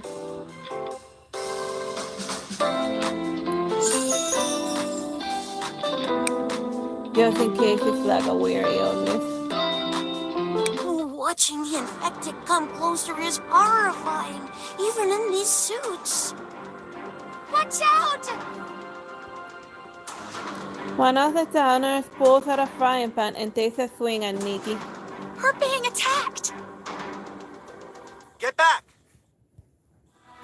Cohen appears out of nowhere and drives back the attacker. I thought I told you to wait. I should have charged you double for this.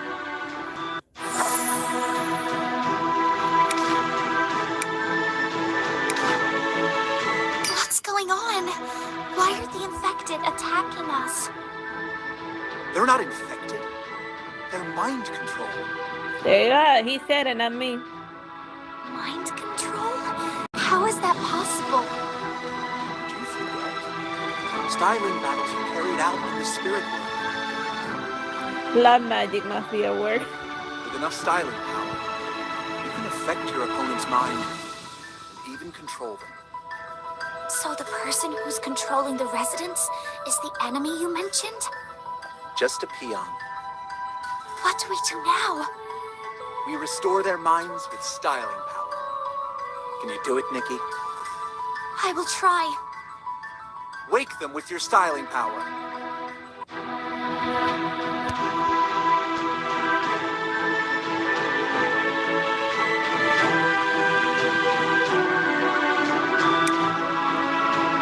Since it affects the spirit world, it should be able to change a person's state.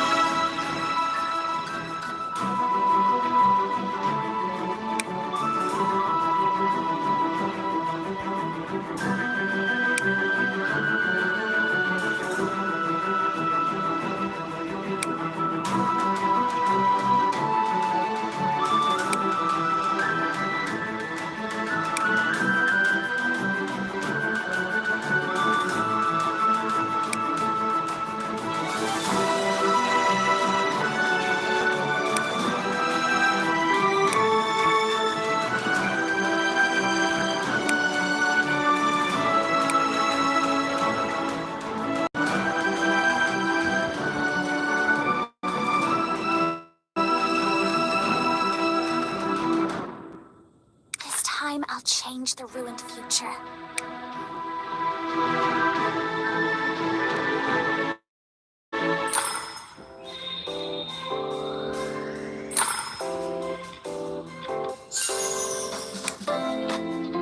What happened? Why am I here? What's everyone doing here? You did it! Please call the police. I'll stall them. You take this girl and leave. A lot of them are still under control. I should stay and help you. Don't worry. The enemy is no match for me. He unlocks a clip from his gun and then fires at a resident without ammo. So like the gun is like it just shoots psychic energy. It doesn't like shoot bullets. Nikki charges traces of golden light wherever he pulls the trigger. The resident recovers one by one. This is what styling power is capable of. What? Is this the manifestation of styling power? Powerful stylists are capable of changing minds and changing the world. When previous chapter you summon a meteor storm, so there you have it. I wonder when I will be able to do the same. I think there might be another way. So let's go somewhere safe first. It's harder to control minds in crowded places, because people's minds interfere with one another.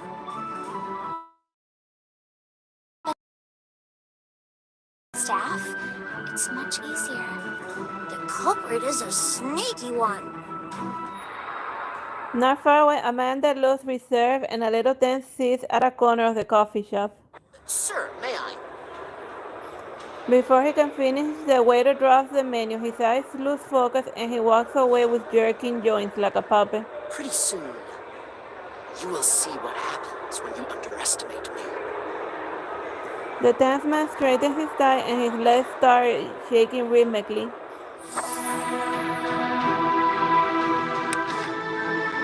What's wrong, little one? You keep looking at Lowen. Tourists can be seen on the street again as they head back to popular parts, and they finally relax a little. He looks familiar, but he's not Lowen. That's Lowen's twin brother. You've met Lowen? Yes, at the coffee house up ahead. What does he look like? He has black curly hair. I'm Lowen. You see, my hair is blonde and straight. So the guy that you met wasn't me. And she probably talked to the guy that's you doing mind control stuff. Huh? Susan knows something's wrong, but whatever Lauren said made sense, and she nods with a little hesitation. So, does that mean someone impersonated Lowen to mislead us? Did you just come to that conclusion? How did you not ask her before going with her? Because drinking coffee without paying the bill sounds like something you do. No, I occasionally tell them to put it on a tab, but I always pay them off. Just occasionally? Are you sure? The enemy must know Lowen pretty well if we were tricked like that. Is this how you talk about the person who saved you? Anyway, Mr. Lowen, I found him. Where's my cake? Sorry, no cake for you. Lauren shows his empty pockets to Susan. Aww. You're a liar. You promised me cake. Major Snowhawk will come get you. Major Snowhawk? Yes, he's the best, and he designs amazing clothes. You can't beat him, and he captures all the bad people. He's no hero. He's just someone that ran away from the army. Susan cries even louder. No, you're bad. Don't you dare talk about Major Snowhawk like that. Lauren sees the medal on Susan. What's up with this medal? Nikki wanted it at the souvenir shop and gave it to her. Don't touch my medal, bad guy. Lauren sighs with frustration. All right, fine. I'll stop now. I'm tired from walking. Will you carry me? What a little diva. Lauren picks up Susan carefully. Susan suddenly becomes quiet. They slowly walk towards the tourist information center. Susan be tired from everything that's happened today. She was talking non-stop for a while, but fell asleep as soon as Lowen started carrying her. And then Lauren stops abruptly.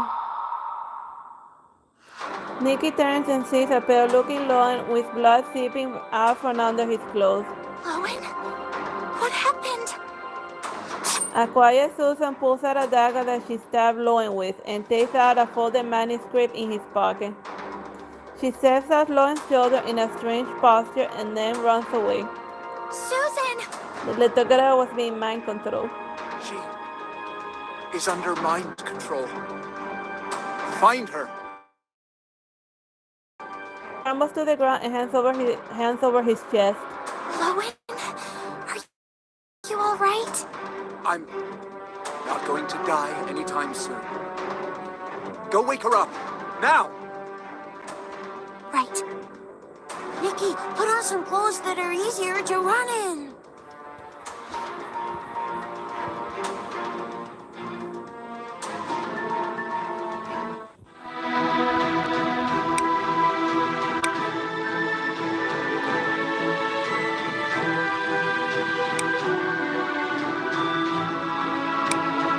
We have to catch up quickly and wake Susan up.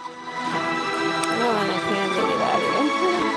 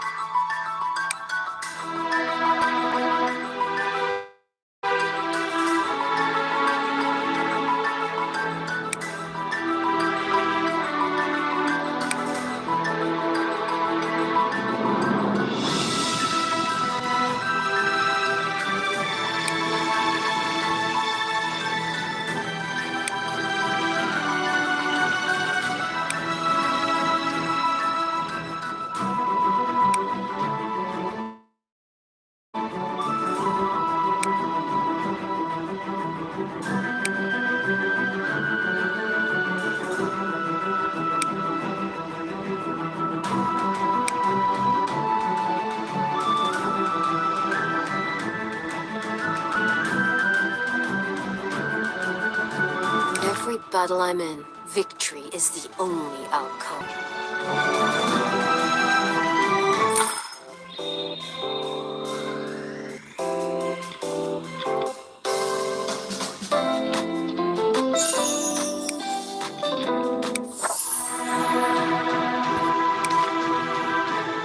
Susan! Wait! Why does she have to be so fast? We have to catch up with her. Susan is running in a really bizarre pose with Nikki and Momo right behind her. I wonder if the enemy knows we're going after Susan. We don't have time to think about that. They arrive at a train station just outside the city, and Susan easily hauls over the intersecting tracks and disappears. Nikki, it's a trap! A trap that I have to enter. It's a trap! Are you shaking? I'm fine. The fear for the unknown grows exponentially inside her. Then she hears a voice. There's no need to be afraid. The voice of a boy. Winning or losing is not related to strength. It is connected to your faith. So don't be scared. Nikki doesn't know who's talking, but the voice is comforting, and she thinks about the boy under the bridge holding his weapon. Is that Snow Night Hawk? Momo, let's go. The horn sound and the train starts moving, and Nikki runs and holds on to the railing and then pulls herself up. The train speeds up and the town flies by.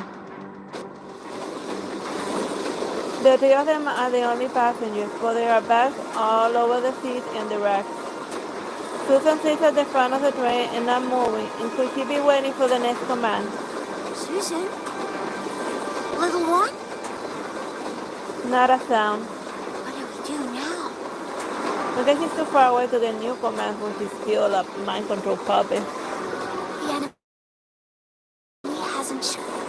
Let me try to wake up Susan with my styling power.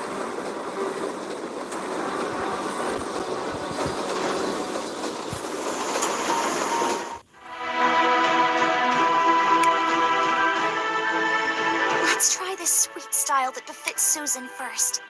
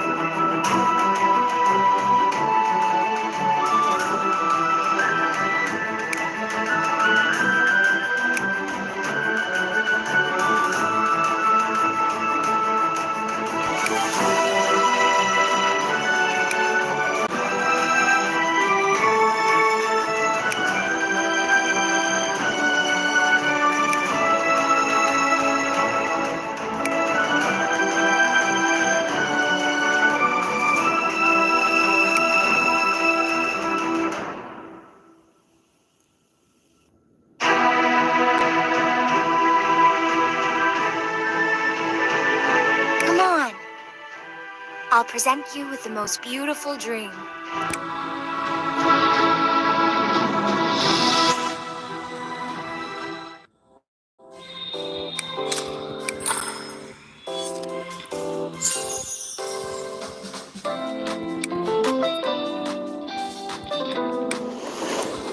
falls asleep in Nikki's arms.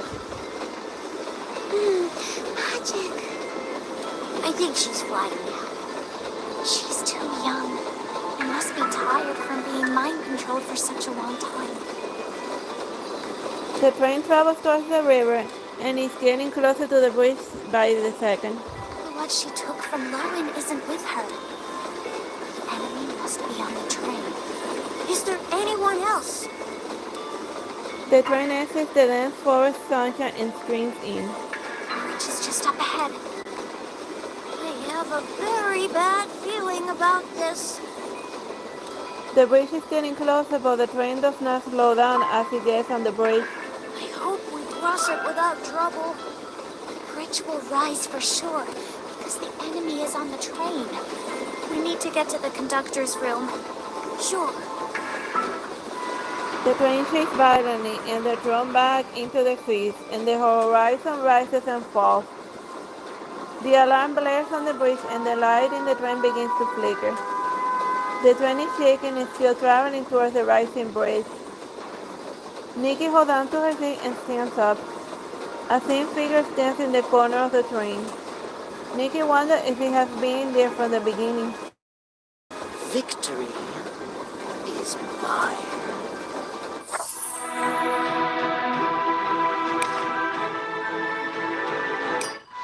The train quietly pulls to a stop at the top of the bridge. The train trembles slightly. Anything that upsets the balance will bring it down into the raging river. You're the one that controlled Susan and all those people. With the right trigger, controlling them in the crowd is easy as pie. And no matter how good you are, I still caught you. My name is Vulture, by the way. You tricked her. You're evil. What do you want? He pulls out a neatly folded manuscript from his briefcase. That's what Susan took from Lowen. My job is to deliver you and this bunch of papers to him. But if you're not willing to cooperate, I am more than happy to help. I've made my decision. Is that a no? The same man gazes into Nikki's eyes, but something doesn't feel right. Nikki, his eyes! Don't worry. He can't control me that easily.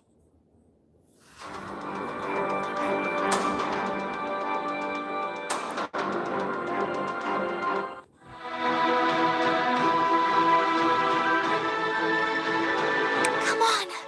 Don't let him control you!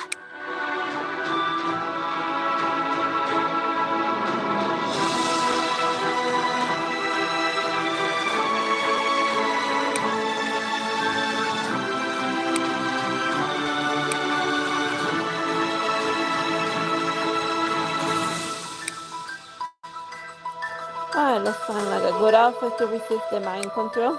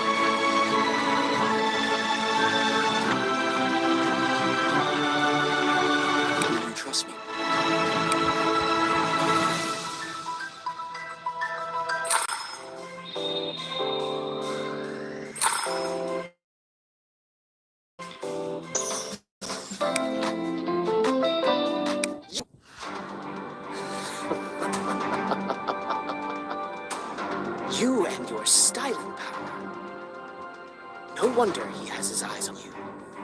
If that's the case, then die. Die! Portia pulls out a remote control and pushes the button without hesitation.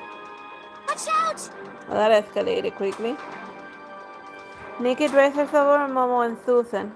Nikki! The shower as the explosion rushes towards them with smoke and fragments in tow.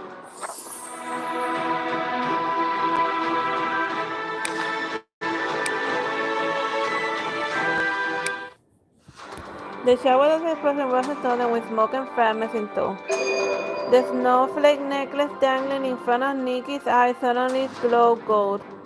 A young teenager emerges from the Gate of Heart with a gun and stands in front of Nikki. Don't be afraid. Like we summon the memory of Lowen back when he was like a kid soldier in the army. He steals a glance at Nikki. The bomb fragments collide with his body and he disappears. What was that? A sharp of the personality mirror materializes and lands in Nikki's palm in the shape of a bullet. It was the designer's reflection of Snow Knight Hawk. He protected us. It was the figure of a young boy. I understand now. Thank you. How you learn, Nikki?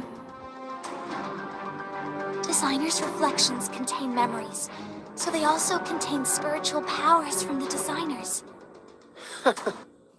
Special powers, I see. I've got more bombs, though.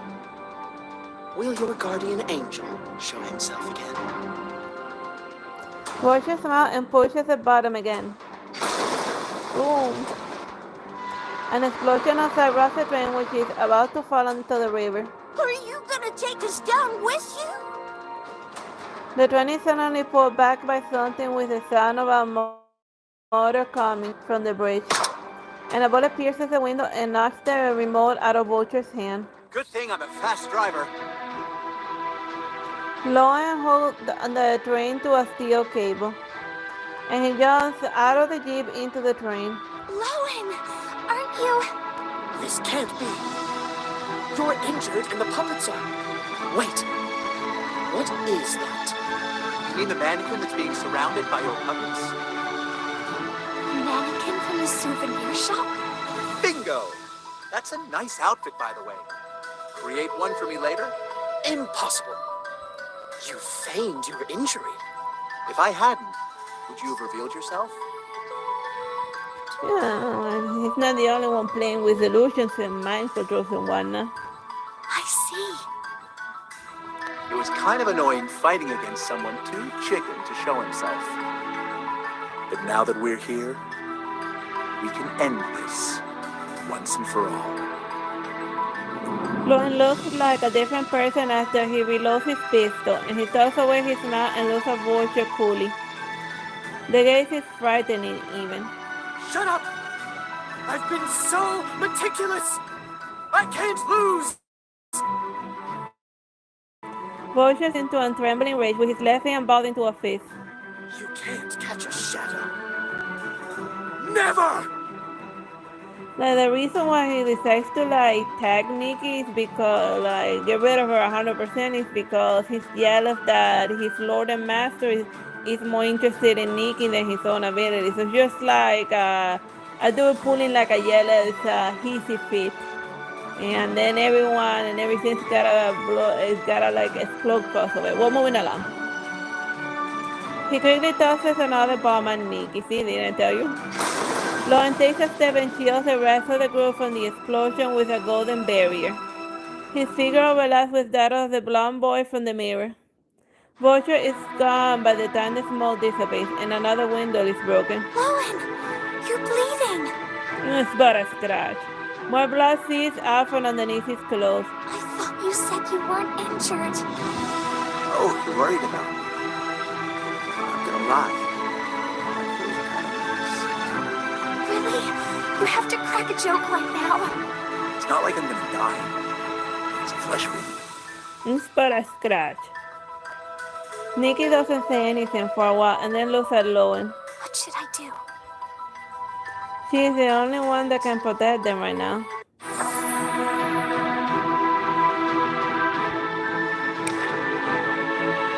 Get out of here now. Lowen opens a bag on a thing next to him and it's full of bombs. Bombs? Are all the bags like this? No remote, but probably triggered by a timer that will go off soon. Let's get out of here. Are you going to be okay, Lowen? You go first. I'll catch up with Susan. Trust me. He's still pale but flashes a confident smile with determination in his eyes. Where's a war veteran? Like back in the, he'll be fine. The train collapses towards the river as they run towards the bridge amid smoke and explosions. Susan, being carried by Lowen, opens her eyes when she hears the bombs go off. Major Snowhawk, is that you? Lowen smiles and covers her eyes. That's right. You've been out all day. Just taking you home. It's pretty far. So let's play a game. You have to keep your eyes closed, though. No cake if you open them. This seems about to get crazy, little girl. Close your eyes to avoid trauma. With Susan in his arms, he leaps into the air and the terrain is close below him. What do you think is happening now? Did something explode again? I'm scared. You're half right. This is a fireworks show. Are we in the air? Are we in the middle of the fireworks? The redness of the train roars as it falls into the river. Yes. And a mechanical bird just flew by us. I think it likes you. Because it kept looking at you. Is it a magician's mouth? Can I take a look? Just one glance. No. If you do, magic will disappear. He kisses Crystal with a soothing voice in the smoke. The gears turn and the horns sound, and they are soaring in the sky on a giant magical bird. They are no longer surrounded by smoke and falling train, but a magical castle floating in the sky. The train has completely fallen off the bridge, and Lowen on the last car is about 5 meters away from somewhere safe. Lowen! Nikki and Mama are waiting on the bridge. They're falling! We need to do something! I want to try what Lowen was doing. Changing the world with my styling power. Alright, time to change reality. The small feels familiar, but the memory does not belong to her. It belongs to the boy, or even the bullet. Alright, so even the bullet has memories. They're memories of Snow Nighthawk. A battlefield full of smoke, fear, and desperation, and trusting your life to your friend. I believe in you, Nikki. Only courage brings light, and this is what the Snowhawk believed in. Lowen, do you believe in me? Lowen smiles and takes 2 steps and leaps. Time to warp reality.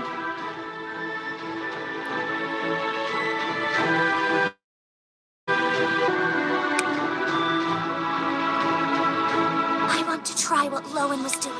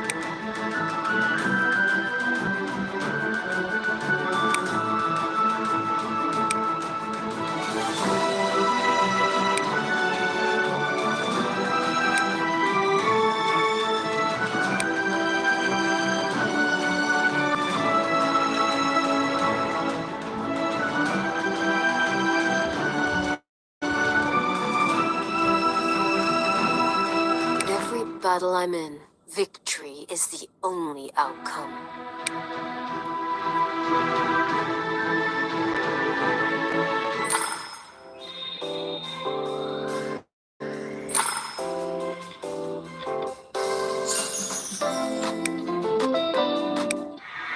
As Snowflake transforms into a beast and Lauren, with Susan in his hand, walks briskly on the wind and lands in front of Nikki. Susan, you can open your eyes now. The magician sent us away on the wind. Okay.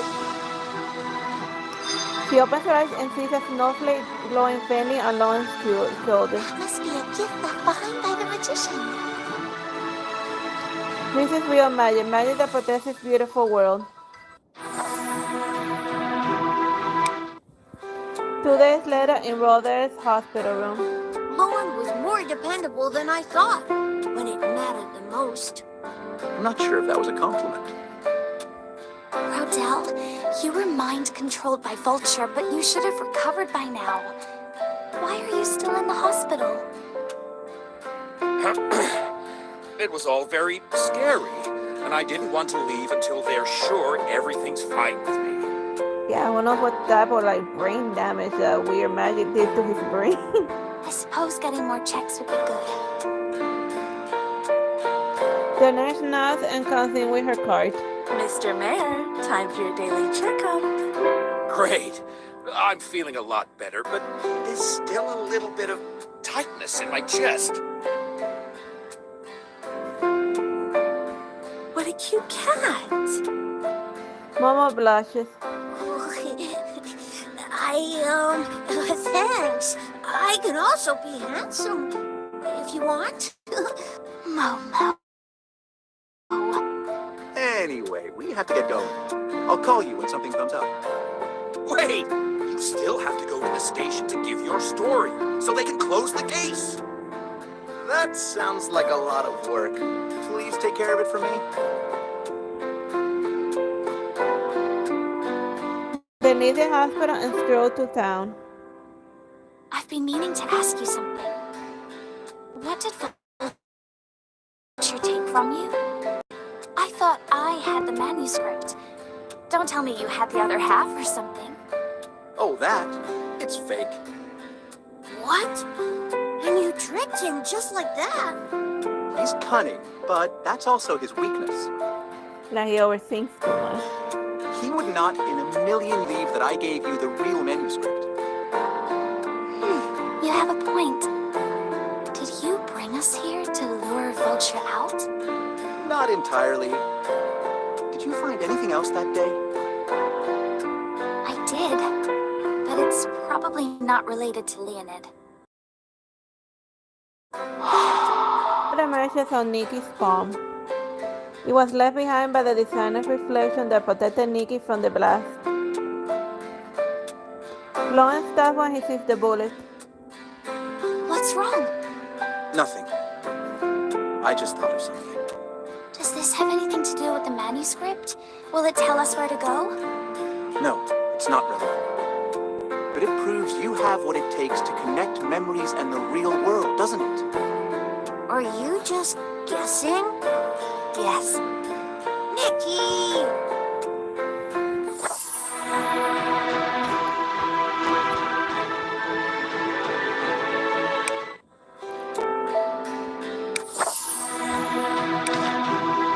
It's fine. Even if Lowen becomes our enemy, I believe he will be very open about it. Of course. I'm a very serious mercenary. Lauren takes another look at the bullet. I think this is where we say goodbye. You're not coming with us to find Leonid? We've exposed ourselves, and Vulture will find out the man, so he will strike again. I will make it known that I still have the manuscript. And you can figure out how to decipher it while they are concentrated on me. Deciphering the manuscript. Surely you have connections. I think you have what it takes to find someone that can decipher it. So, is this it? If you need help, take out the bullet. There has to be someone who can recognize it. The bullet? Lauren smiles. See you, Nikki and Momo. Let's go for a barbecue next time. I'll be back. All right. Goodbye. Oh, and don't forget my fee. I'll text you my account number. Good. Lauren leaves and now it's just Nikki and Momo on a mountain path.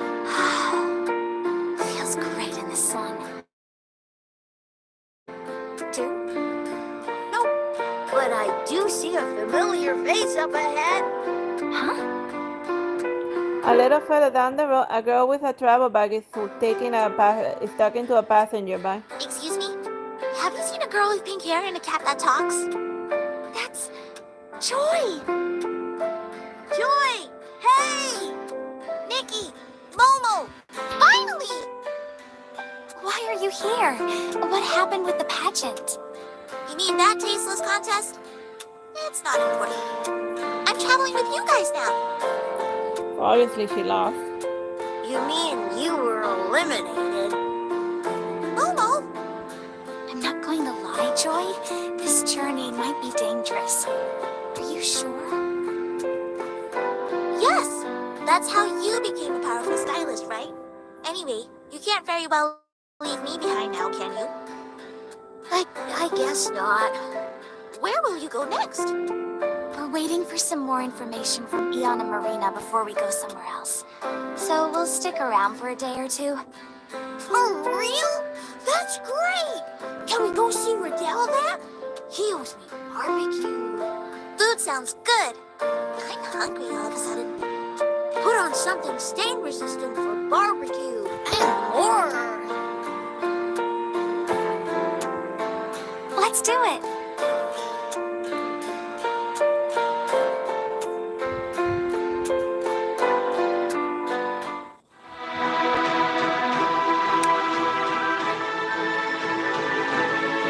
I didn't expect to see Joy again so soon.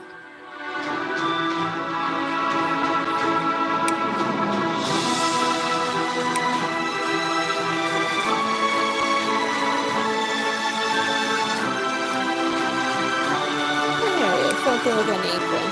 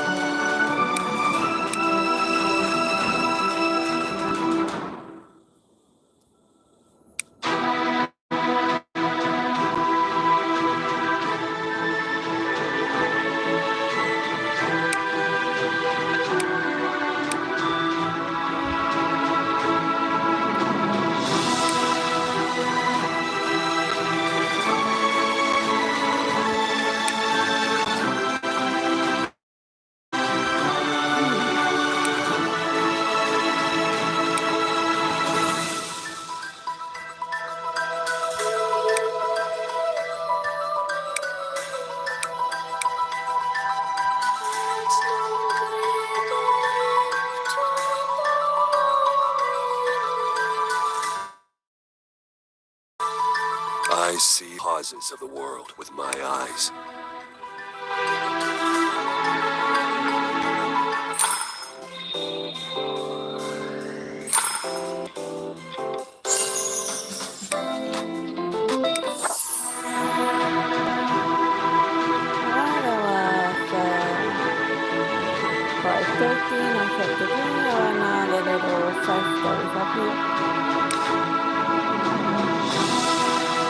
a minute. We opened the door to the souvenir shop. Why are we on the Ark? We did it! We can now project Nikki's Gate of Heart to doors in the real world. What's new? Eon's been in the lab all day, so it's been really boring. We have work to do. The little one. Where are we, Nikki? Who are you, and how did you get in here?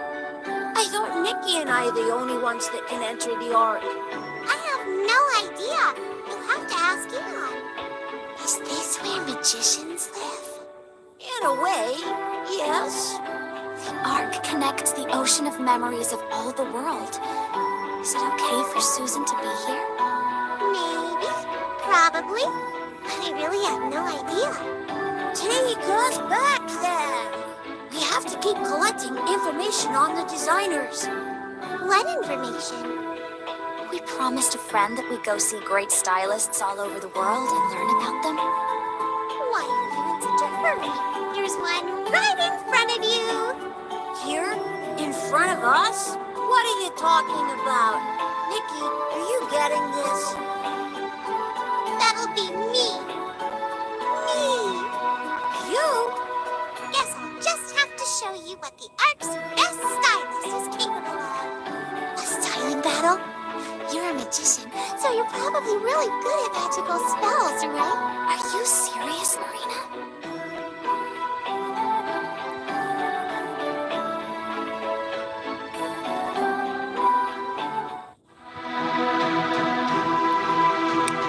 Let's look for a nice wig outfit.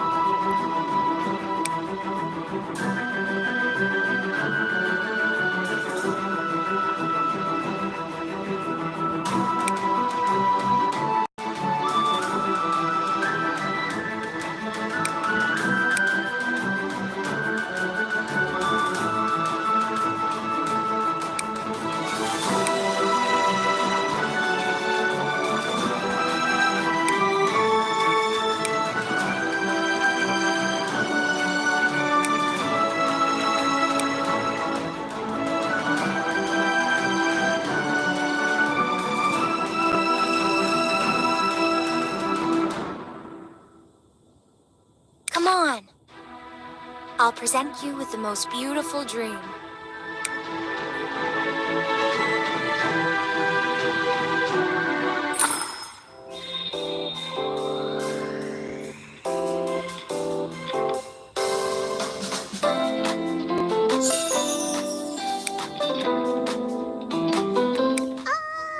I didn't sleep well last night. Yeah, me neither, but here we are. Now, will the best stylist on the Ark please send us back down? I haven't gotten to the part where I can take you back down.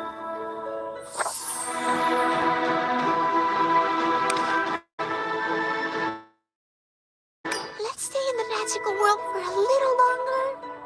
It's not like you can go anywhere else, so let's hang out some more. You're just bored and want someone to talk to. She's been here for a while and nothing has happened. Does that mean she's safe here? Again, you'll have to wait for Eon to come out of the lab. Yes, he'll know what to do. Anyway, you said you're looking for great stylists. Arc has an abundance of? It's designers. Let me show you. Is that a rainbow over there? I haven't seen one in forever. I think we can find designers over there. Shall we? I thought Eon said it's dangerous to go into the ocean of memories. Shouldn't we wait for Eon? It's fine. I always fish cool things out of the water when I go out by myself. I want to go. Let's do it. They're really headed to the dock. We should probably follow, right? Okay. Don't worry. I'll find the designers for you. Now change into something for sailing.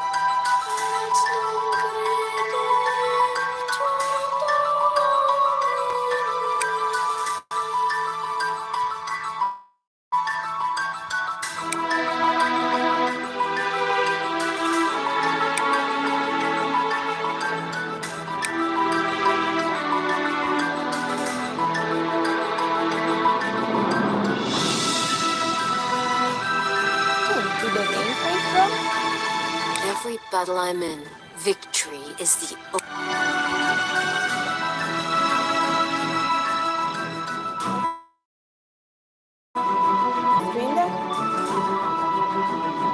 Every battle I'm in, victory is the...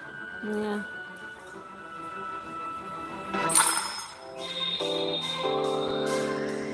But it's still, but it's still right. Oh, I just froze on the other, in the other spot in the other spot where we're monitoring the screen. Oh yeah, there we go. That's the thing with live stream. You always have to monitor them with like a different screen to make certain that they're running. Don't just assume that everything is going according to plan, because the internet is a very capricious maiden.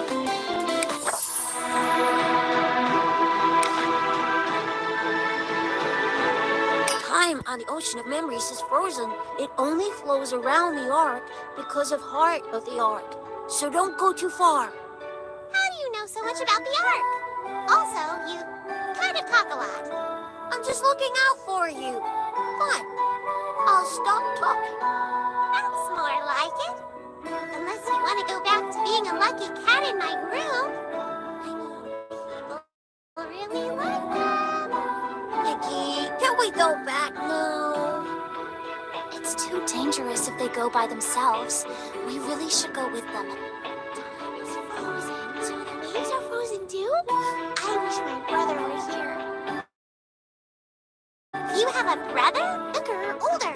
We're twins. Wow, that's so cool.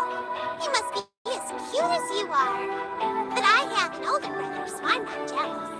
I want to meet your brother too. Wait, where are we? What is it? Is this an iceberg? Why is it moving? I thought the ocean of memories is frozen. Why is the iceberg moving towards us? Because of global warming, why else? Alright, that was a bad joke. Moving along. Because it's a huge chunk of power. Marina is extremely excited at the sight of the iceberg. Shattering with your styling power to get a ton of beautiful concepts.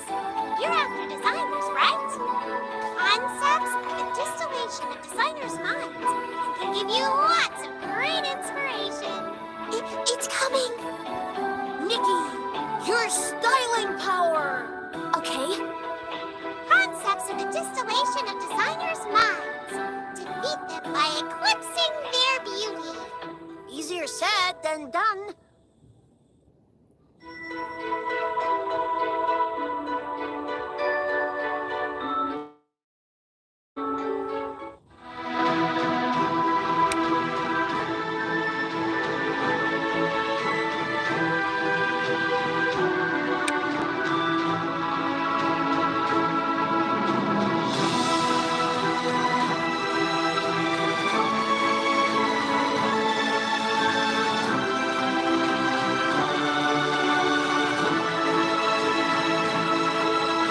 It's a nice crazy jellyfish outfit that I have.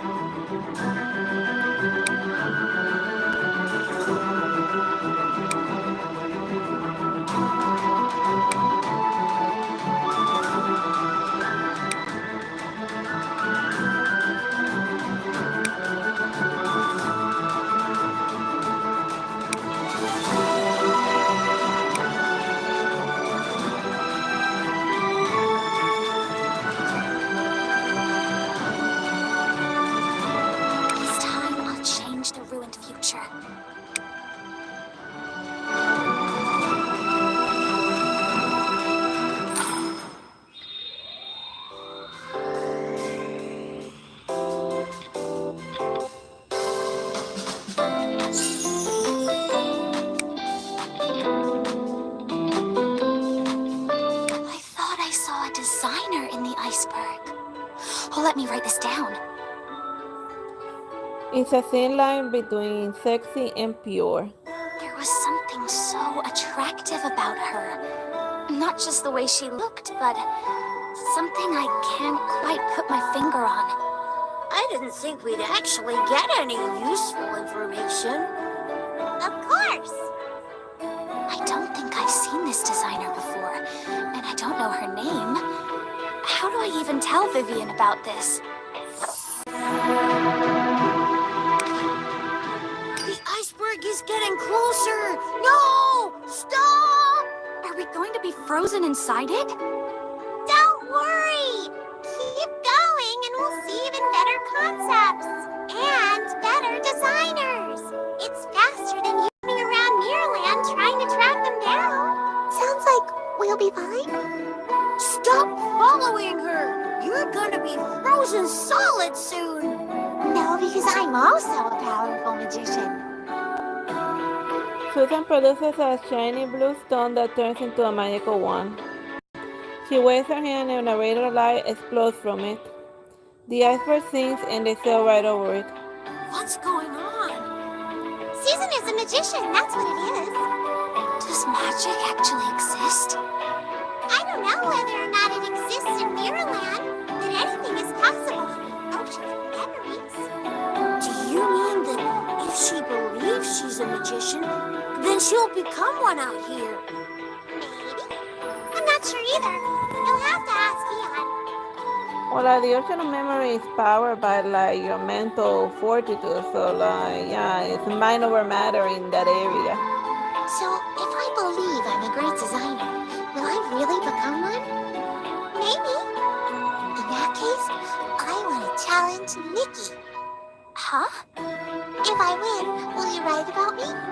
The mysterious Summer Sue, the youngest designer. I want to surprise my brother with it. Let me challenge you, Nikki.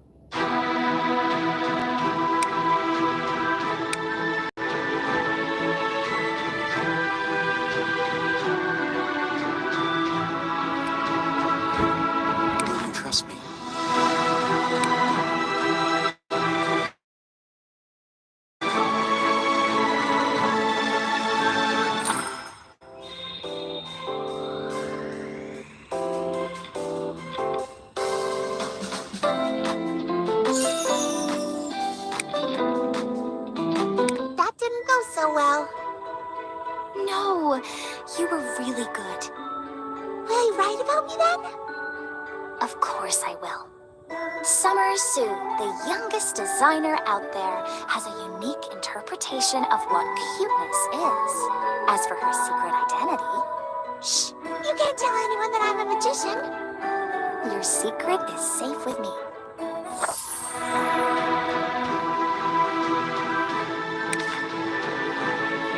Marina, where are you? Eon, You're finally here. Hey! Sorry. We kind of walked really far. Nikki and Momo, what are you doing here? And this is? Ian looks at the small girl next to Nikki. This is Susan. She was with us in Maryland, but somehow ended up on the Ark with us too.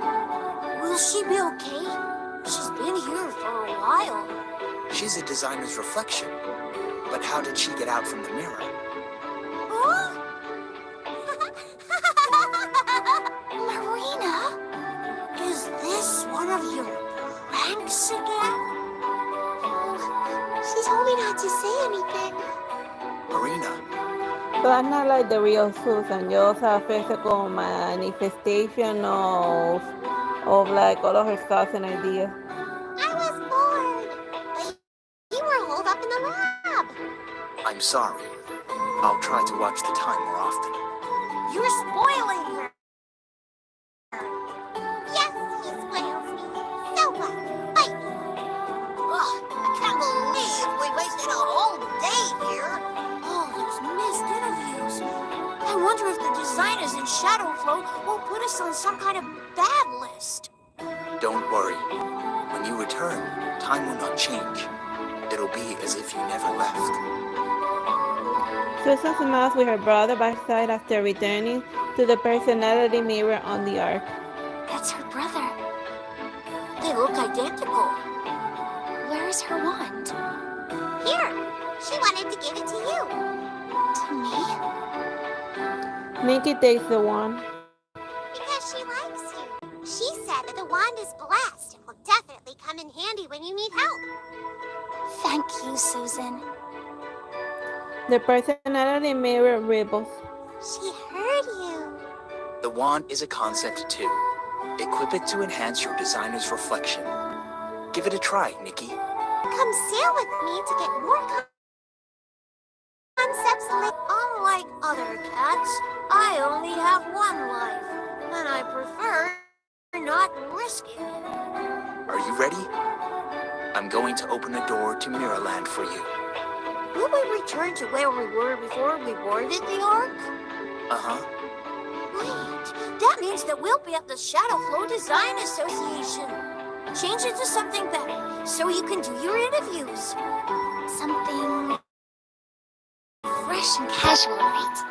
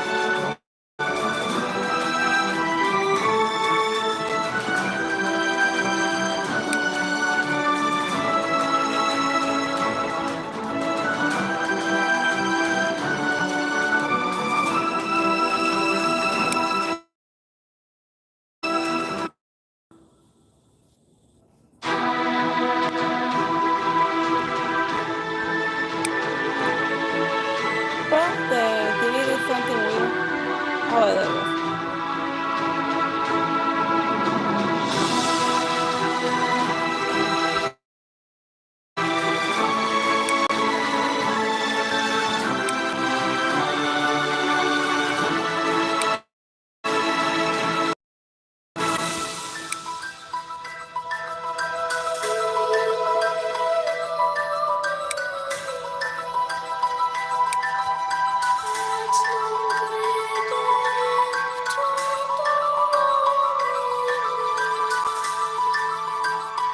I see the cause of the world with my eyes.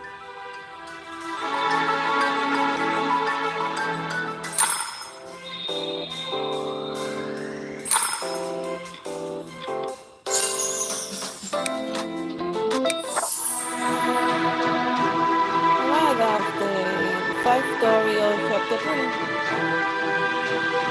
I think that, yeah, and then I think it's a good place to leave it. We'll do chapter 4 the next time with Queen. The next time with Queen Shining Nikki.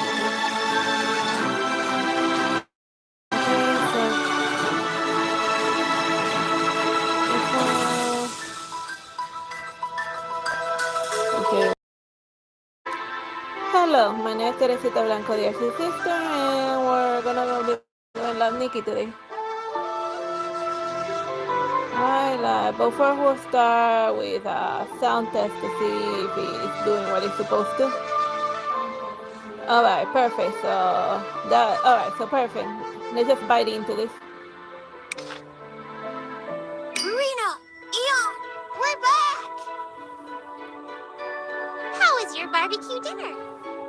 How did you know? Just a wild guess. Did you run into some kind of trouble? We dealt with that. But what about Leonid's manuscript? Nikki takes out the manuscript that Loen gave her. This is... Do you know anything about this? One of the mirrors resonates slightly as soon as Nikki took out the manuscript. Looks like a clue is about to reveal itself. They locate the mirror in the archive. In the mirror there's only a white magnolia, no designer's reflection, however. Where did the designer go? A powerful designer's reflection lies between reality and illusion. Blooming magnolia. I think you might find something in Cloudcrest. That's in Cloud Empire. Cloudcrest? You just might find whoever you're looking for there.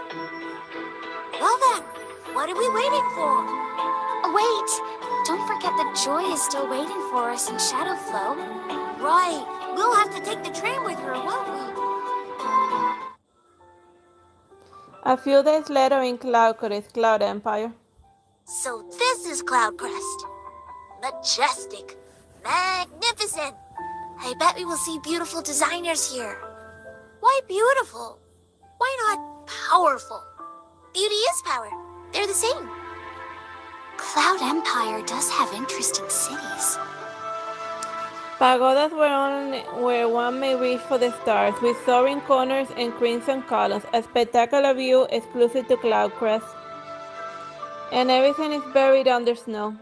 Oh, if I remember correctly, shouldn't it be spring by now? It's March, but there's still so much snow. Oh, it's cold. Put on some warm clothes, and don't forget a thick jacket.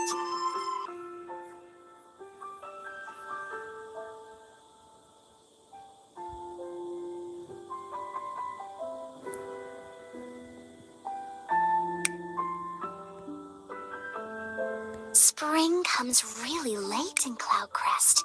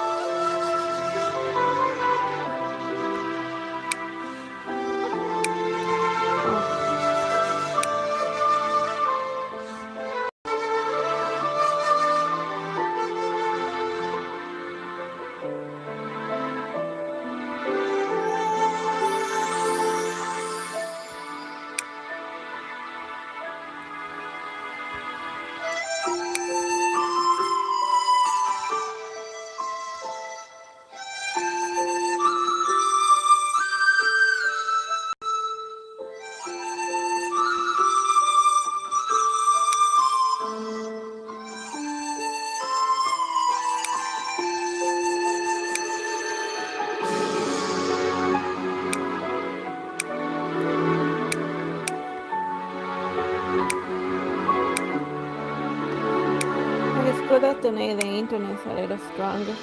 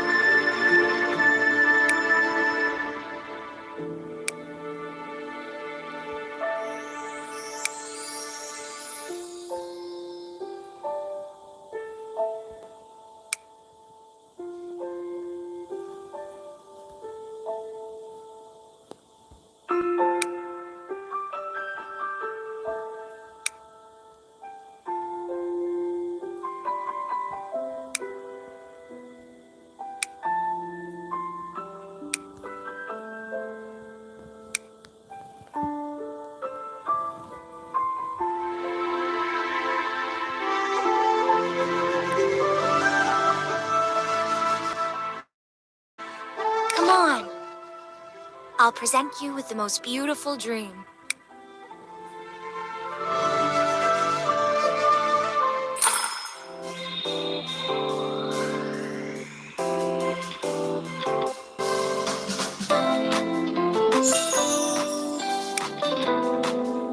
Ah, there. Much warmer now. Nikki, Momo, look! There's a huge poster in Cloudcrest Plaza. The figure in red in the poster really stands out against the snow. With a phoenix coronet on his head and a golden fan covers half of his face, and only his eyes and a flame birthmark are visible. And the birthmark suddenly becomes a butterfly that wants to fly away, and no one can take their eyes off the butterfly. As it flies away, Nikki sees a boy. He's wearing a white shirt with colorful embroideries, but it's too big for him.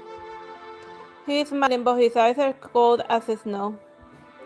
He also has a faint birthmark under his eye. The butterfly flaps his wings again, and everything disappears. That's Team E!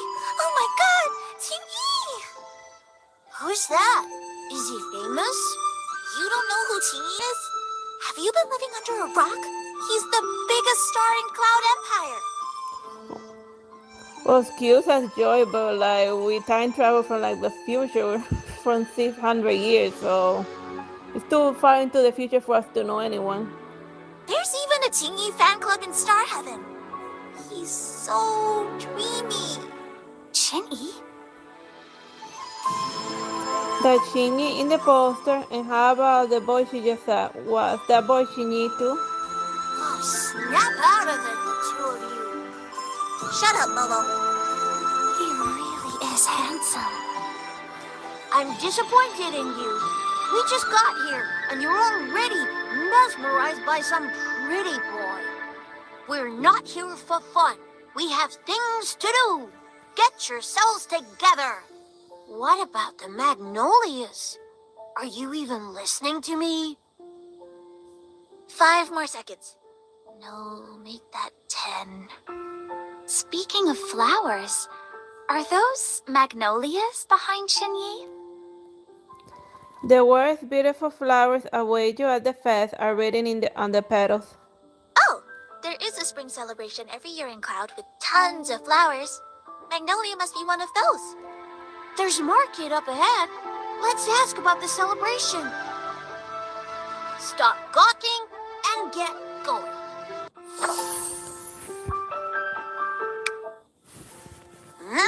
I can't believe how much food there is in this market.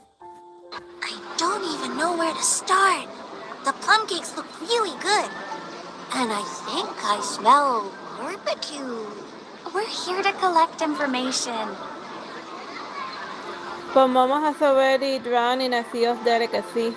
Ooh, Nikki, I want some of that. Barbecue dumplings.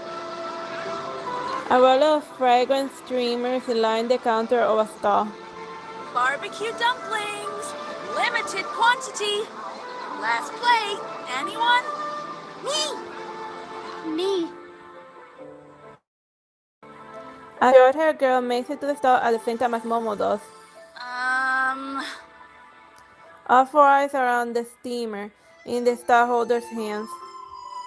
The starholder looks at one of them and then looks at the other, and she looks torn. Why don't we share? The girl nods in agreement. Great. Just sit over there and I'll bring the food to you in a moment. Hi, we're tourists. I'm Nikki. This is Joy and Momo. What's your name?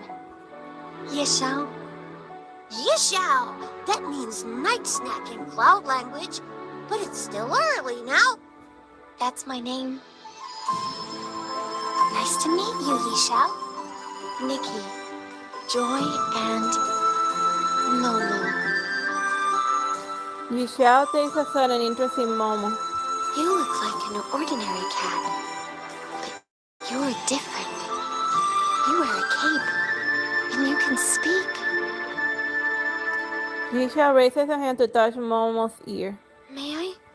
Wait, what do you want? Momo hides behind Nikki and looks at Yishao with caution. Do you know anywhere that has magnolias? I heard there's a celebration coming up. Do they use magnolias? Celebrations! The starholder comes out over before Yishao can say anything. You're talking about the Flower Fest, aren't you? It's the biggest day in Cloudcrest. Every flower blooms, magnolias too. As a matter of fact, the magnolias should have bloomed by now, but they've been under the snow for 2 days now. Why did it snow in March? I know, right? It's actually not that cold, but the snow isn't melting for some reason. I wonder if the Flower Fest will be held if it stays like this. I was hoping for Chen Yi's new play during the opening ceremony. Chen Yi? The guy on the poster? Of course! How do you not know who he is? I knew. I spotted him immediately. Dreamy. His first play, Nostalgic Dreams, is still a Cloud Empire classic. He designed his own costume with the same name. He's a designer too? In addition to being a great actor, he's also a great designer. Here, let me show you the photos on my phone. This one is great. Can you please send it to me? I want to make it my wallpaper. The starholder and Joy launch into a conversation over how dreamy Shinji is. Snow falls on Nikki's back and she looks up and sees a gray sky. I want to see Cloudcrest covered in flowers. I bet it looks amazing. What you're seeing is snow, but also flowers. Huh? Yishao extends her hand and catches a snowflake. Anyway, I should get going. Thank you for the food, Nikki. I live outside of Cloudcrest. Take this street all the way until you leave the city. Feel free to drop by sometime. I have a cat too. Maybe Momo is interested. We'll visit you for sure.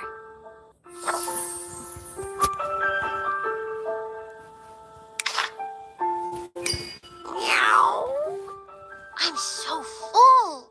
Those that live here are so lucky. Ooh. Aren't they?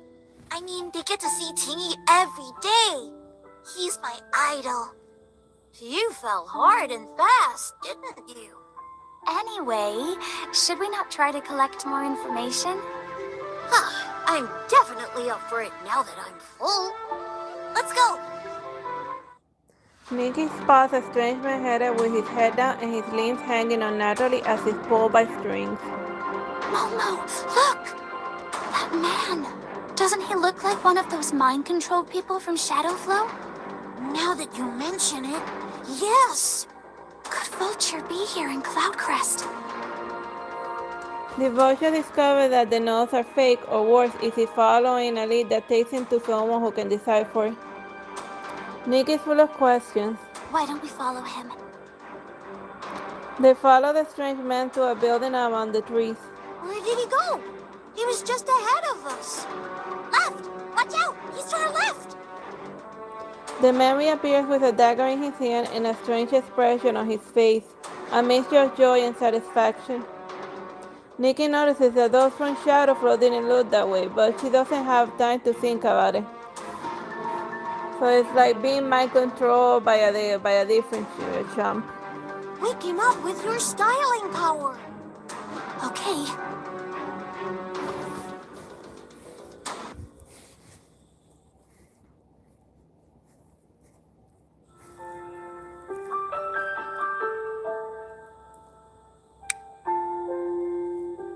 Although they're all under control, the villagers here seem different from those in Shadowflow.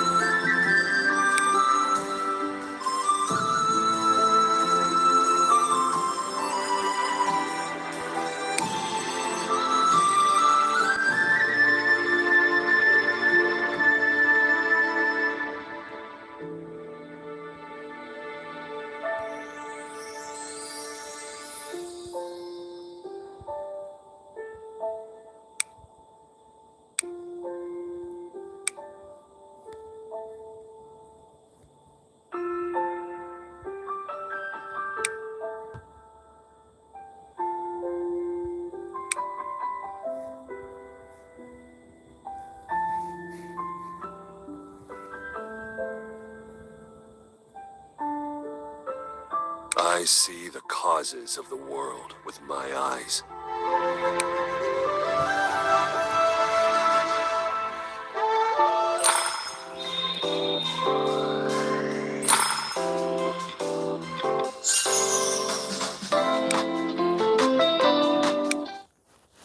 It seems to work. The man stops moving but does not wake up as expected.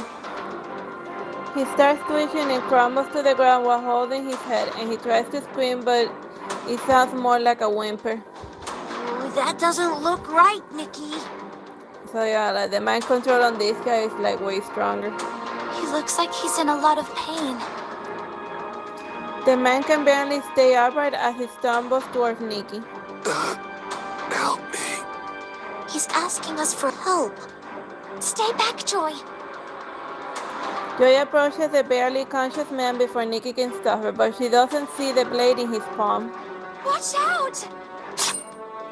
His arm suddenly jerks up as he whips out the blade and tries to stab Joy. In the life of this moment, Nikki hears someone opening a hand fan. A figure suddenly appears in front of Joy, protecting her and knocking the attack with his hand fan. Careful.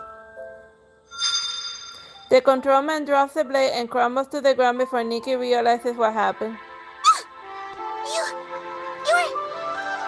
And they got saved. Joy stares at the man who saved her, but stunned and speechless. Nikki recognizes the man, especially the eyes and the butterfly-shaped birthmark under his eye. Are you Tingy? That's me. Are you all right? Not hurt or anything?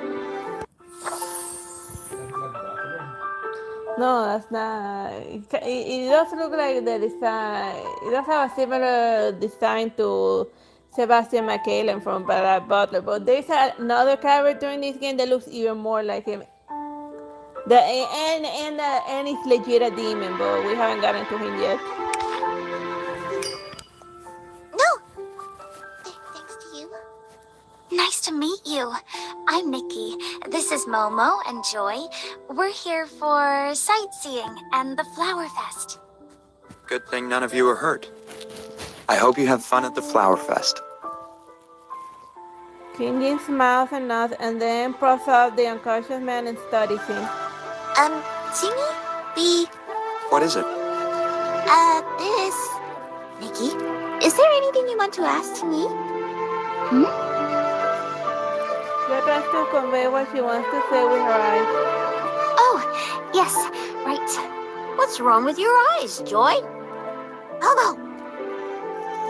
Kinji smiles again. Is there anything I can do to help? Chinny? You woke up the controlled man without breaking a sweat. Your styling power must be strong. Do you know anything about the snow? You're investigating the snow too? Does that mean you are as well? Yes. I haven't made much progress, but it might be related to the attack just now. I was following him and ended up meeting you guys. Kinji furrows his grown brows and looks frustrated. But I can't find any clues on him either. I don't want this to delay my performance during Flower Fest. We can help you. Joy blushes as Kinji looks at her with expectation in his eyes. Nikki is also a great stylist, so I'm sure she'll help. I'm not that great, but I'll see what I can do. We want to see the flowers blooming beautifully during the Flower Fest too. But even if we get rid of the snow, is there time for the flowers to bloom? I believe they have bloomed already. Kinji slaps some snow away from the brush with his fan.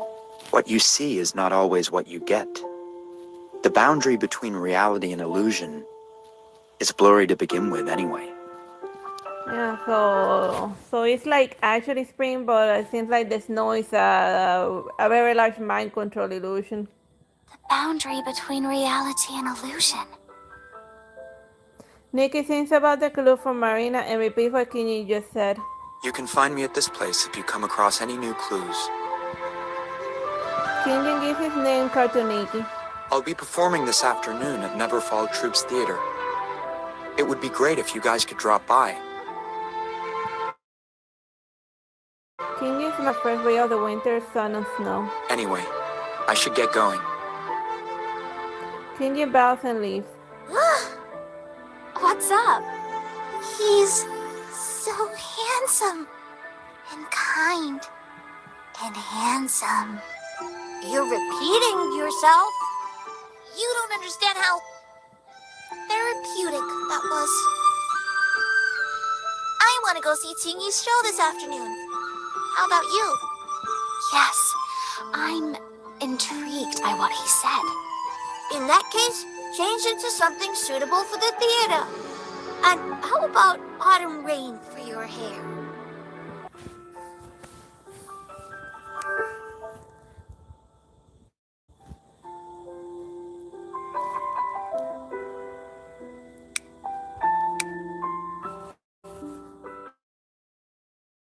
Shin-E, famous actor in Cloud Empire. So I'm looking forward to watching the show with you this afternoon.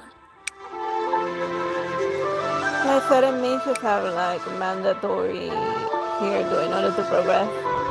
So you just make them in the crafting.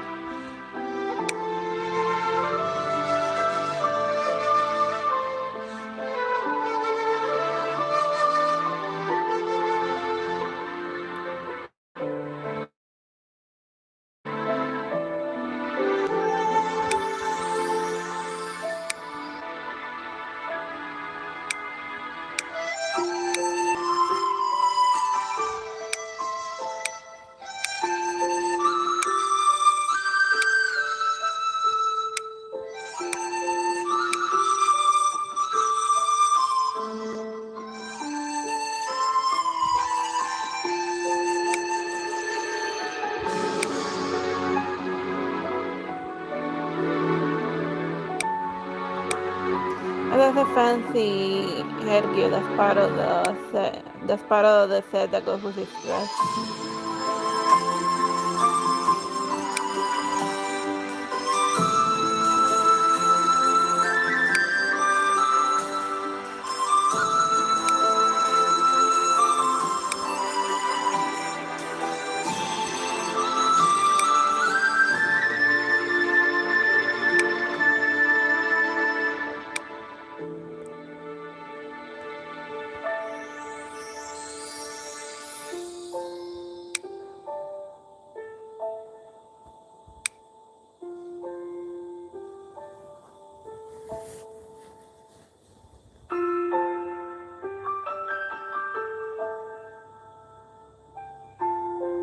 trust me?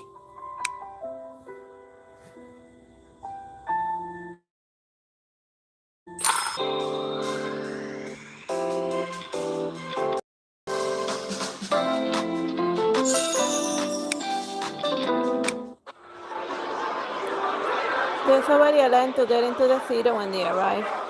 This show attracts more people than I expected. Those girls Jim E fans? They have banners. Jim,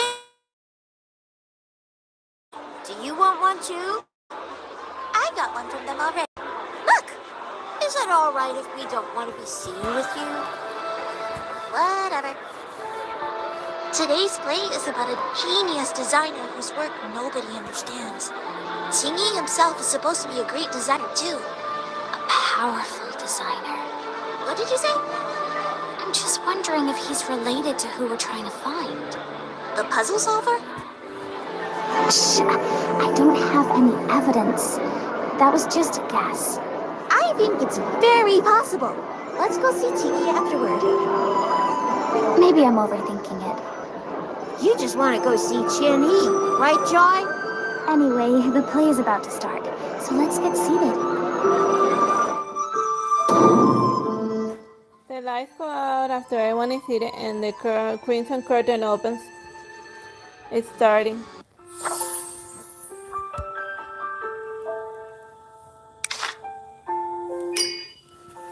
Kijin looks completely different from the Flower Fest poster and very different from when he rescued Joy. He sits on a chair dejected, his hair covers his eyes and there is only a faint spotlight on him. Torn designs are everywhere. That's when Nikki sees the same butterfly that she saw when she arrived at Cloud Crest. The butterfly makes its way to the stage. When Kijin raises his head, Nikki discovers that it's not the present Kijin, and the banner now says Nostalgic Dreams. There is now a boy that looks like Kijin, or rather Kijin when he was a boy. Are you here to watch me? Or Kijin looks at Nikki. are you in the play with me? The butterfly flaps his wing. The boy flashes a satisfied smile. No, I was wrong. You were already in the play. The thunderous applause brings Nikki back to reality. The play has ended and the audience is completely immersed in Kijin's world, and they believe in everything and every character he has played. Nikki is still thinking about what she saw, and was it a new design of reflection? What's the meaning behind the things he said? Nikki! Tingy's back on stage! Oh, what? Shinji is flowering him back to the audience. He looks through the audience to find Nikki and Joy, and then he nods and smiles at them. Did Tingy just spot us? Ow! Calm down and stop squeezing me! It's getting dark by the time they leave the theater, and the white snow is softened by twilight. They are faced with a serious problem. Every hotel is full because of the Flower Fest, and they don't have a place to stay. That's what you get for wasting all that time in the theater. Are we going to sleep on the streets? But the play was so good! You were into it too. They pass by the food market from earlier. What if... see Yishao? Yishao? They follow the direction of Jishao and find her house, which turns out to be two small houses in the suburbs of Cloud Crest. There's a small front yard with a tree that's covered in snow. Jishao is in the yard watching her cat playing with a ball of yarn. Yishao! Hey, you guys made it. Shinx in the yard starts chasing Momo as soon as he steps into the yard. Cluck cluck. Ah! What's going on? I'm sorry, but this is too funny. Yishao! Make them stop! Maybe they just want to be friends with you. Anyway, let's have hot pot tonight since you're here. Sorry for coming unannounced, but thank you. Let's change into something stain resistant before hot pot. But watch out for the sauces anyway.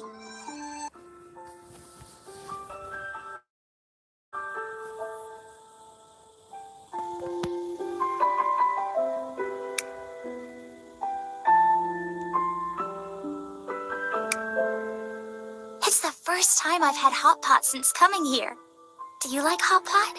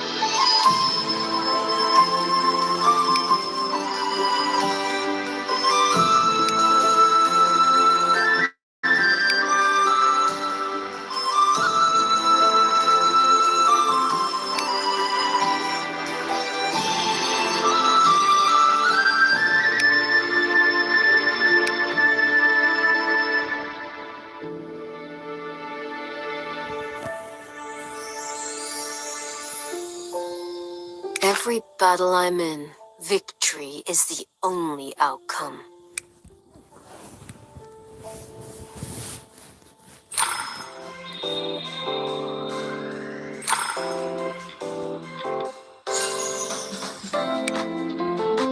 Hot pot is great when it's snowing outside.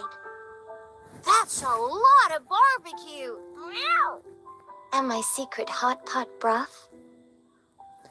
Giselle puts the pot down and there's a layer of chili on top of the broth with lots of chili pepper. That looks spicy. It's not. Just give it a try. Giselle is really sincere, so Nikki dips something in the soup and takes a bite. Water! Water! Is it spicy? My turn! Too spicy! Is it really that bad? My mouth is on fire! Giselle watches incredulous as Nikki and Momo and Joy start jumping because it's simply too spicy.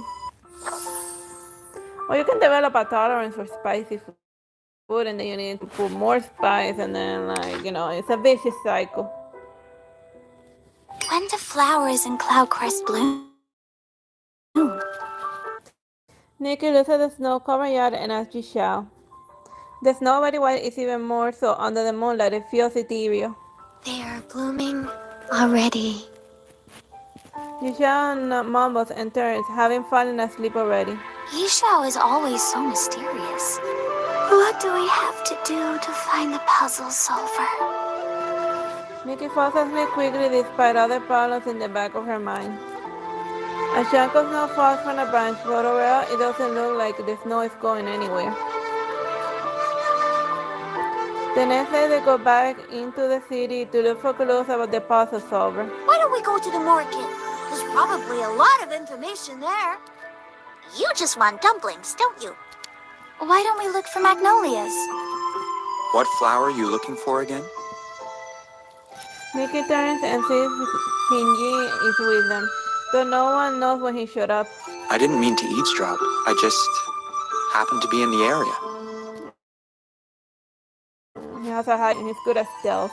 Happen to be in the area, huh? Shinji looks apologetic. I was on my way to see a friend in the suburbs and I saw you guys, so I came over to say hi.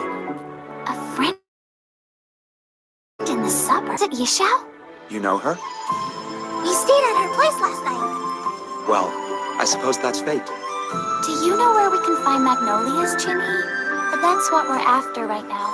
Magnolias? Ian looks a little surprised and he thinks for a moment but all looks a little hesitant. Do you know something? Shinji looks at Nikki with resolve and kindness in his eyes. He walks over to the magnolia tree and raise a branch and wipes the snow away. The bud then sprouts and blooms into a white magnolia. Is this magic? Are you? Shinji puts his finger on his mouth and winks at Nikki. Shh. The flower is gone when he hands the branch over to Nikki. I don't know what you're after, Nikki, but I believe we are not enemies. Shinji is serious. Then Shinji's demeanor changes suddenly. Somebody's following us. If you like theater so much, I'll give you a tour. Sounds great! I would love to know how the sets changed during the play. When did we say we were interested in the theater? I want to know too. Nikki, you too? Change into something easy to move in, because backstage is not as chill as you think.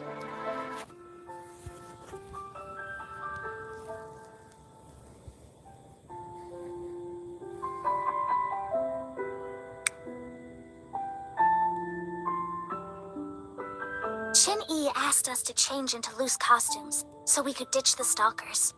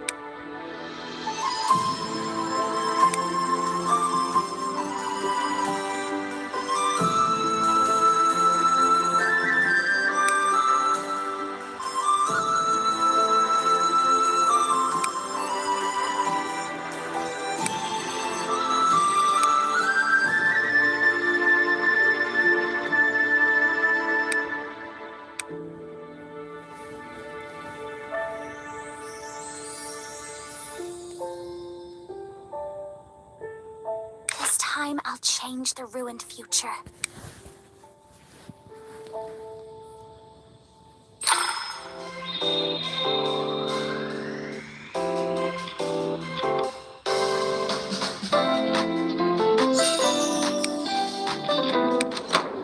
Nothing is scheduled today, so only a few staff members are there.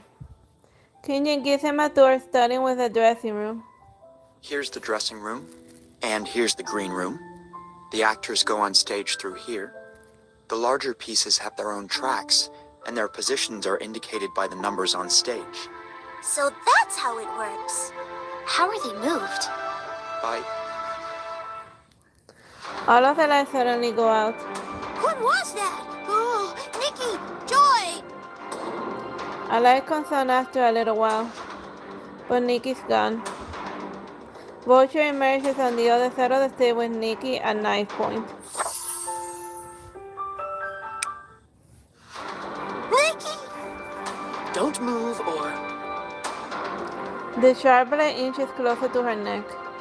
Nikki tells herself that she must not be afraid, and also Vulture cannot know that she has the real manuscript.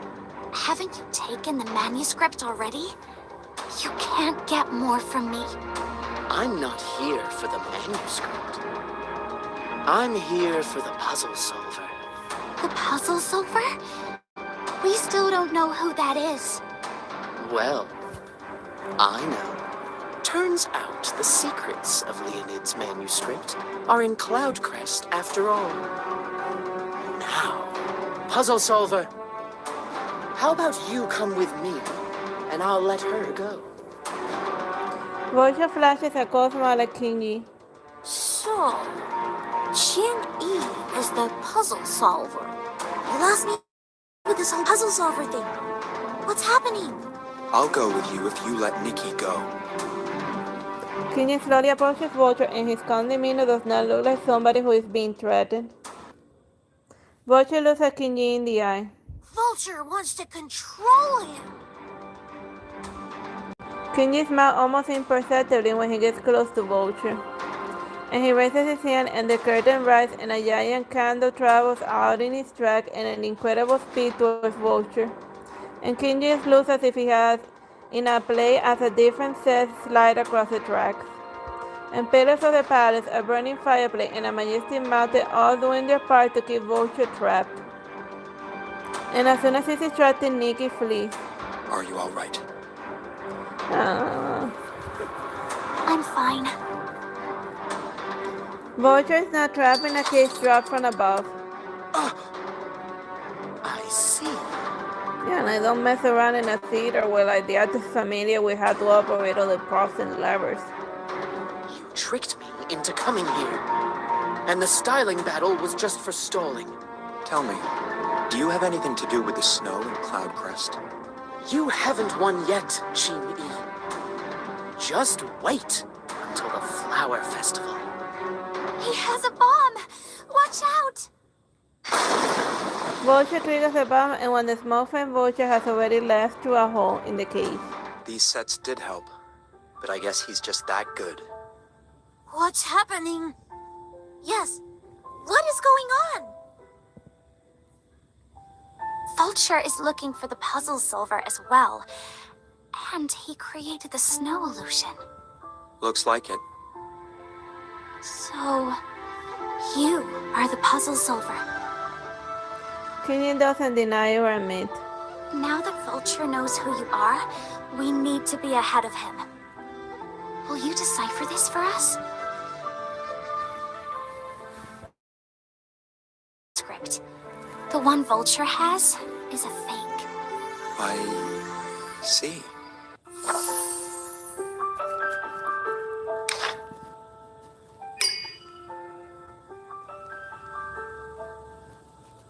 But I'm sorry I can't decipher it for you. It contains truths enough to shake the entire world, and it's not time to reveal them yet. In that case, what do we do now? Vulture says they have other plans for the Flower Fest. Cloudcrest is still covered in snow, and the opening ceremony of the Flower Fest is in 3 days. Don't worry. Leave it to me. Now that I know who my enemies are, it'll be easier to deal with them. But I need a favor, Nikki. What is it? You need to play an important role during the opening ceremony. Me? A role? Just be yourself. The girl that brings spring and flowers to Cloudcrest. Spring and flowers? What is he talking about? To control minds over a large area and cover Cloudcrest in snow, Vulture set puppets all over the city to channel the power. I have their locations and have included them in the route for the float. You need to wake them up with your styling power. You are the only one that is capable of bringing flowers and spring back to Cloudcrest. I am the only one that is capable. She is encouraged by Kinji's words. Oh, I'm not too confident about it, but I will do my best. Look hard enough and an answer shall be found, and work hard enough on something and it will succeed to a degree. I believe in you, Nikki. As for Vulture and the other enemies, I will lure them out during the play at Flower Fest. How about me? I don't really get what's going on, but is there anything I can do to help? Kinji looks enthusiastically at Joy and smiles. You can help me from the side of the stage. Sounds great! I will follow Nikki. Alrighty then. Let's go. Where? To get you, our newest member, onto the poster. Does that mean she'll be seen in the plaza too? The photos are taken in the theater where there is a special equipment and backgrounds, and the photographer is getting ready. Kinji shows Nikki to a makeup stand and puts makeup on her. Qin-Yi knows how to do makeup too? I thought they have professional makeup artists for this. He does all of his own makeup, especially for classical Cloud plays. There is no one in Cloud who can do it better than him. Learning how to act back then was very different. There were too many of us, and no one would do anything for you. My teacher would cane my palm if my makeup wasn't good. I had to perform in smiles even though I was just trembling backstage. Kenji talks about his past while putting on makeup for Nikki. He sounds nonchalant, like he's telling someone else's story. Raise your head a little, just like that. Kenji paints her brows and Nikki sees her reflection in his eyes. That must have hurt. When your palms were caned. My teacher tapped me on the head once, and I was sad for a long time. Yes, it hurt. That's why you're so kind to everyone. Kenji doesn't reply, just smiles instead. Close your eyes. I want to see Chingy in an opera. I'm sure you'll get to see it at some point. That's it. Wow, this looks beautiful. I want to learn how to do makeup from you. Those are his secrets, and he won't just teach them to anyone. I heard your first play was Nostalgic Dreams. Do you still remember it? Of course. It was my first play, after all. The costume you designed was also called that. We can talk about that later. Let's get the poster photos ready. Put on something that conveys spring and flowers. Right, sure. It doesn't look like Kenji wants to talk about it, so Nikki stops asking. Kenji suddenly starts on his way out. Actually, I really didn't like that costume. What? Nothing. Nikki, get changed! I'm nervous all of a sudden. Don't worry. Just be yourself, and you'll be fine. You'll be fine! You were on the cover of Shining Pictorial once. Just shine like you always do. The lights and the camera are good to go. Are you ready?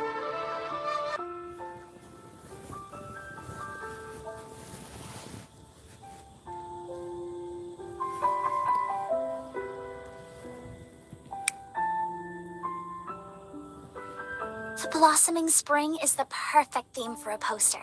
You can do it.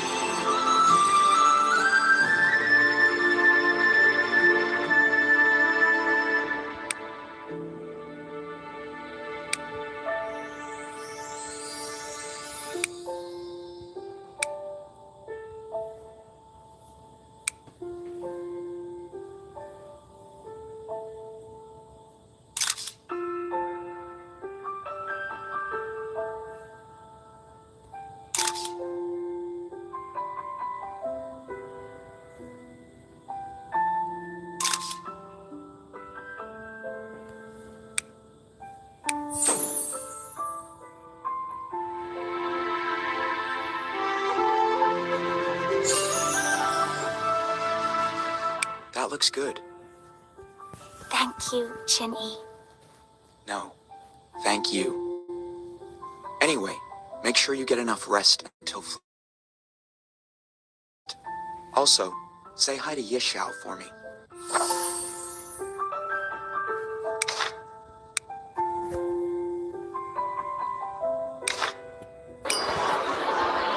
Pretty much everyone in Cloudcroft residence is at the opening ceremony of Flower Fest.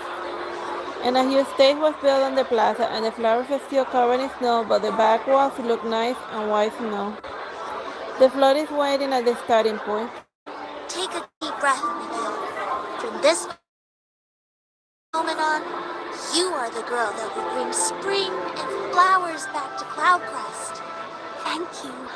I'll do my best. I don't know what Vulture is gonna do. Still feels a little dangerous. Joy, be careful and stay safe. Don't worry. I think Tingy will protect me if something goes wrong. It's actually kind of exciting. Ready? Ready. Tingy watches Nikki get on the float. Stay safe. I will send people to protect you. It's a little dangerous, but please believe in me. And believe in the power within yourself. It is easy to get lost in Tingy's eyes because they seem to be able to see through your mind. And the butterfly by his side looks like he desperately wants to spread his wings. And remember when you asked me about the Nostalgic Dreams outfit? It was my first costume design. Pure Angelica, Nostalgic Dreams. You encountered it by chance. Maybe it will prove useful. I hope so too. Believe in Tingy. And believing in the power within. Tingy watches Nikki leave and opens his hand fan. And now, I must get ready for my part. The route takes a float through the major streets of Cloudcrest, and paper petals from the float dance in the air. Nikki, look at that man up ahead. Is that one of the puppets Jin-E mentioned? The puppet stands with an expression on his face that Nikki is all too familiar with. Blank stares but a faint smile. Most likely. We came up with your styling power.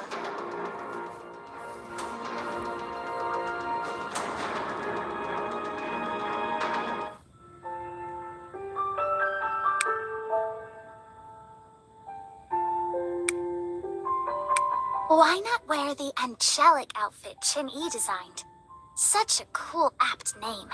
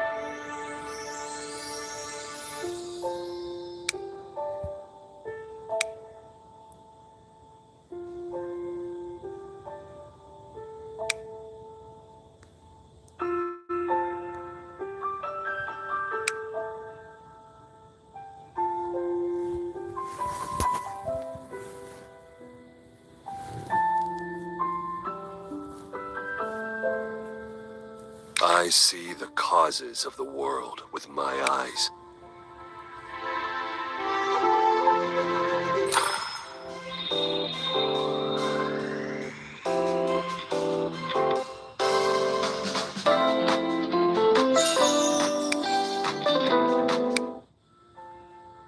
did it! Nikki finds herself on the stage at the theater just when she thought the battle was over. The crimson curtain rises and all the spotlights are on her, who is wearing the nostalgic dream costume. And Kiji is in the audience, just a boy. Pure Angelica. Nostalgic dreams. A butterfly rests on his fingertips. But just a little bit more. Who can tell what's real and what's fake anyway? The boy crashes a butterfly as he speaks. The mirage fades. We did it, Nikki! We did it?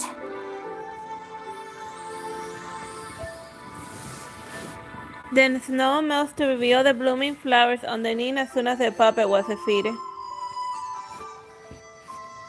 When people look up, paper petals are now petals of real flowers, bringing the fragrance of spring with them. It's wonderful! Like magic! Is the girl on the float a goddess? So that's what they meant by bringing back spring and flowers. Was that the snow part of the performance? I need to post this on my moments. As the float makes its way to the city, the flowers are revealed and are about to celebrate the flower fest. Some even see the snow was part of the ceremony. God, this is going well. I hope Joy is alright. I can't help but feel that something is going to happen. Suddenly, all of the puppets that had not been awakened decide to do something different. They abandon the pose and converge on. Going to the stage! Kinji has already taken the main flower fest stage in a red costume. He raises his arms to cover half of his face, making his mouth and the butterfly even more alluring. The crimson curtains behind him are still drawn.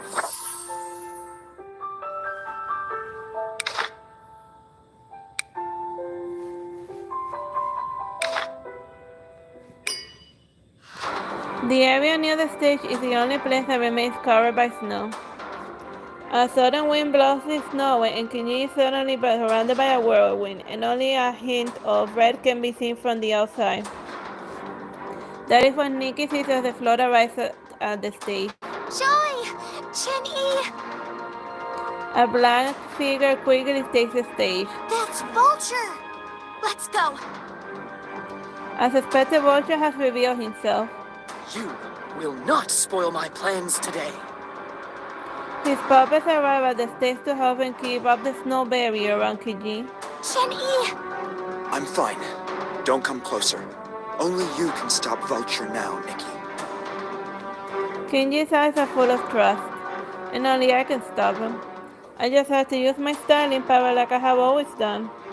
Nikki approaches the stage despite the whirlwind. Careful, Nikki! You'll have to deal with me first, Vulture.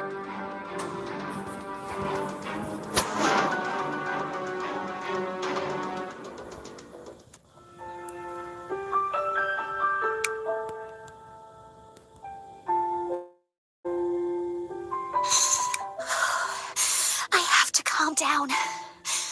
Only we can stop Vulture now. She sounds like she's cold.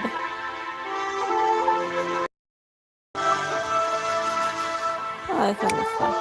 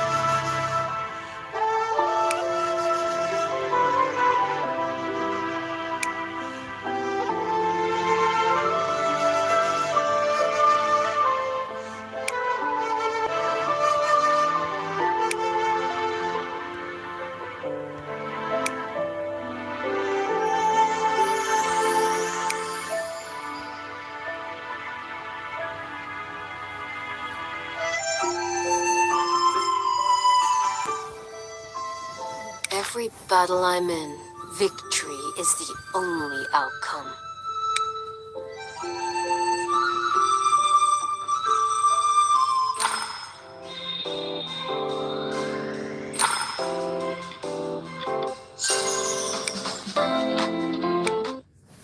Even though she defeated Vulture, she's unable to release his puppets from the mind control. The whirlwind hasn't stopped, but she can feel that she's losing her power. Just a little more. Nikki has to use more styling power than her body can handle. Where did he go? Did he escape again?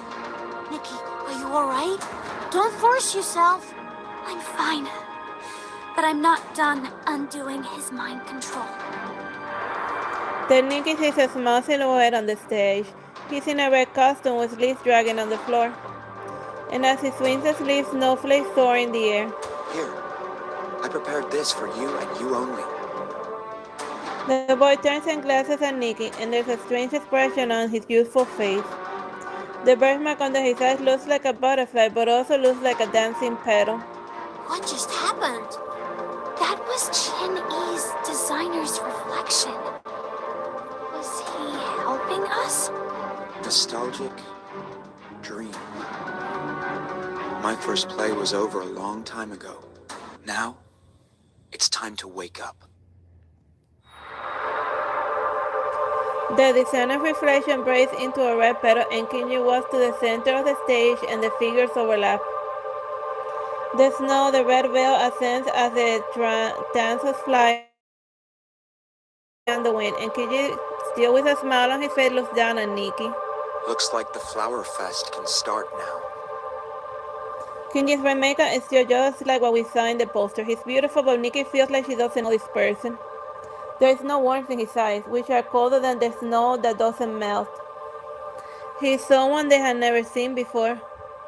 The snow melts and the flowers bloom. Chin Yi. The real performance starts now. The curtains behind Kinji open and out comes Joy.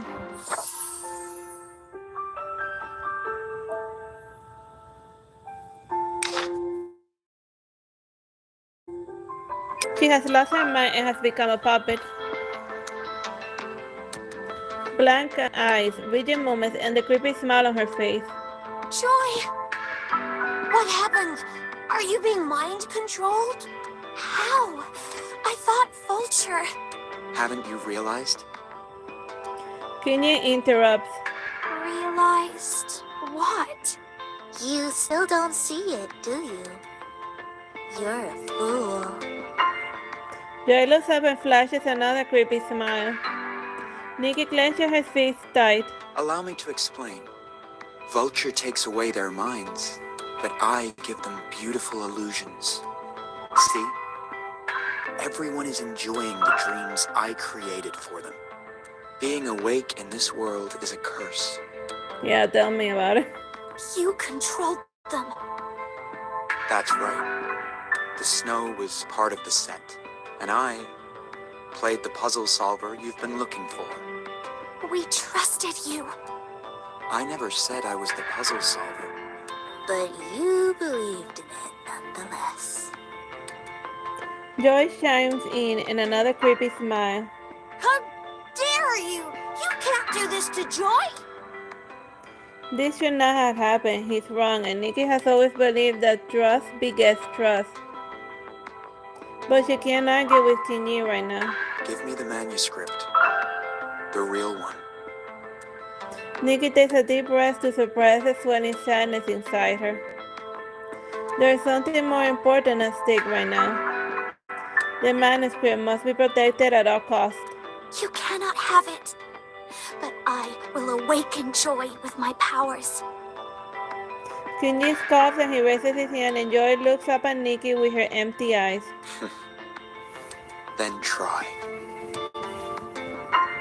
Nikki, put on Hazy Dream and see if you can beat him.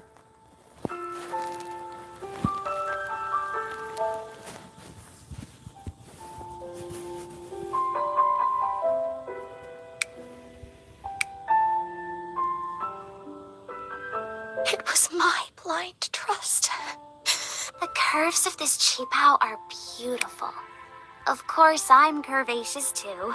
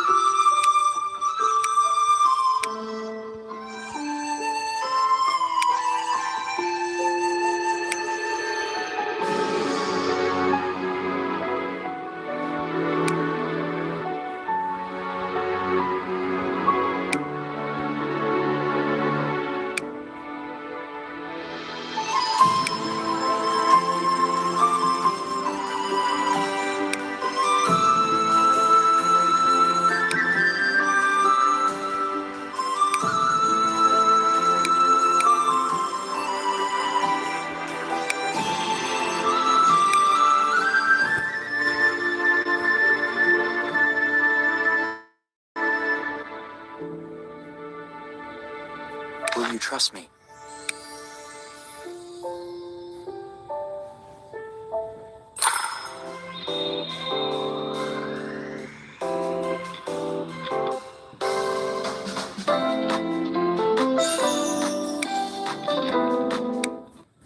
Nikki is almost out of styling power from her previous battle, and Joy's eyes are still empty even though Nikki defeated her. Joy, how is this happening? It hurts. Nikki, why did you hurt me? It hurts. Nikki's hand stained with Joy's blood rushes over to Joy, and she's confused and trembling. The blood splatters on her clothes and her hands and the stage like blooming flowers. Joy, I'm so sorry. It's all your fault. Joy struggles to raise her hand and slaps Nikki. Joy is shaking uncontrollably like she could fall apart at any moment, and blood is everywhere. Nikki, Joy is still under control. Don't believe anything she says. Cry if you want to. Kinjin walks over to Nikki and lifts her chin. The scarlet handprint looks extremely appalling on Nikki's fair skin. Nikki looks at Kinjin, whose eyes are unusually cold and unfamiliar. It's all right. You don't need to hide it. She slapped you. It hurts, and it's natural to want to retaliate. That's not it. Her eyes twinkle, but the light in them are fading. That's not it? Kinjin lets go of Nikki, who crumbles to the stage. You still don't get it. The world isn't ruled by beauty or pain. Your emotions mean nothing. It is run by those with power. In a different shade of red engulfs them and covers the blood on the floor. Just blood on the floor and on the petals and on her hands, everywhere. Have you made a decision? I don't think her body can take it much longer. Blood drips from her fingertips. They fall on the scarlet stage, splash, splash, like clock counting down to death. The blood they are seeing is real and not a game and not an illusion and not a dream. It is a reality that she cannot run away from. Now, hand over the manuscript. The victory has been decided and the loser has no choice. The winner takes it all. The loser stands and whatever. The manuscript must be protected because it's the only clue to finding Leon. And it affects it. But it's also the only way to save Joy right now. Nikki takes out the manuscript and hands it over with her trembling hands. She fully accepts her failure. Here it is. Please, wake Joy up. You took too long. She's not going to wake up anymore. What? Nikki looks up, feeling lost. Kenji takes a manuscript and stands up blocking the light on the stage, and he looks taller and colder than usual. Joy, no longer under control, falls to the stage with a loud thump. You have lost the manuscript and your partner because you are ignorant, weak, and useless. Kenji looks down with cold eyes like a human looking down at an ant. The trust and courage that you often speak of are worth nothing. The dance of the flower fades and everything is concealed by the curtains. Kenji no longer pays attention to Nikki because she's not worth his time. He turns around and walks into the light of the stage. Nikki can only watch helplessly as he bows and accepts the applause on the stage. He created a short illusion, and during the dance of flowers they saw a different play where Kenji brought back spring. And as the fair one of the cloud, every single one of Kenji's performance must be perfect. They must achieve their goals while defeating the opponents comprehensively. This is no exception. Joy does not wake up. She lies there with a smile on her face. The silence is eerie compared to how she normally is.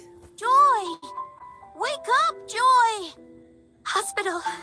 We need to take her to the hospital. Nikki is barely able to pry Joy up, and then she stumbles herself. Joy, we're going to the hospital. You'll be fine. You'll be fine. Tears roll down her face, but she does not cry out. No, I can't cry right now. Oh, it's all Chin Yi's fault. He's the bad guy. He took the manuscript and he did this to Joy. She liked him. Oh, you know what they say, never trust a beautiful celebrity. It was my fault.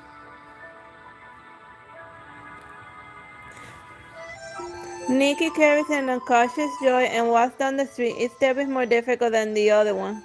I didn't see through Chin Yi's plan. I should have noticed that those under Chin Yi's control were different than the ones under Vulture. Or I might have noticed, but didn't think further. It's not your fault. I shouldn't have believed everything Chin Yi said. I shouldn't have thought that my styling power could help me with every problem. I relied on it too much. And forgot something more important. Don't trust strangers. I thought this was just a trip. Don't be sad, maybe I can still turn this around. Stop blaming yourself. That is not what happened. If it didn't happen that way, then what is the truth? It is a tough one to swallow as it is. It's all my fault. Momo. Nikki is unable to bear the weight and falls in the street, now with flowers in full bloom as pedestrians watch and scream. Nikki! The petals in the air like dancing butterflies fall on Nikki with the warm sun, and a blinding light makes everything blurry, and then back to the darkness.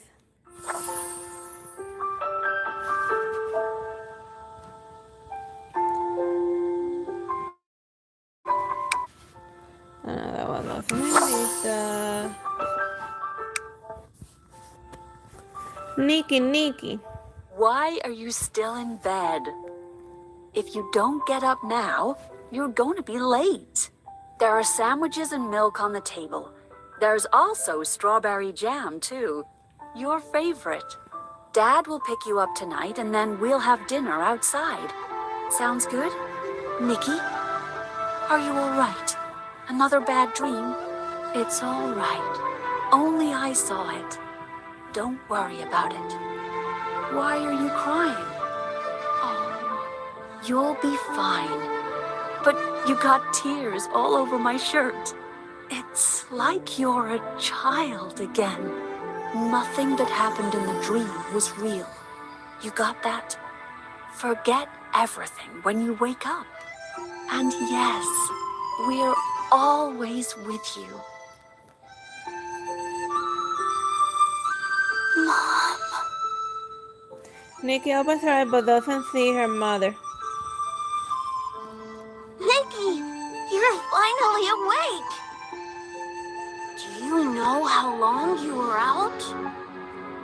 was so scared. How did I end up here? You passed out, and suddenly Yishao was there, so she took you home. Yishao? Memories from the day come rushing back. It was just another bad dream. The manuscript was taken and Joy was gravely wounded. Joy! Where is Joy? Her head still hurts, but she sits up as soon as she thinks of Joy. She is still unconscious. Yishao said that maybe we need to do something special to wake her up. Momo takes Nikki to Joy's room and Joy is sleeping quietly, but she smiles and frowns occasionally. Nikki looks at her without saying a word.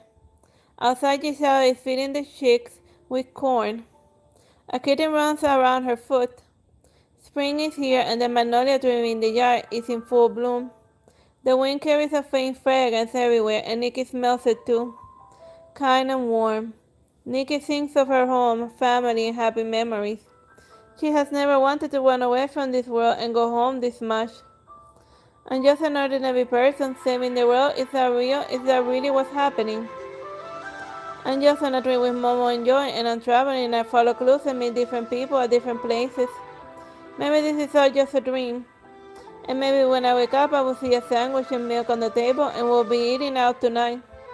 And maybe when I wake up, I can cry on Mom's arms and forget about the bad dreams. But that's not the truth. The blood that Joy spilled all over the petals and the hands that wouldn't move because she was terrified, all too real. Nikki? Momo is worried. Don't worry.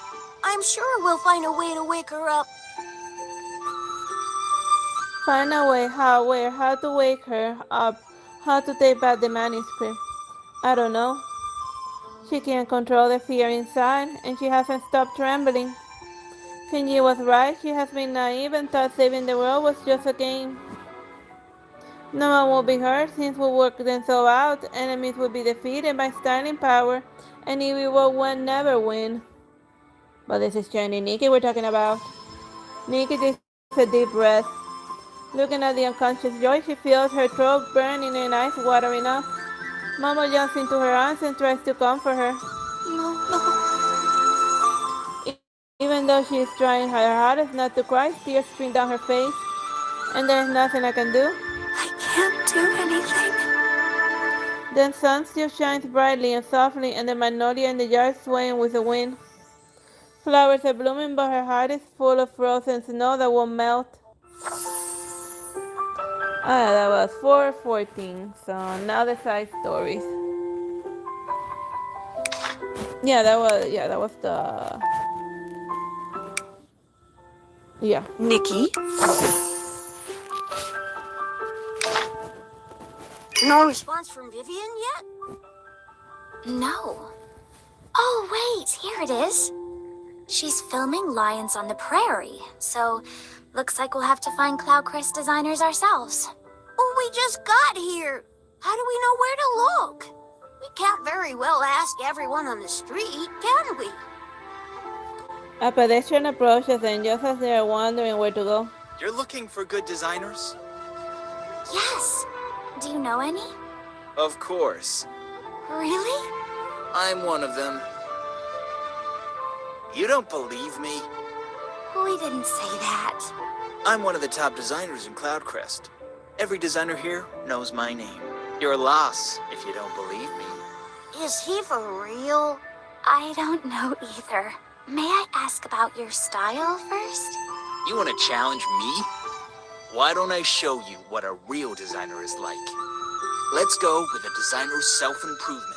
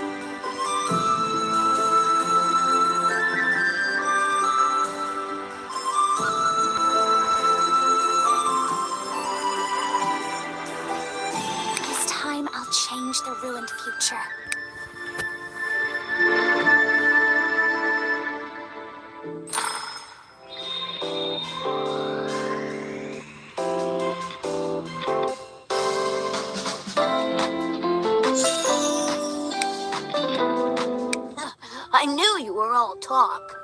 I didn't think you were so good. Anyway, yes, I am a newbie. But I know who the best designer in Cloudcrest is. Who is it? It's...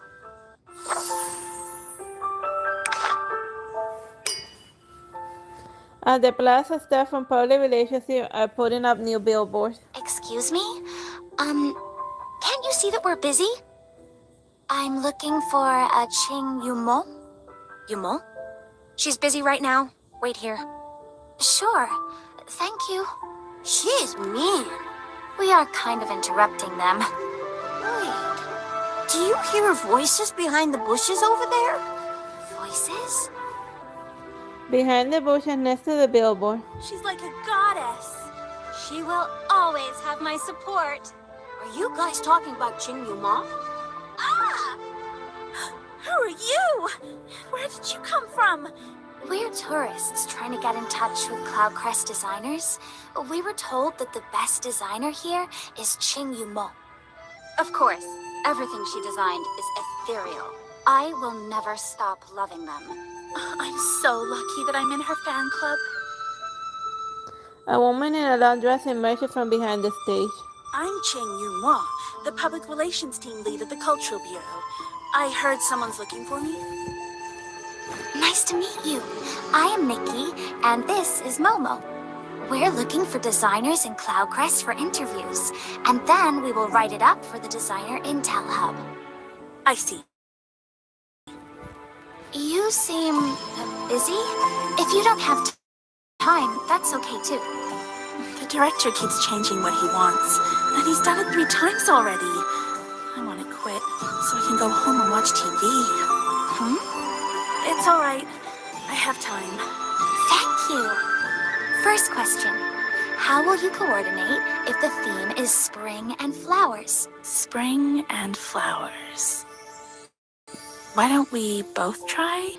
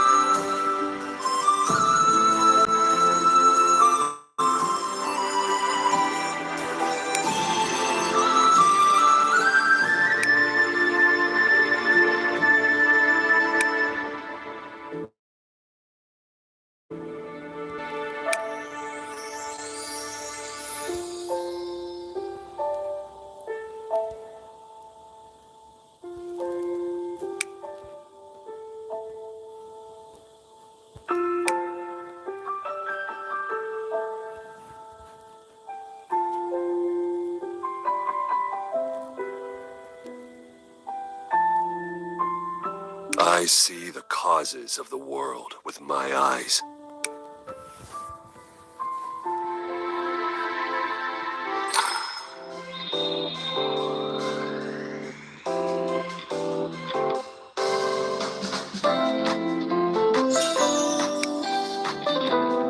That is a beautiful outfit.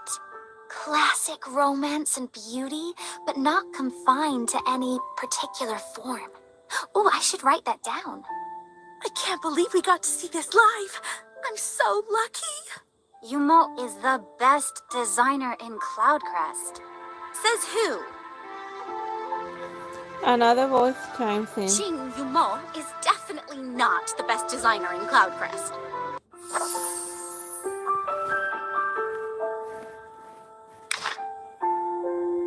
So that's the statue of the wardrobe advisor. Majestic. This is apparently one of the most famous spots in Cloudcrest.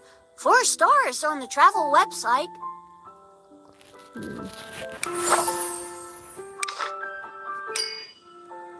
Oh, yeah, that was definitely number 3. So that's the statue of the wardrobe advisor. Majestic. This is apparently one of the most famous spots in Cloudcrest. 4 stars on the travel website. The National Museum is another, with lots of rare exhibits. Is this the place that person mentioned? Yes, the best designer in Cloudcrest is located here in the National Museum. What are we waiting for then? The man at the reception is drinking tea and waving his hand fan. Hello, I'm looking for Jiang Chitong. Who? I'm looking for Jiang Chitong. What? Jiang Chitong. Oh, Professor Jiang. Conservation office, 2nd floor on the right. Jiang Chitong is mending an ancient Cloud Empire skirt. Nice to meet you. I am Nikki, and this is Momo. We are looking for information on Cloudcrest designers for the Designer Intel Hub. So, you are reporters? Sort of? Jiang Chitong puts down her tools. Then I shall introduce myself again.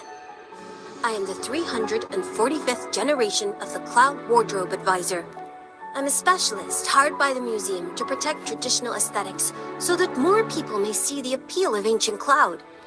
The recent free-form, empty and shallow designs trending in Cloudcrest will go out of style soon. You should learn more about the great designs from past Cloud designers as opposed to... Oh, what is she talking about? This is too long. Shh. Did you get all of that? Yes, I did. By the way, there's a new seminar at the National Museum called Ancient Cloud Apparel Intro. Will you mention it in the column? What is it? Is it difficult to understand? Actually, let me show you. Let's go with Orthodox Classic Apparel.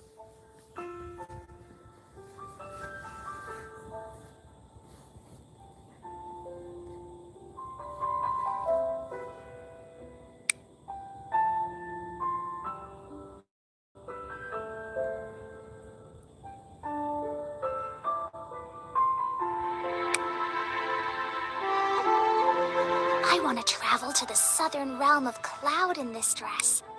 Let's go together next time.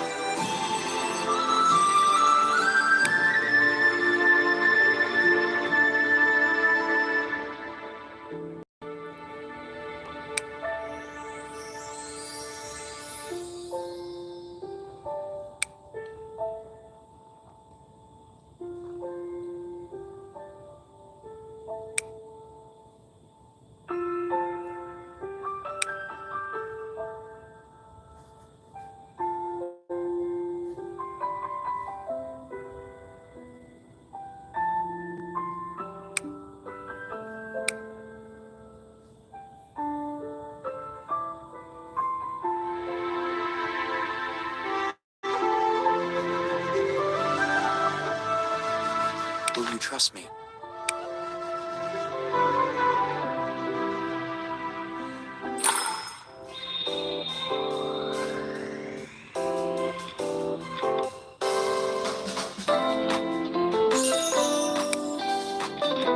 They're both from Cloud, but her style is vastly different from Yumon. Ching Yumo? Her freeform style is exactly what not to do.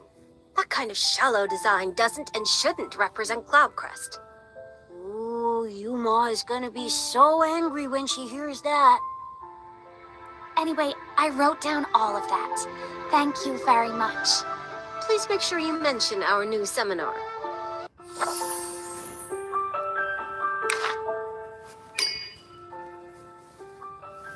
Didn't understand anything she said. It was almost as if I was back in school and listening to a lecture. Yes, Chiang Chi-tong's lecture was boring, wasn't it? Who are you? Sorry, I'm just Xiaoyu. I'm a first-year student at the National University. Is that a cat? How cute! I've never seen a talking cat. Can I touch him? I'm not a cat. No touching. Huh? Fine. Nice to meet you, Xiaoyu. I am Nikki, and this is Momo. What brings you here? The exhibits? We're looking for the best designer in Cloudcrest. At first, we were told it's Yumon, and then someone mentioned Jiang Shitong. What is it? Neither. I don't know who the best is, but it's definitely not them. Why? Chiang Chi-tong is a relic of the past. I wouldn't be here if this wasn't a requirement for school. All of Qing Yuma's designs are vain. They look great, but that's it. What style best represents Cloud then? Something that combines Cloud features but feels modern. Sounds refreshing. How about modern Cloud?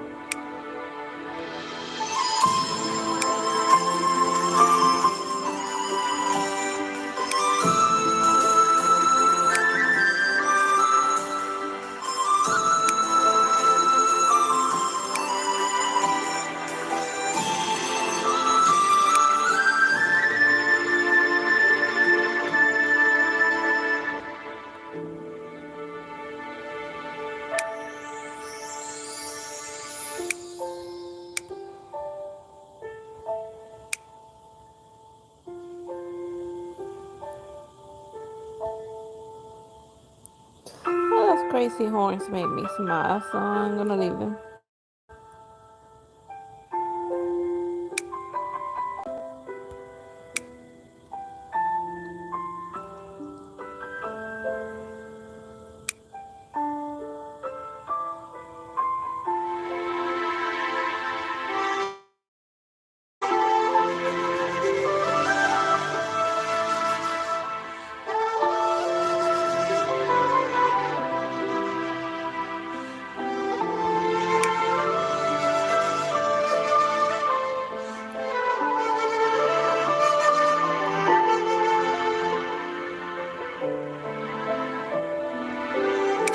battle I'm in, victory is the only outcome.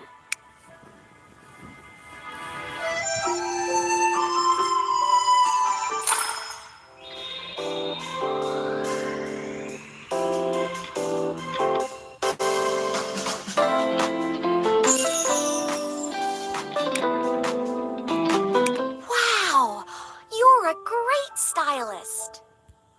You gave me a better understanding of Cloudcrest designs. Thank you. What's wrong? Don't scare me like that. I'm late, and Chiang Shitong is going to make me do extra work again. Anyway, I have to go. Bye!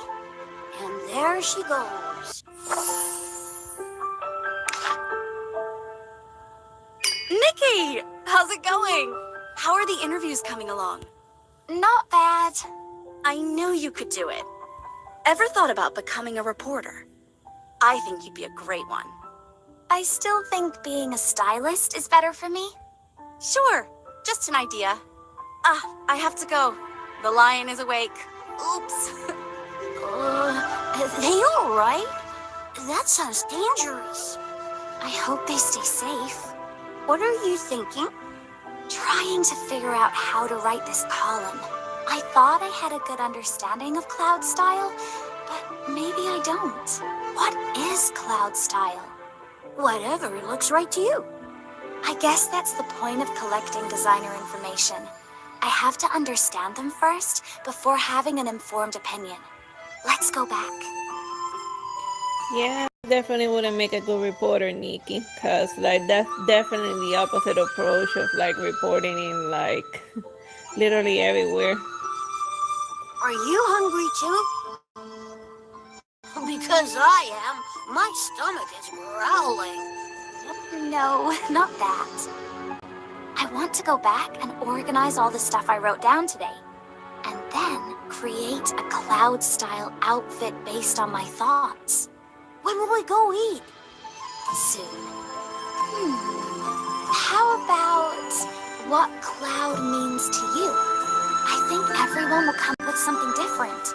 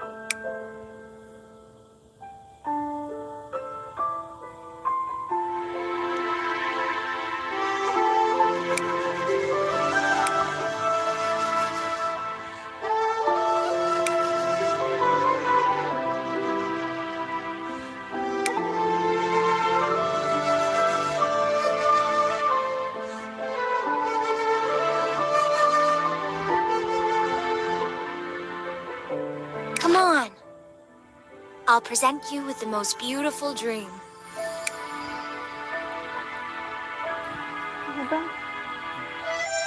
Did he freeze on the video or is it still going?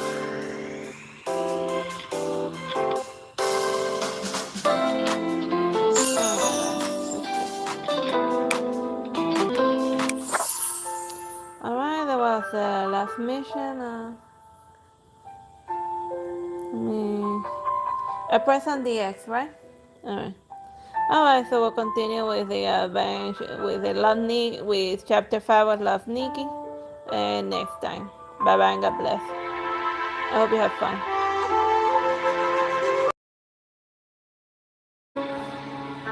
Hello, my name is Teresita, your sister, and we're continuing with Love Nikki. We're gonna start with like a simple sound test, which is like something very important to do in all of your streams. Oh yeah, alright, perfect. So we have sound. Let's start with chapter 5.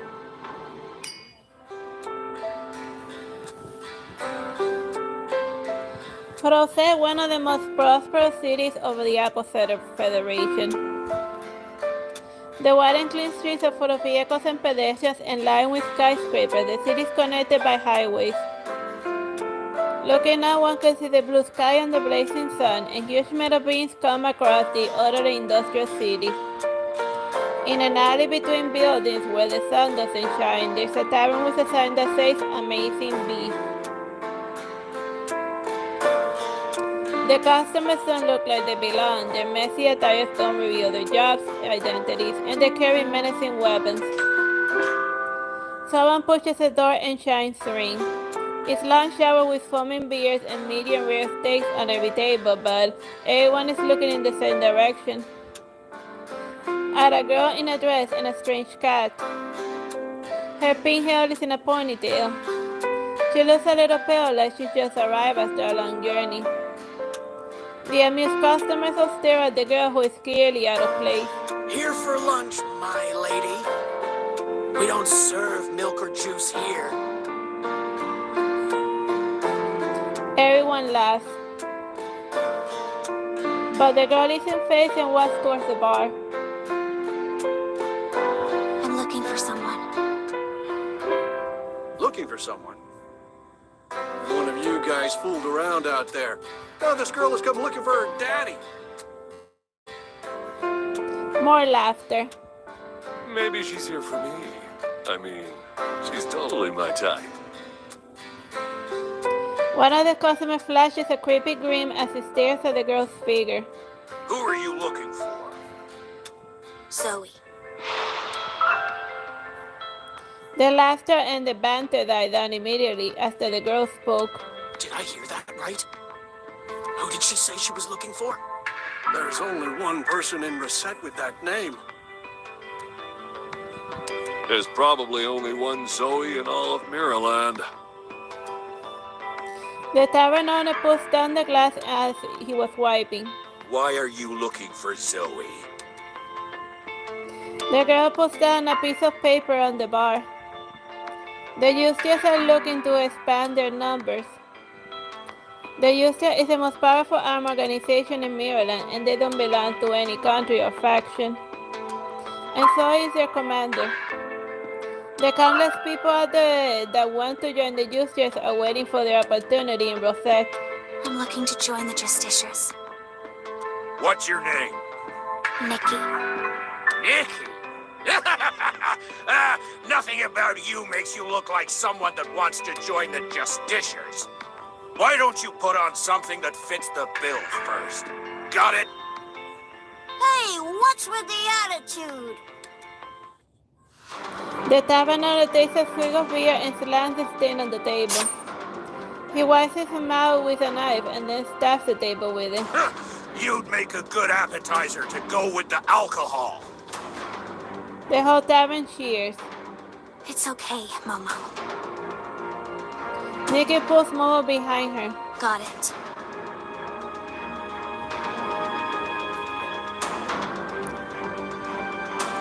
And just sadly, in the previous chapter, she lost terribly, so then she's just doing what everyone who suffers a terrible defeat does, tries to join like people more powerful in order to increase your strength.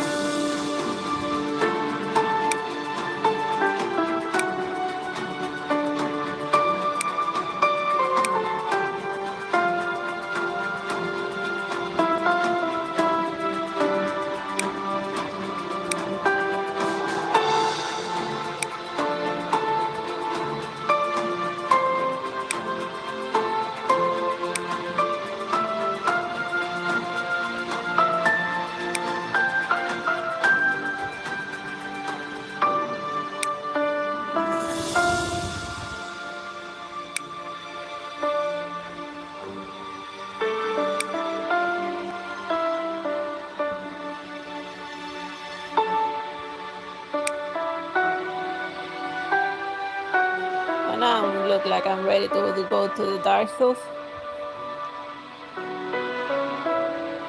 Every battle I'm in, victory is the only outcome.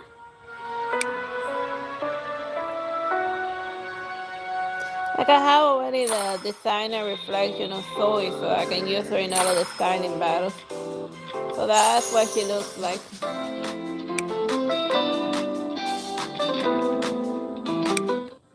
The Terminal looks at Nikki up and down, and it makes her extremely uncomfortable. Well. Not bad. Alright, you got some good mind control, Kitty. So, how do I find Zoe?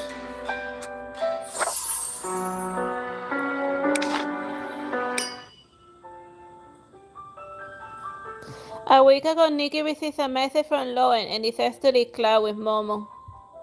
Staying with Joy won't wake her up and definitely won't help with taking back the manuscript. Are you ready? Lowen said that Chin-Yi's identity is very complicated and that he has informants all over Maryland. I knew it! Yes, he fooled all of us. And it looks like there's an even more formidable enemy behind him. Now there's only one place to go if we want to save Joy and fight Chin-Yi. Where? Rosette, in Apple Federation. Lowen said it's the only place that Chin-Yi's people can't infiltrate, so maybe it's the safest place for us. Their ruler, Zoe, is also the commander of the Justiciars. She must have powers that counter Chin-Yi's. I heard that she has a lot of people with all kinds of power working for her, so maybe one of them will know how to help Joy. Nikki looks down, her nails digging into her palm unconsciously. I can only borrow someone else's power. We can save her. You have to believe in yourself. Yes, we can do it. We shall. Please take care of Joy for me. You got it. Nikki looks down at Joy sleeping and struggling in her nightmare, and the loose hair by her ears sways in the wind. She looks so calm in her sleep, almost as if she will never wake up. I will come back for you, Joy. Now that you're getting ready to go, change into something for traveling. Comfort is a must, especially a pair of good shoes. In times like these, you have to take care of yourself.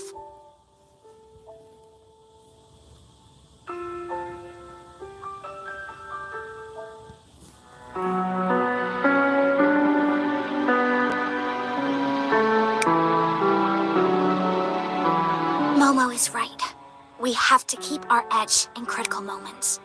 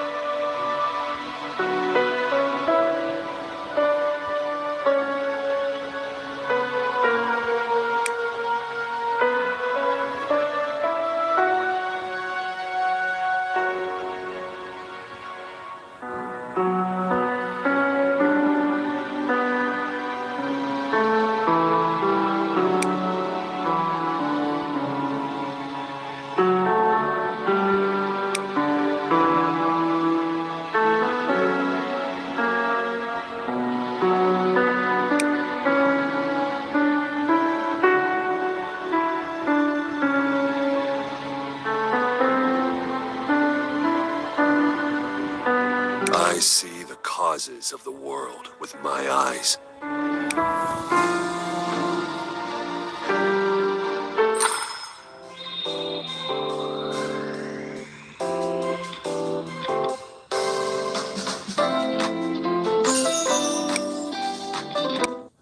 Nikki looks at herself in the mirror, contemplating.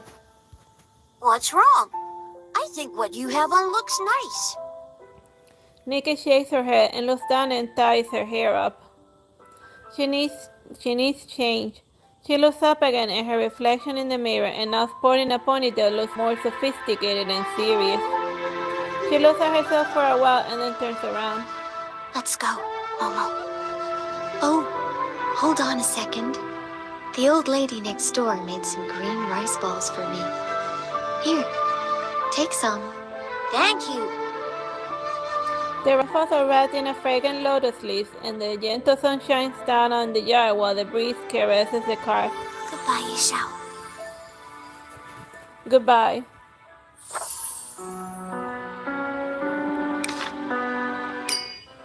In the tavern in Rosette, everyone is laughing at Nikki.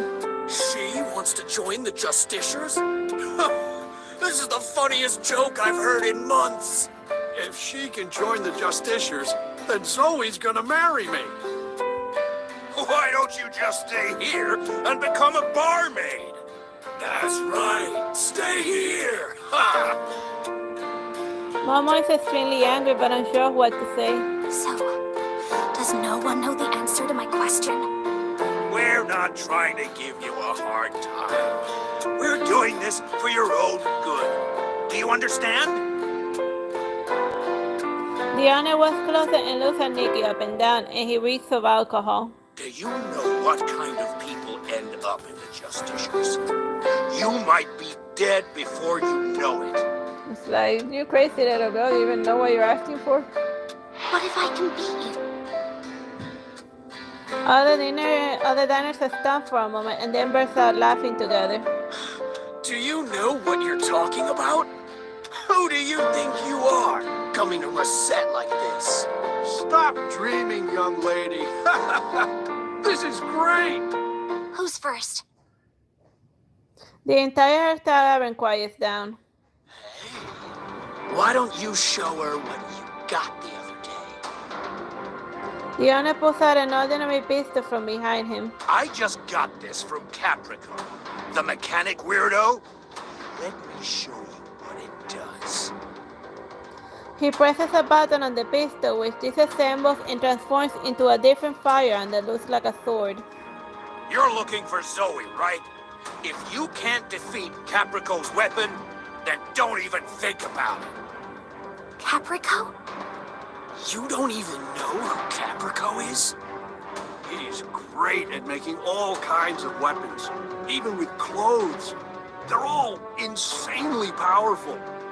What's that outfit called again? Into the Ruins. That's it. That outfit has cutting-edge technology from the Ruins, but no one has seen it in action. He's good, but he's just a weapons dealer under Zoe.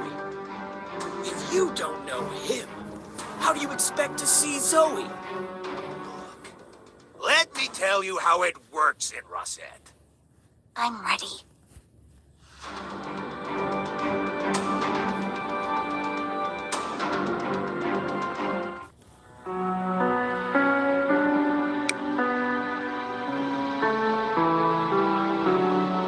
Since strength is the key to survival in Rosette, you need to give it everything you've got.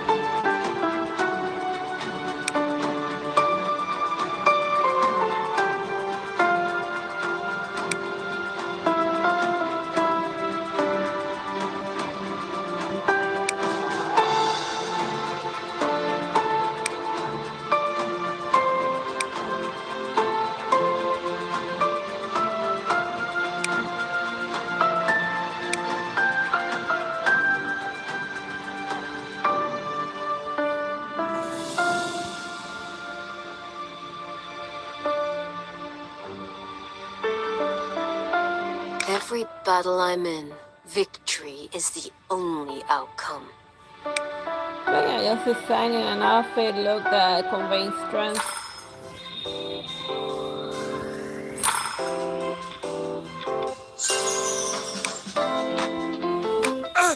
A little girl beat me?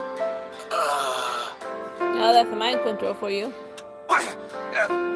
My bad. Have a seat, please. We won!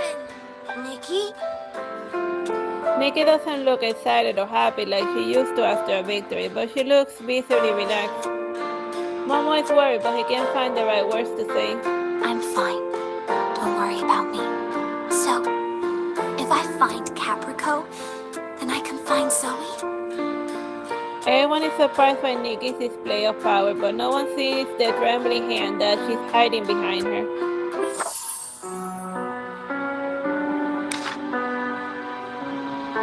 Now, will you tell me how to find Caprico? His factory's at... Will you take me there? Nikki interrupts him. The old Nikki would listen patiently and find a way that doesn't trouble anyone. The tavern owner is a little frightened by her approach and nods. The sky looks just as blue as when they leave the tavern, and the sound of traffic from the main street is the only noise they hear. The tavern owner takes them through a series of alleys between buildings, and there are no sounds except for their footsteps. He won't take us anywhere weird, will he? Nikki doesn't hear him because she's focusing on remembering the route. Nikki? What's wrong? Nikki finally responds but doesn't turn to look at Momo as she's trying to pay attention to their surroundings. Do you want to hear a joke? Thank you, Momo. Nikki realizes that Momo is trying to improve her mood, so she turns and smiles at him. Momo wags his tail and doesn't say anything. That's it. Just up ahead. He points to a small hut in the middle of a group of buildings. A small terminal stands outside the door of the hut, and next to exposed rebars. This is it? It's tiny. Huh? Where did he go? The tavern owner slipped away unnoticed. It's fine. Let's go. There are some people in closer mass outside the factory, and it looks like they don't want to be recognized. And that makes Nikki and Momo, who are in casual clothes, stand out like sore thumbs. The door suddenly opens, and the same man was thrown out of the hut. How can this be fake? It's the one Lilith wore. The man dusts himself off and looks at the crown in his hand before tossing it into the ground. Caprico has really good eyes. This was a near-perfect replica. The crown lands at Nikki's feet. Under the sun, the diamonds look awfully inviting. Nikki? Are you okay? It's nothing. Let's go find Caprico. You're here for Caprico? Are you here to buy something? Kind of. You look like it's your first time here. Are you here for weapons? Or... Nikki looks at the man cautiously. You don't need to answer. Calm down. I just want to remind you that you need to pay the price when you deal with him. You know that, right? Yes. Well, it's only standard if somebody, you can, you're not gonna just take the item and run. Either lots of money, or something else. Or your eyes. She suddenly notices the eye patch on his face. Only those with the right fee can enter the factory. Do you have what it takes? Nikki doesn't answer, and the one-eyed man doesn't ask. Ooh, this place feels creepy. I'm cold. Can we put on something warm? Okay.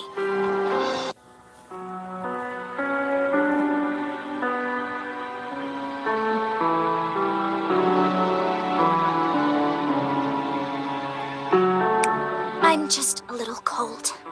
I'm not scared.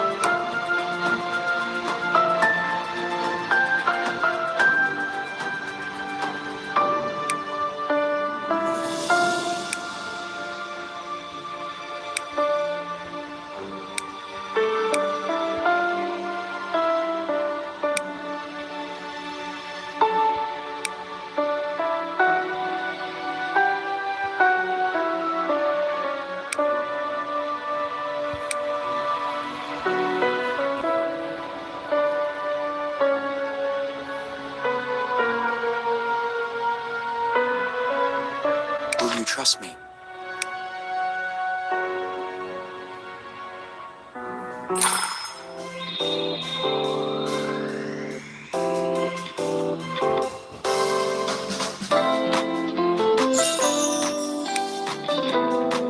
Young lady, once you enter, there is no turning back.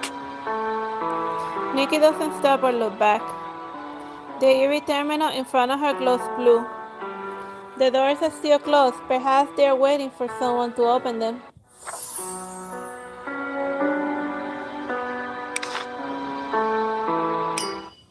Nikki taps the buttons in the middle of the screen and enters a command.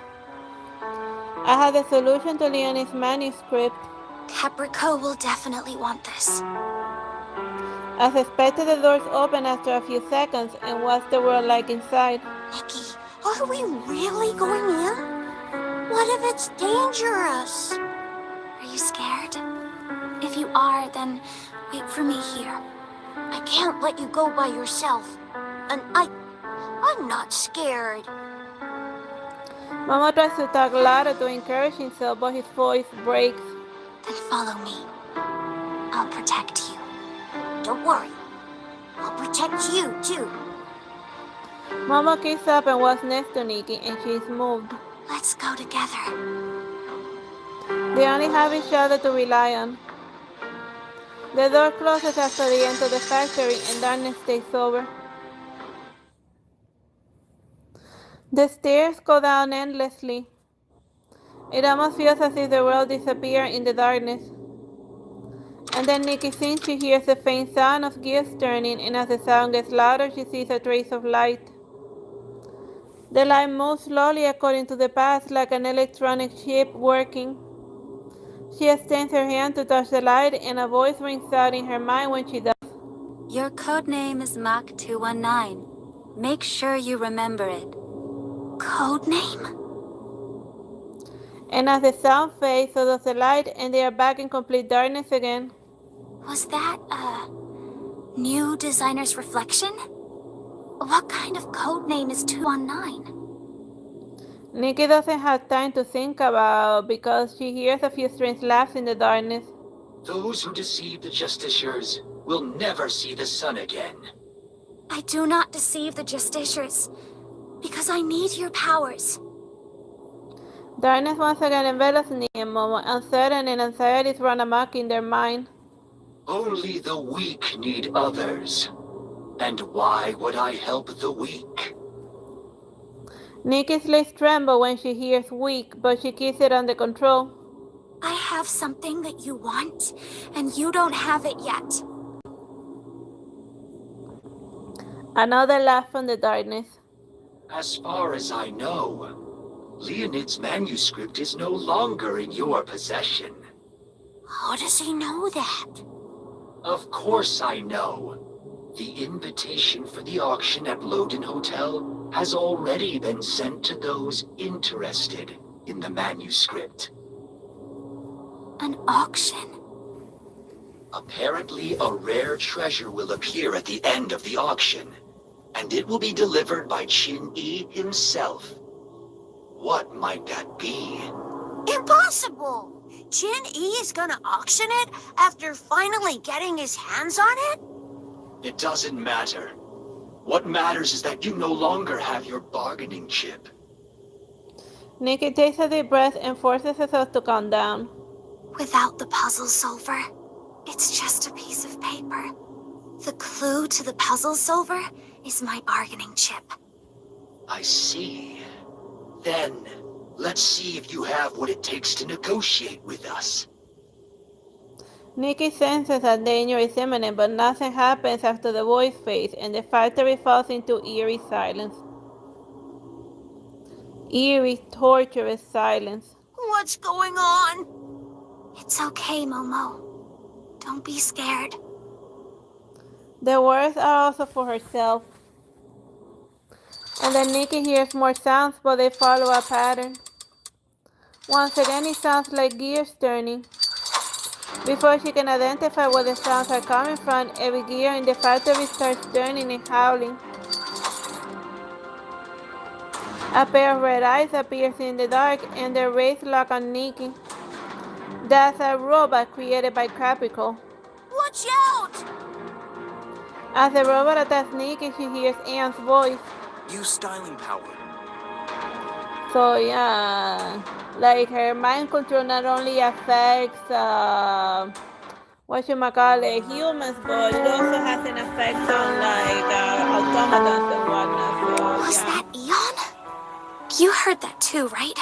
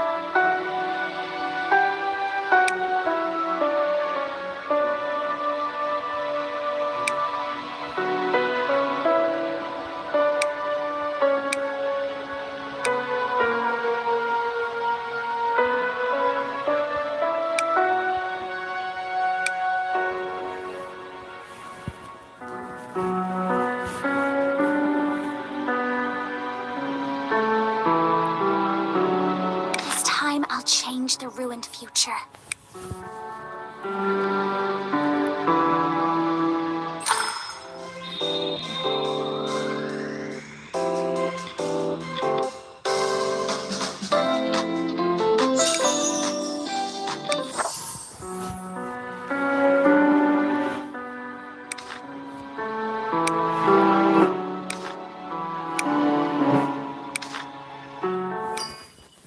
Her styling power manifests in a beam fired at the robot, then a bright white light shines from within the robot.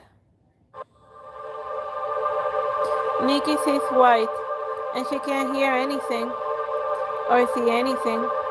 She is devoured by the powerful light.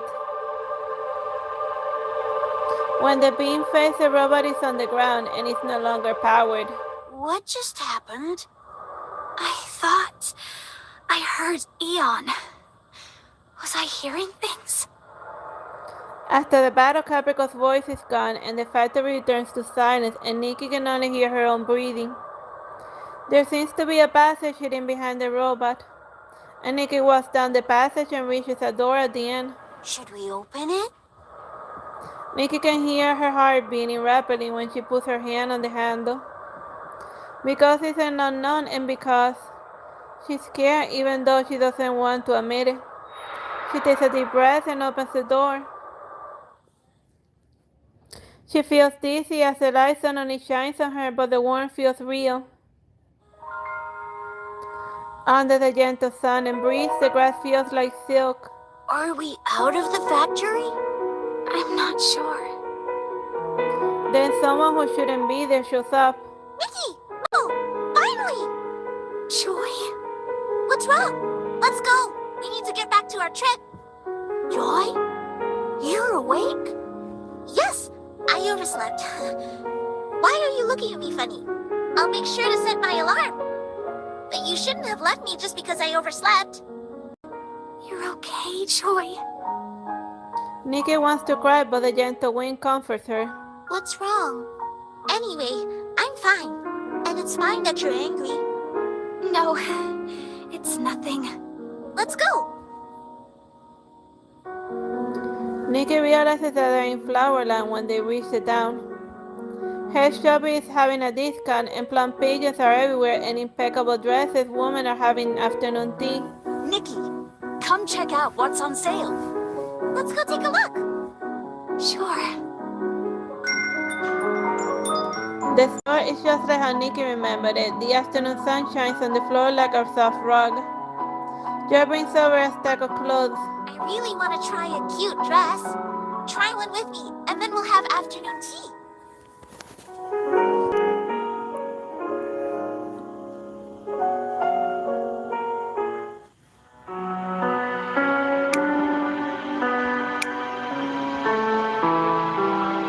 It's wonderful to change into a pretty outfit and attend a tea party.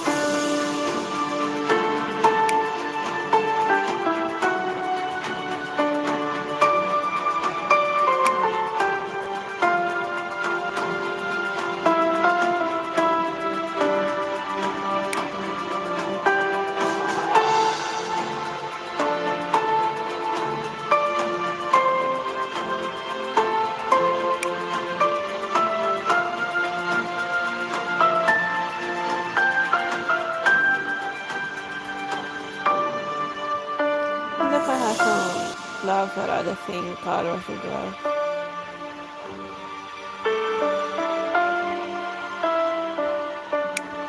That's nice.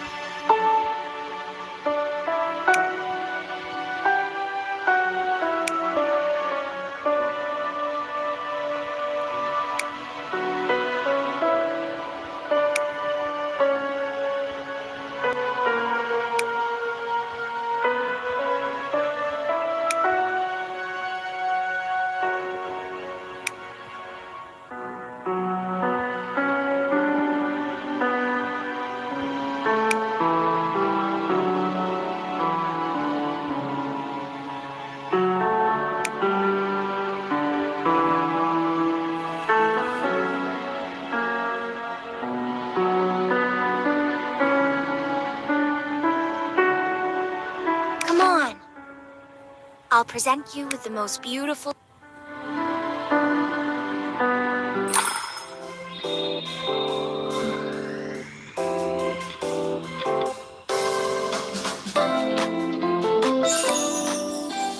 You look great, but... Joy looks at Nikki's reflection in the mirror and loses Nikki's ponytail. You look much better like this. Nikki now looks like she always did, with pink hair flowing down her shoulders, and she finally relaxes and smiles.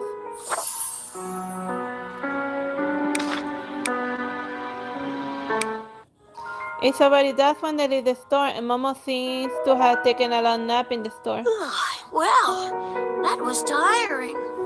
Whatever. You were drooling everywhere during your nap.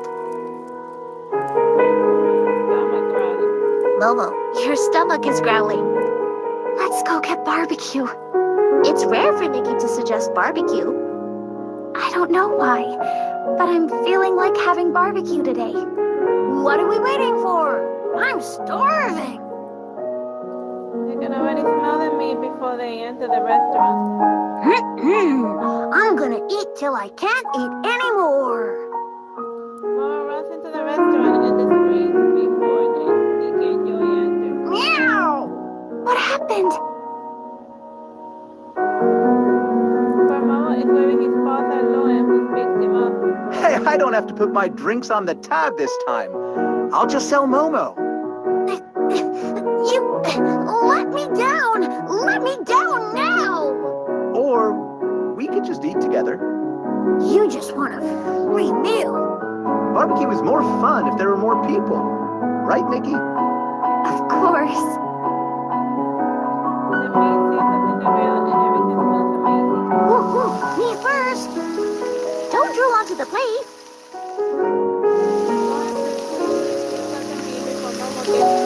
Hey, that's mine. Come on, grow up. Don't worry. Everyone will get to eat meat. There is no darkness here, and everyone is enveloped by warm light. Just friends having a great time, simple as that. Joy opens the map after the meal, trying to figure out where to go next. How about Ninir Palace? I hear the queen is beautiful. I want to see her. But I want to go to Cloud too. What's the most beautiful city in Cloud? Oh, I remember now.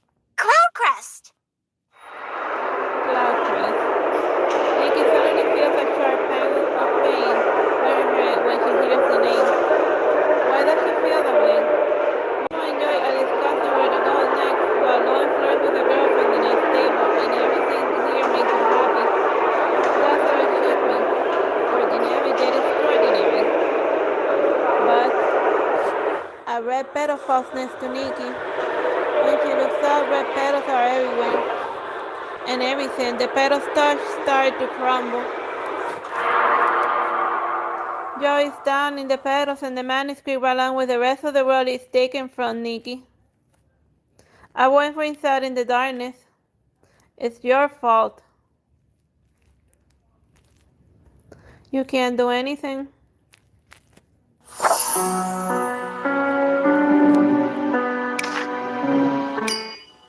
Everything disappears, including Momo, who has never left her. It is as if she's the only one left in this world, and desperation searches through her in the darkness and solitude. It's all my fault. I try not to think about what happened. I try to be strong, put away my emotions, and pretend that I fear nothing. But it's useless. I'm just trying too hard. Why me? I can't do it. I couldn't keep the manuscript safe, and I couldn't protect anyone. I wish none of this had happened. I want to get out of here. The darkness, having devoured everything else, now starts to devour Nikki. She can't see her fingers, her limbs, herself. And then a mirror materializes in front of her. The personality mirror? The edge of the mirror glows faintly, and Nikki sees an image of herself in the mirror. It was her with her when she first arrived in Maryland, trying on clothes in the store and performing with Ashley in bringing back spring. And Nikki, that was full of fear and hopefulness when she saw the petals. It was the first time Nikki saw herself happy, pain, joy, sad, weak, strong, and fighting with a styling power. And this Nikki who seems to have lost herself in the darkness. She touched her cheek. Have I been crying?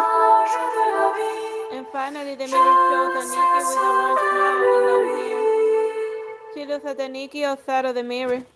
You can't leave me behind. My weakness is yours still.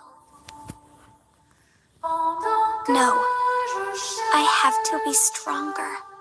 I want to protect those around me. You can't even protect yourself. The Nikki in the mirror looks a little sad. Myself? Nikki looks into the mirror and her reflection stares back at her looking for an answer. Are you just going to reject yourself? Can you only see your own weakness? Everyone has moments of weakness. Seeing your weakness doesn't mean rejecting yourself. Is that so? Can I even protect someone else if I'm weak? A tender light comes from the mirror. In the darkness, a faint light glows and spreads. Nikki grabs a hold of the light. It became a small and trembling fire in her hands that looks like it would go out at any moment, but it perseveres. This is my power.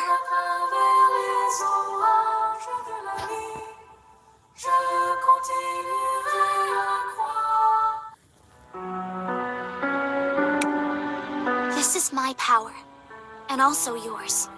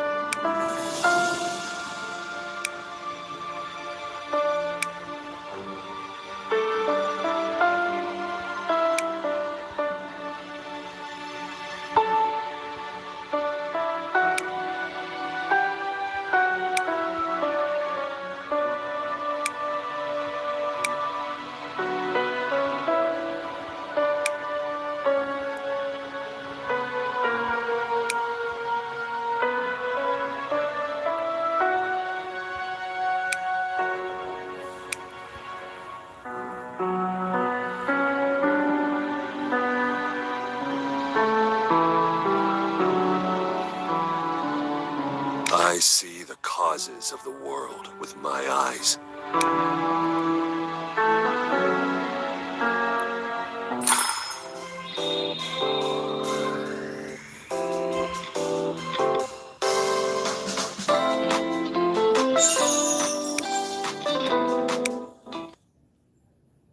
Her standing power fires a beam and opens a rift in the darkness. The rift closes and the illusion shadows in front of Nikki. Nikki! She hears Momo's voice getting closer, driving away her hesitation and desperation.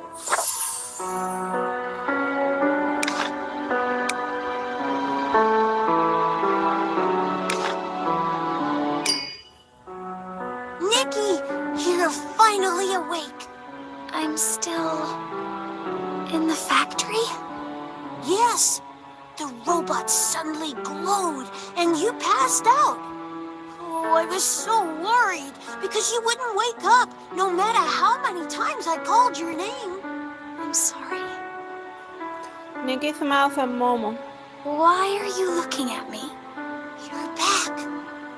Your true self is back. It's all right. I'm fine. Really, I am. Yeah, she finally ditched the ponytail look. And then they hear the cold voice again, and it's so close that Nikki finally sees the person talking. The rumored weirdo, half man, half machine, Caprico, the engineer who lives on the ground. His silhouette becomes visible and his voice, devoid of emotions, reverberates.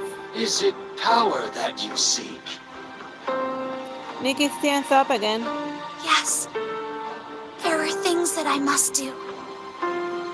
Capricorn moves closer to the end. Nikki finally sees his mechanical leg. Black and metallic. The leg makes a heavy sound when it comes into contact with the floor, almost like a monster. When you want something, you must pay its price. If it is power you seek, then you need to give up something. If you want the perfection and sharpness of machines, then you must give up human emotions and weaknesses. His voice does not fluctuate, and even his face is hidden under a terrifying mask. One might wonder if it still qualifies as human. I first felt the unison of man and machine in the ruins. That's when I knew what perfection was. Both in design and in life. Perfection from being combined with machines.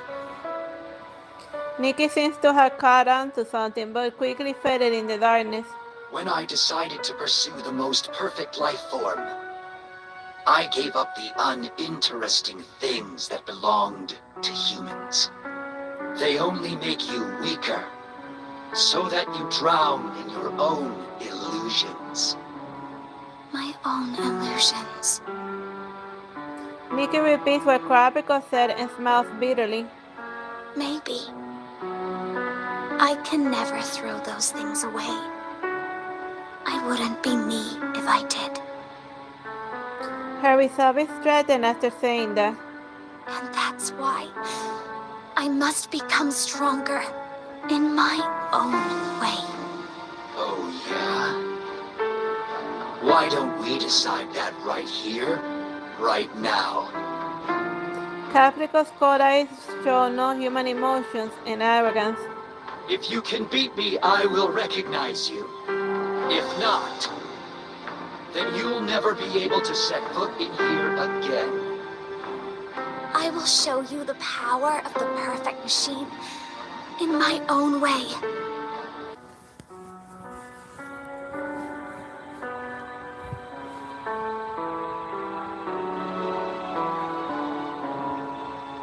Perhaps adamant resolve is the one thing humans have over machines. Huh?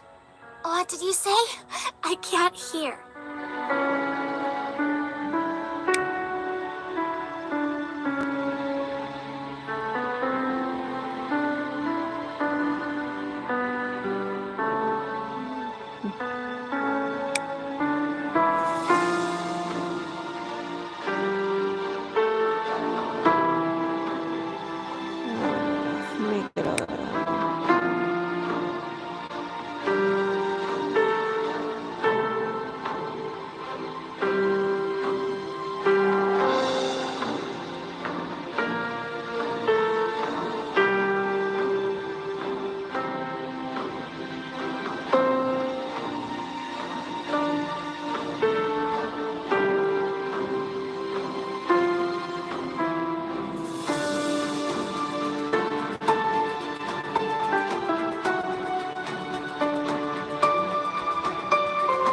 Once you get like a bunch of clothing, it becomes a little hard to look for something specific.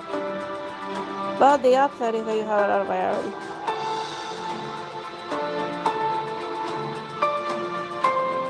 Ah, there it is.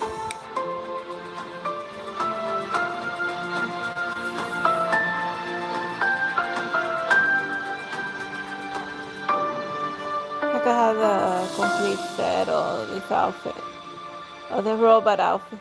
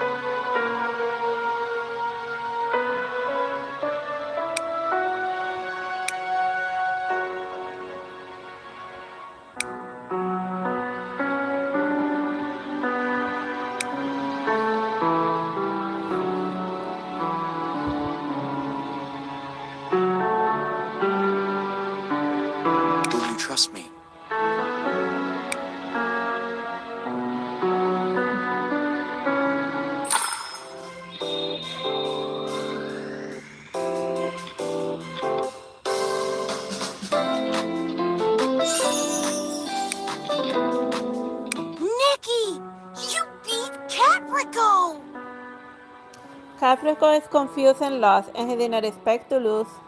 Humans may not be as perfect as machines, but their imperfections can become the driving force of change. Do you recognize me now? Even if I do, I will not admit that humans are better than machines. I lost because I'm not perfect yet. Well, machines are only as good as the stupid humans who make them, so a machine will never be better than the human that made it. Capricorn immediately calms down. But I will admit that you won. So... Nikki holds her breath, waiting for what Capricorn would say. I will take you to Zoe.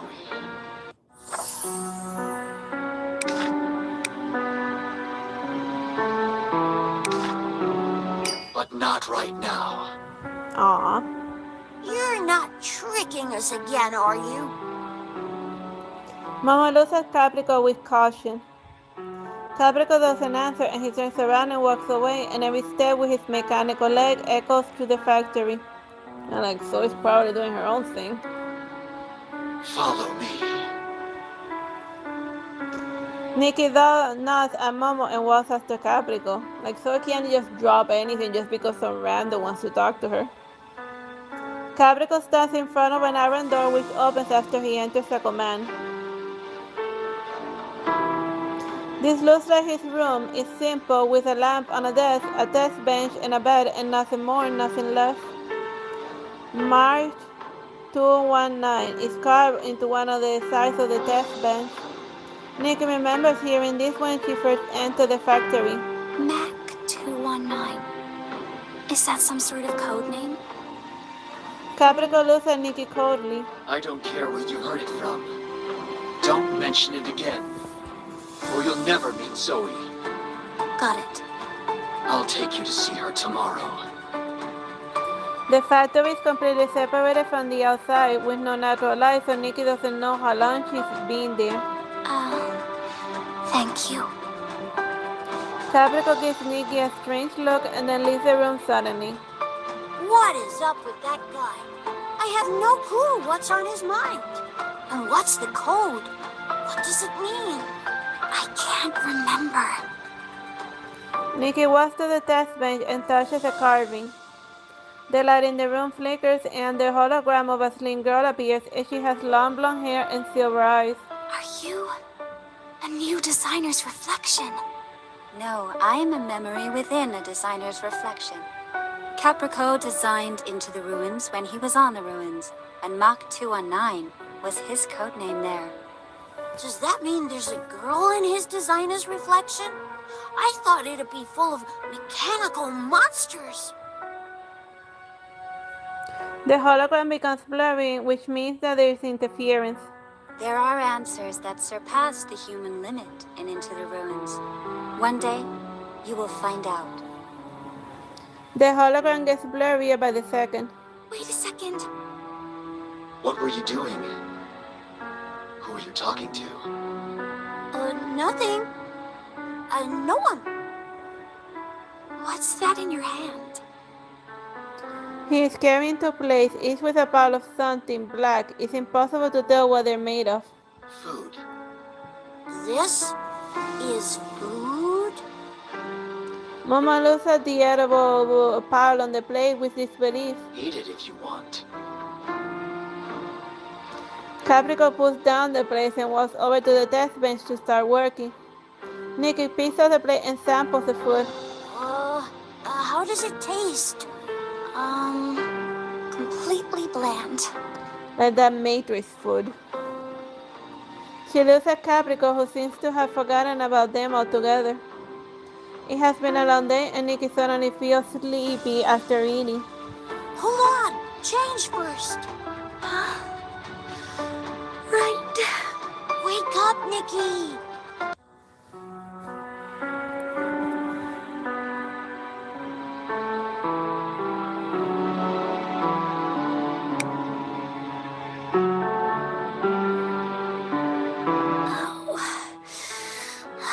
I'm drowsy.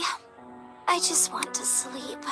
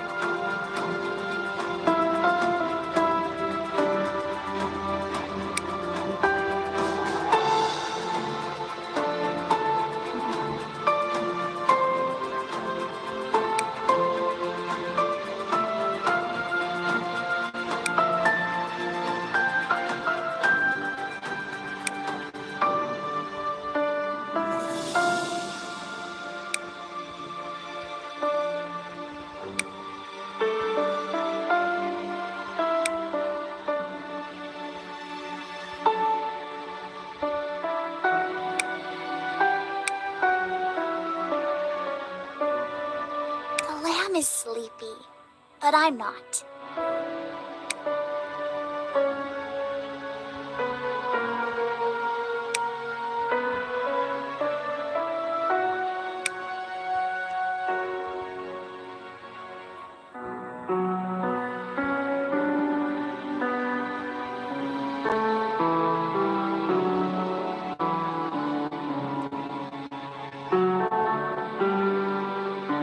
Come on. I'll present you with the most beautiful dream.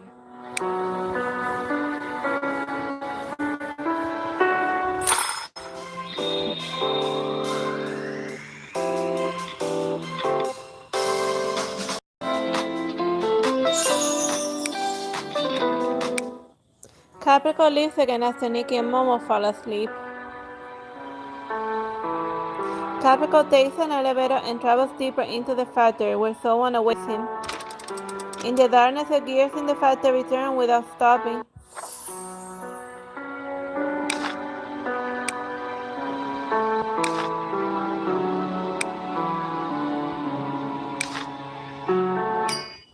Nikki has no idea how long she slept, and the first thing she sees when she wakes up is a metallic ceiling.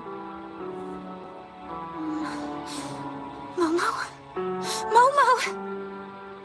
She was scared for a bit when Momo didn't respond, but she soon finds him drooling by her feet.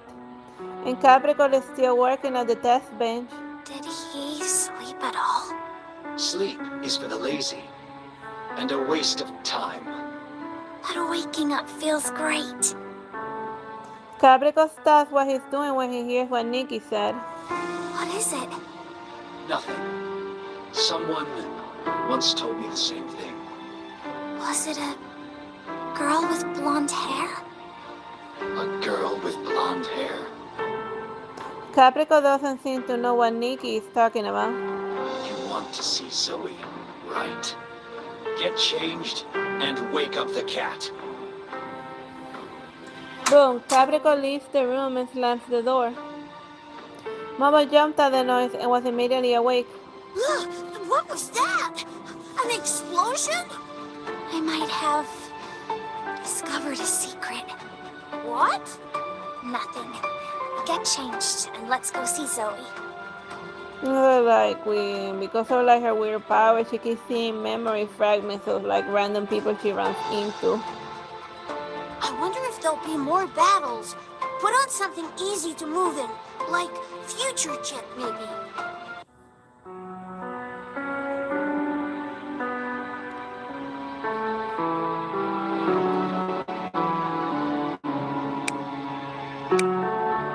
I can finally meet Zoe, commander of the Justiciars. I wonder what she's like.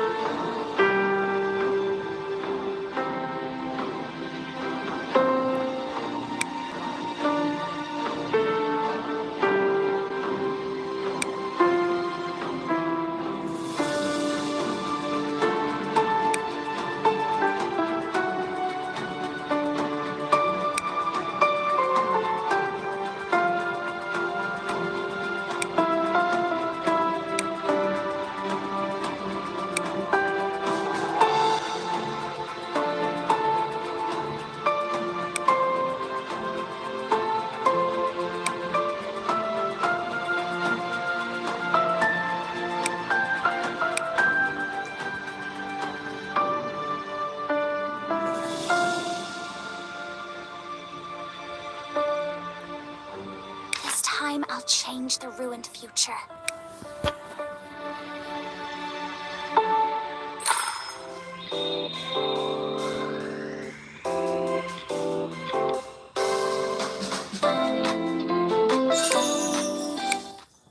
Capricorn's already waiting for them when they exit the room.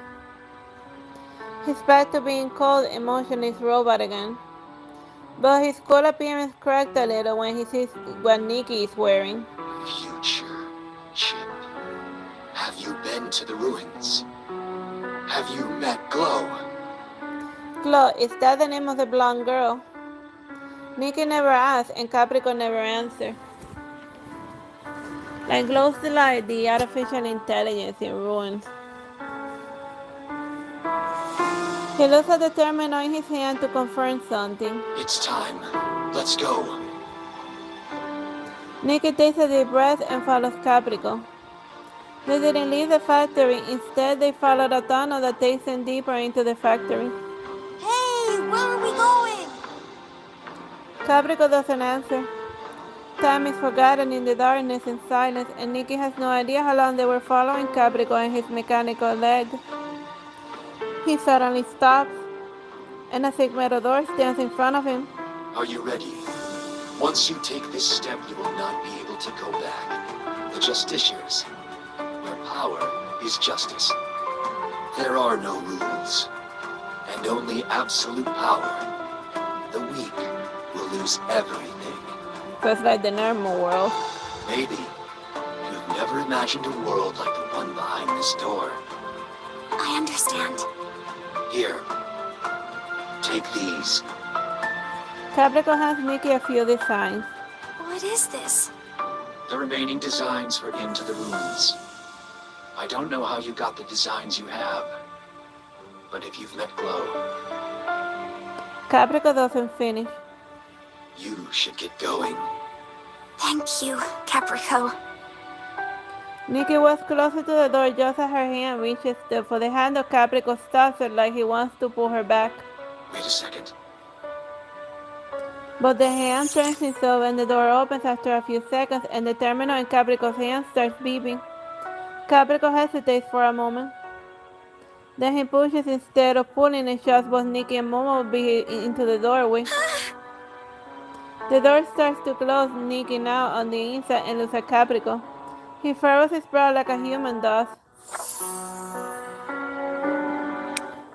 It's an enclosed space behind the door. Where are we? Did that weirdo imprison us? I don't know either. Nikki tells herself to calm down first and don't be scared and don't panic.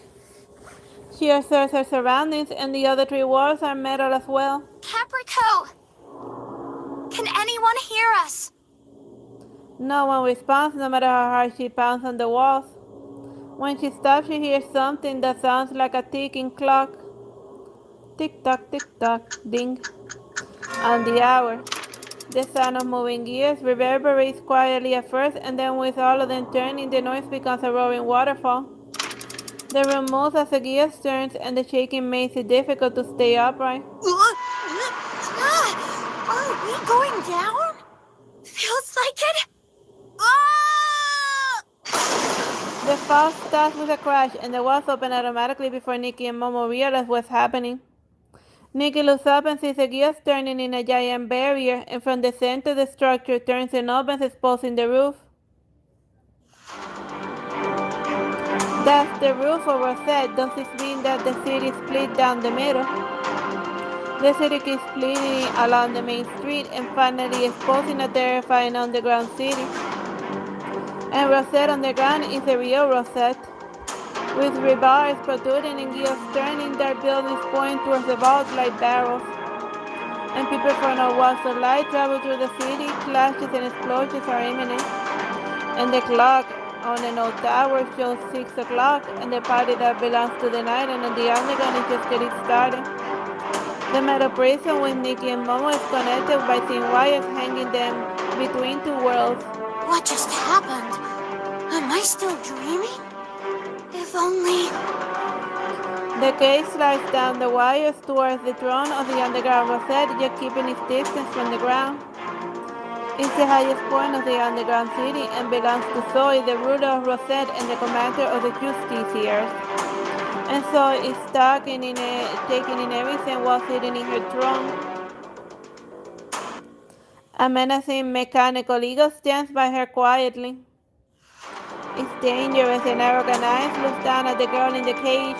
Welcome to the city of sin, my prey.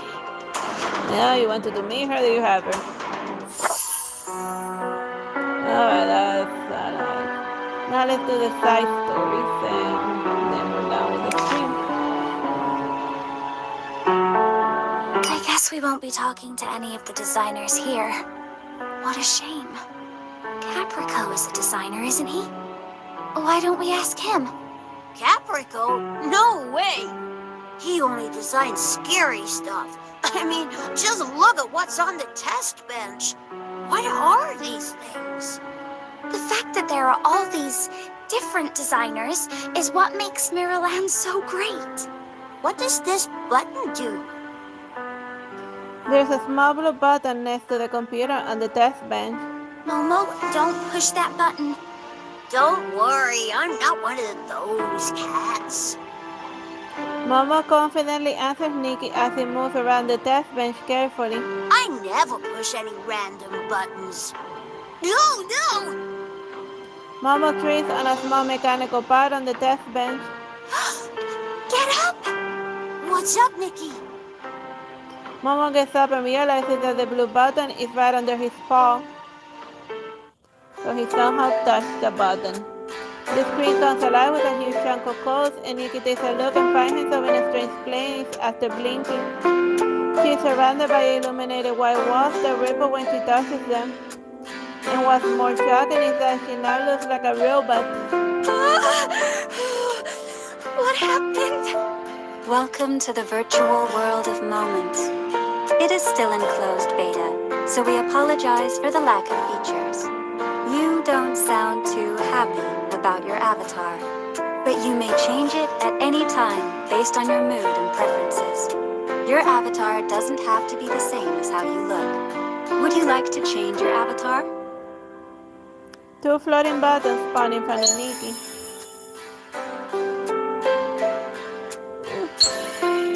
Selection has been made. Entering Avatar Edit Mode.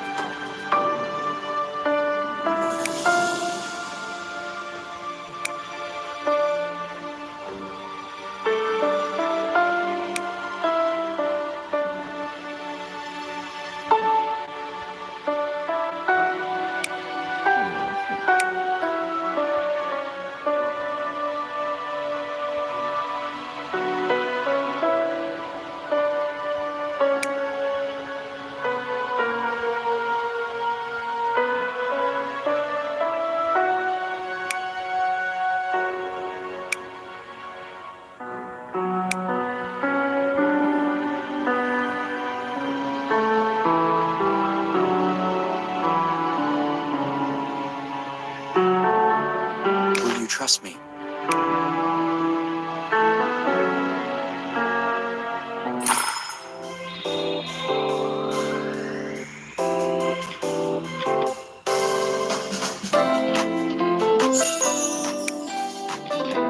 Successfully edited avatar. Have a nice trip, Caprico. The illuminated wall suddenly transformed into clouds, taking Nikki to the ground.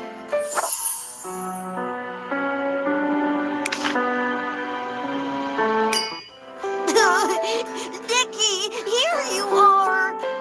Momo! Momo jumps into Nikki's arms. Where are we? Is this a virtual space thing inside Moments? I had no idea. And I didn't know you could get here through Caprico's computer. Moments. Do you remember that Vivian once said that there are a lot of mysterious designers on Moments?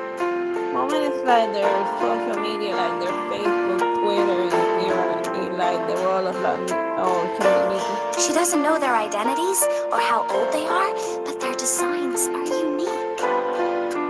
A girl in school uniform suddenly appears in front of them with the ID of I. Caprico, you're finally here. You look different today, though. Are you actually a cute girl in real life? Well, I felt like doing something different today. I see. Is this a new friend? Yes, he's Momo. Those who use animal avatars are cute. By the way, I thought about what you asked me last time, about AI replacing human consciousness. What is she talking about? I don't understand a single word that's coming out of her mouth. Does her name sound familiar to you? Familiar? Oh, I remember now. What? I heard from Vivian, a friend of mine, that you specialize in designing uniforms. You should know this already. I tilts her head and looks at them suspiciously. Can I challenge you? I'm working on uniforms. You? Uniforms? Sure, why not? I would love to see what you can come up with. How about school life?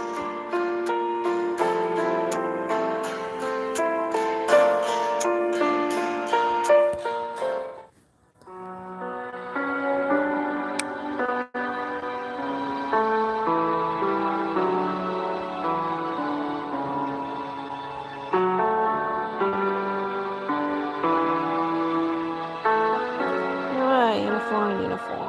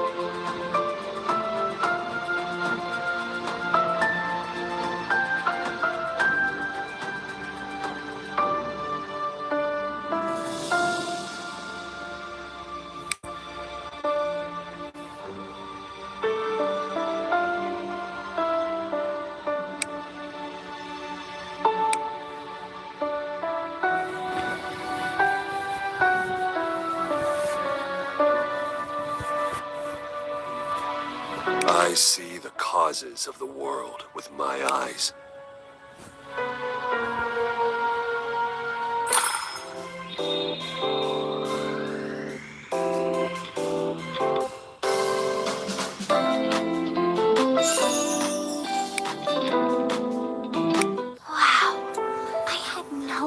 idea that uniforms come in so many styles. I saw a different side of you today. Almost as if you're like a completely different person. Do you know of any other unique designers on Moments? Uh-huh. Oh, here's one.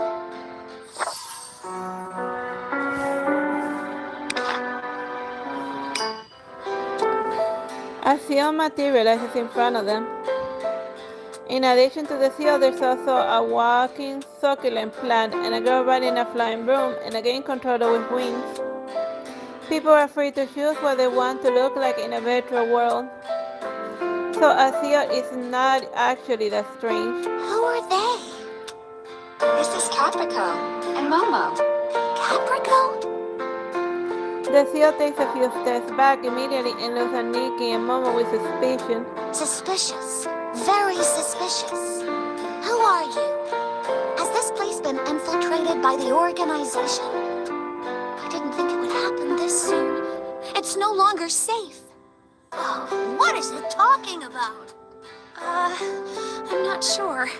You foolish kitty! This is the secret that's closest to the truth in this dimension. Of course you don't get it. Who are you calling a kitty? I mean, who are you calling a fool? You'll have to go through me first to get what you want. Wait a second. As the guardian of this dimension, I'm ready for battle. Come at me! What? Why are we fighting against a seal?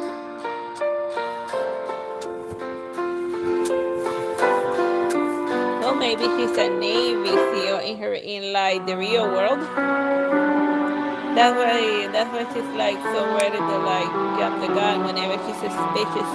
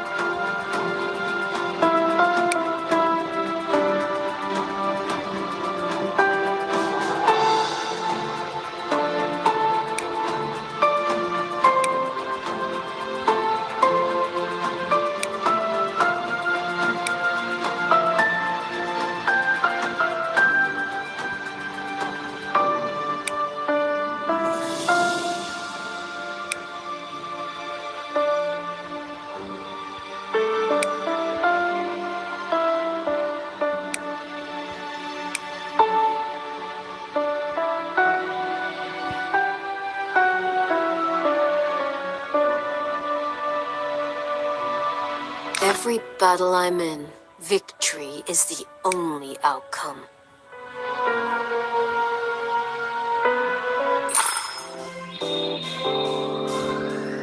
Well, I haven't had to change that design reflector in a while since I got it, so yeah, it's not bragging about it. Like, she brings me victory in every battle I use her.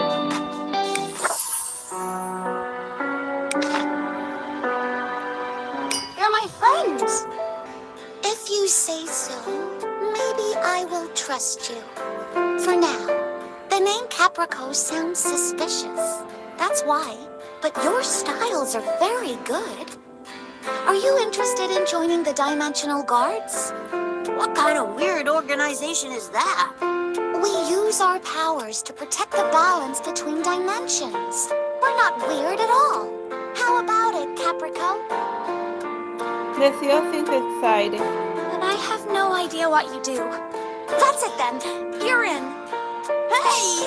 I didn't even say I wanted to join. Caprico, didn't you have questions for the seal? Oh, right. What's up? I'm interviewing mysterious designers on Moments for the Designer Intel Hub. I heard from that you specialize in homeware. Why homeware? Because I don't go out often. So I only really need homeware. You and me both. But don't underestimate homeware. It's hard to get it just right because it has to look good and be comfortable. Every clothing type has its own approach. If you're so interested, let me show you what the captain of the Dimensional Guards can do.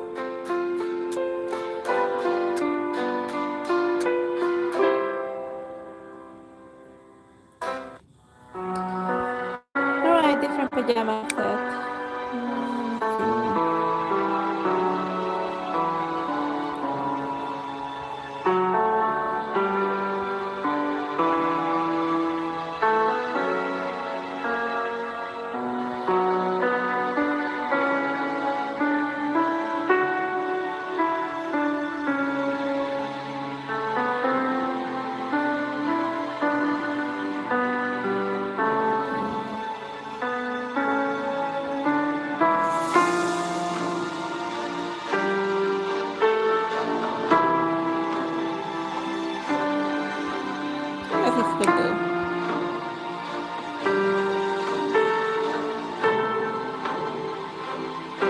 This outfit seems perfect for a date.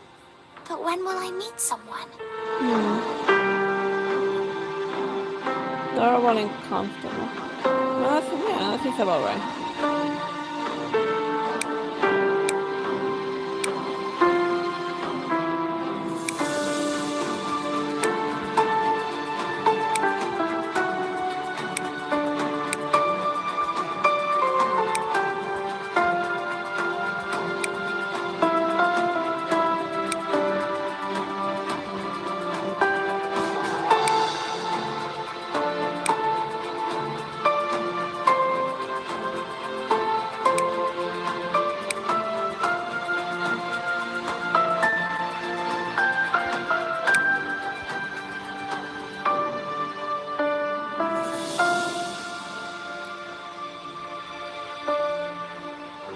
Come on. I'll present you with the most beautiful dream.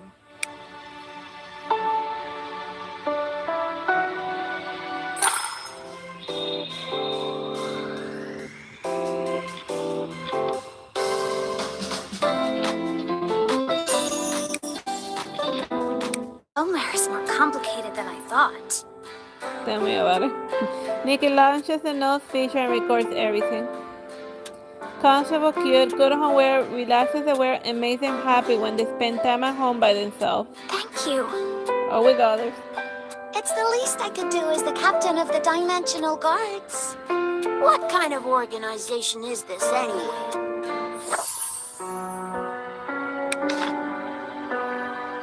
Do we have to wait in line again? Ever since we waited in that ridiculous line to see Lalaurie, I'm scared of long lines now. Imagine the lines at Disney World. Just a little more. We have to interview this mysterious designer. I guess we're in the virtual world, so at least we won't be tired. Is this it? Stream Room 107? Looks like it, but there aren't a lot of people. Excuse me? Shh! The concert has started. Please sit down. Oh, I'm sorry. There's a flashy stage in front of the floating room, and apparently it's a new feature of the virtual moments. A girl in a black mask stands on the center stage with a megaphone, and there's white highlights in her jet black hair. Powerful music suddenly starts, and the sound of heavy metal startles Nikki. I think my heart is thumping to the beat of the music. Like da da da da da da. What did you say? I can't hear you. A white knight, sharp claws of a black cat. Sharp claws, tearing apart the fake sunshine. That's cute. There aren't a lot of people watching, but those who were, they were cheering excitedly. The thing is about to leave when Nikki stops her. Hello. Are you Midnight Rock? Yeah, you? Is that how cool people talk? I'm Nikki, and I'm interviewing designers for the Designer Intel Hub. Seal told me your designs are unique, so I'd like to know more about them. No. She rejected you just like that? Too cool for school, I see. Is there anything else? I'm in a hurry. Just a little bit more of your time. I'd like to challenge you. Challenge? This piques her interest. Sure. How about dark rock? Is there any other type of rock? Well, maybe baby metal.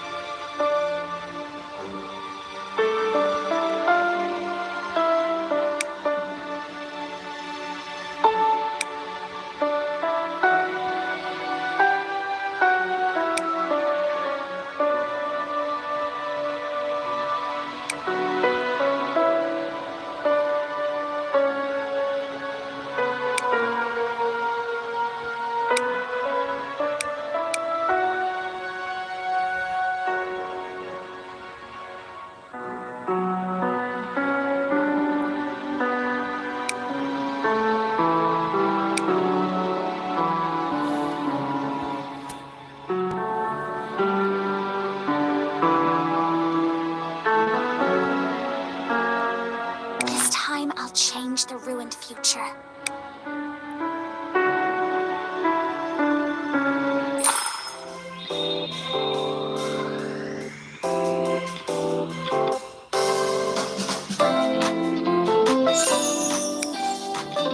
Who leaves right after a styling battle?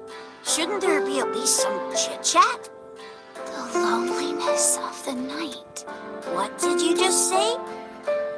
It's something I heard during the battle.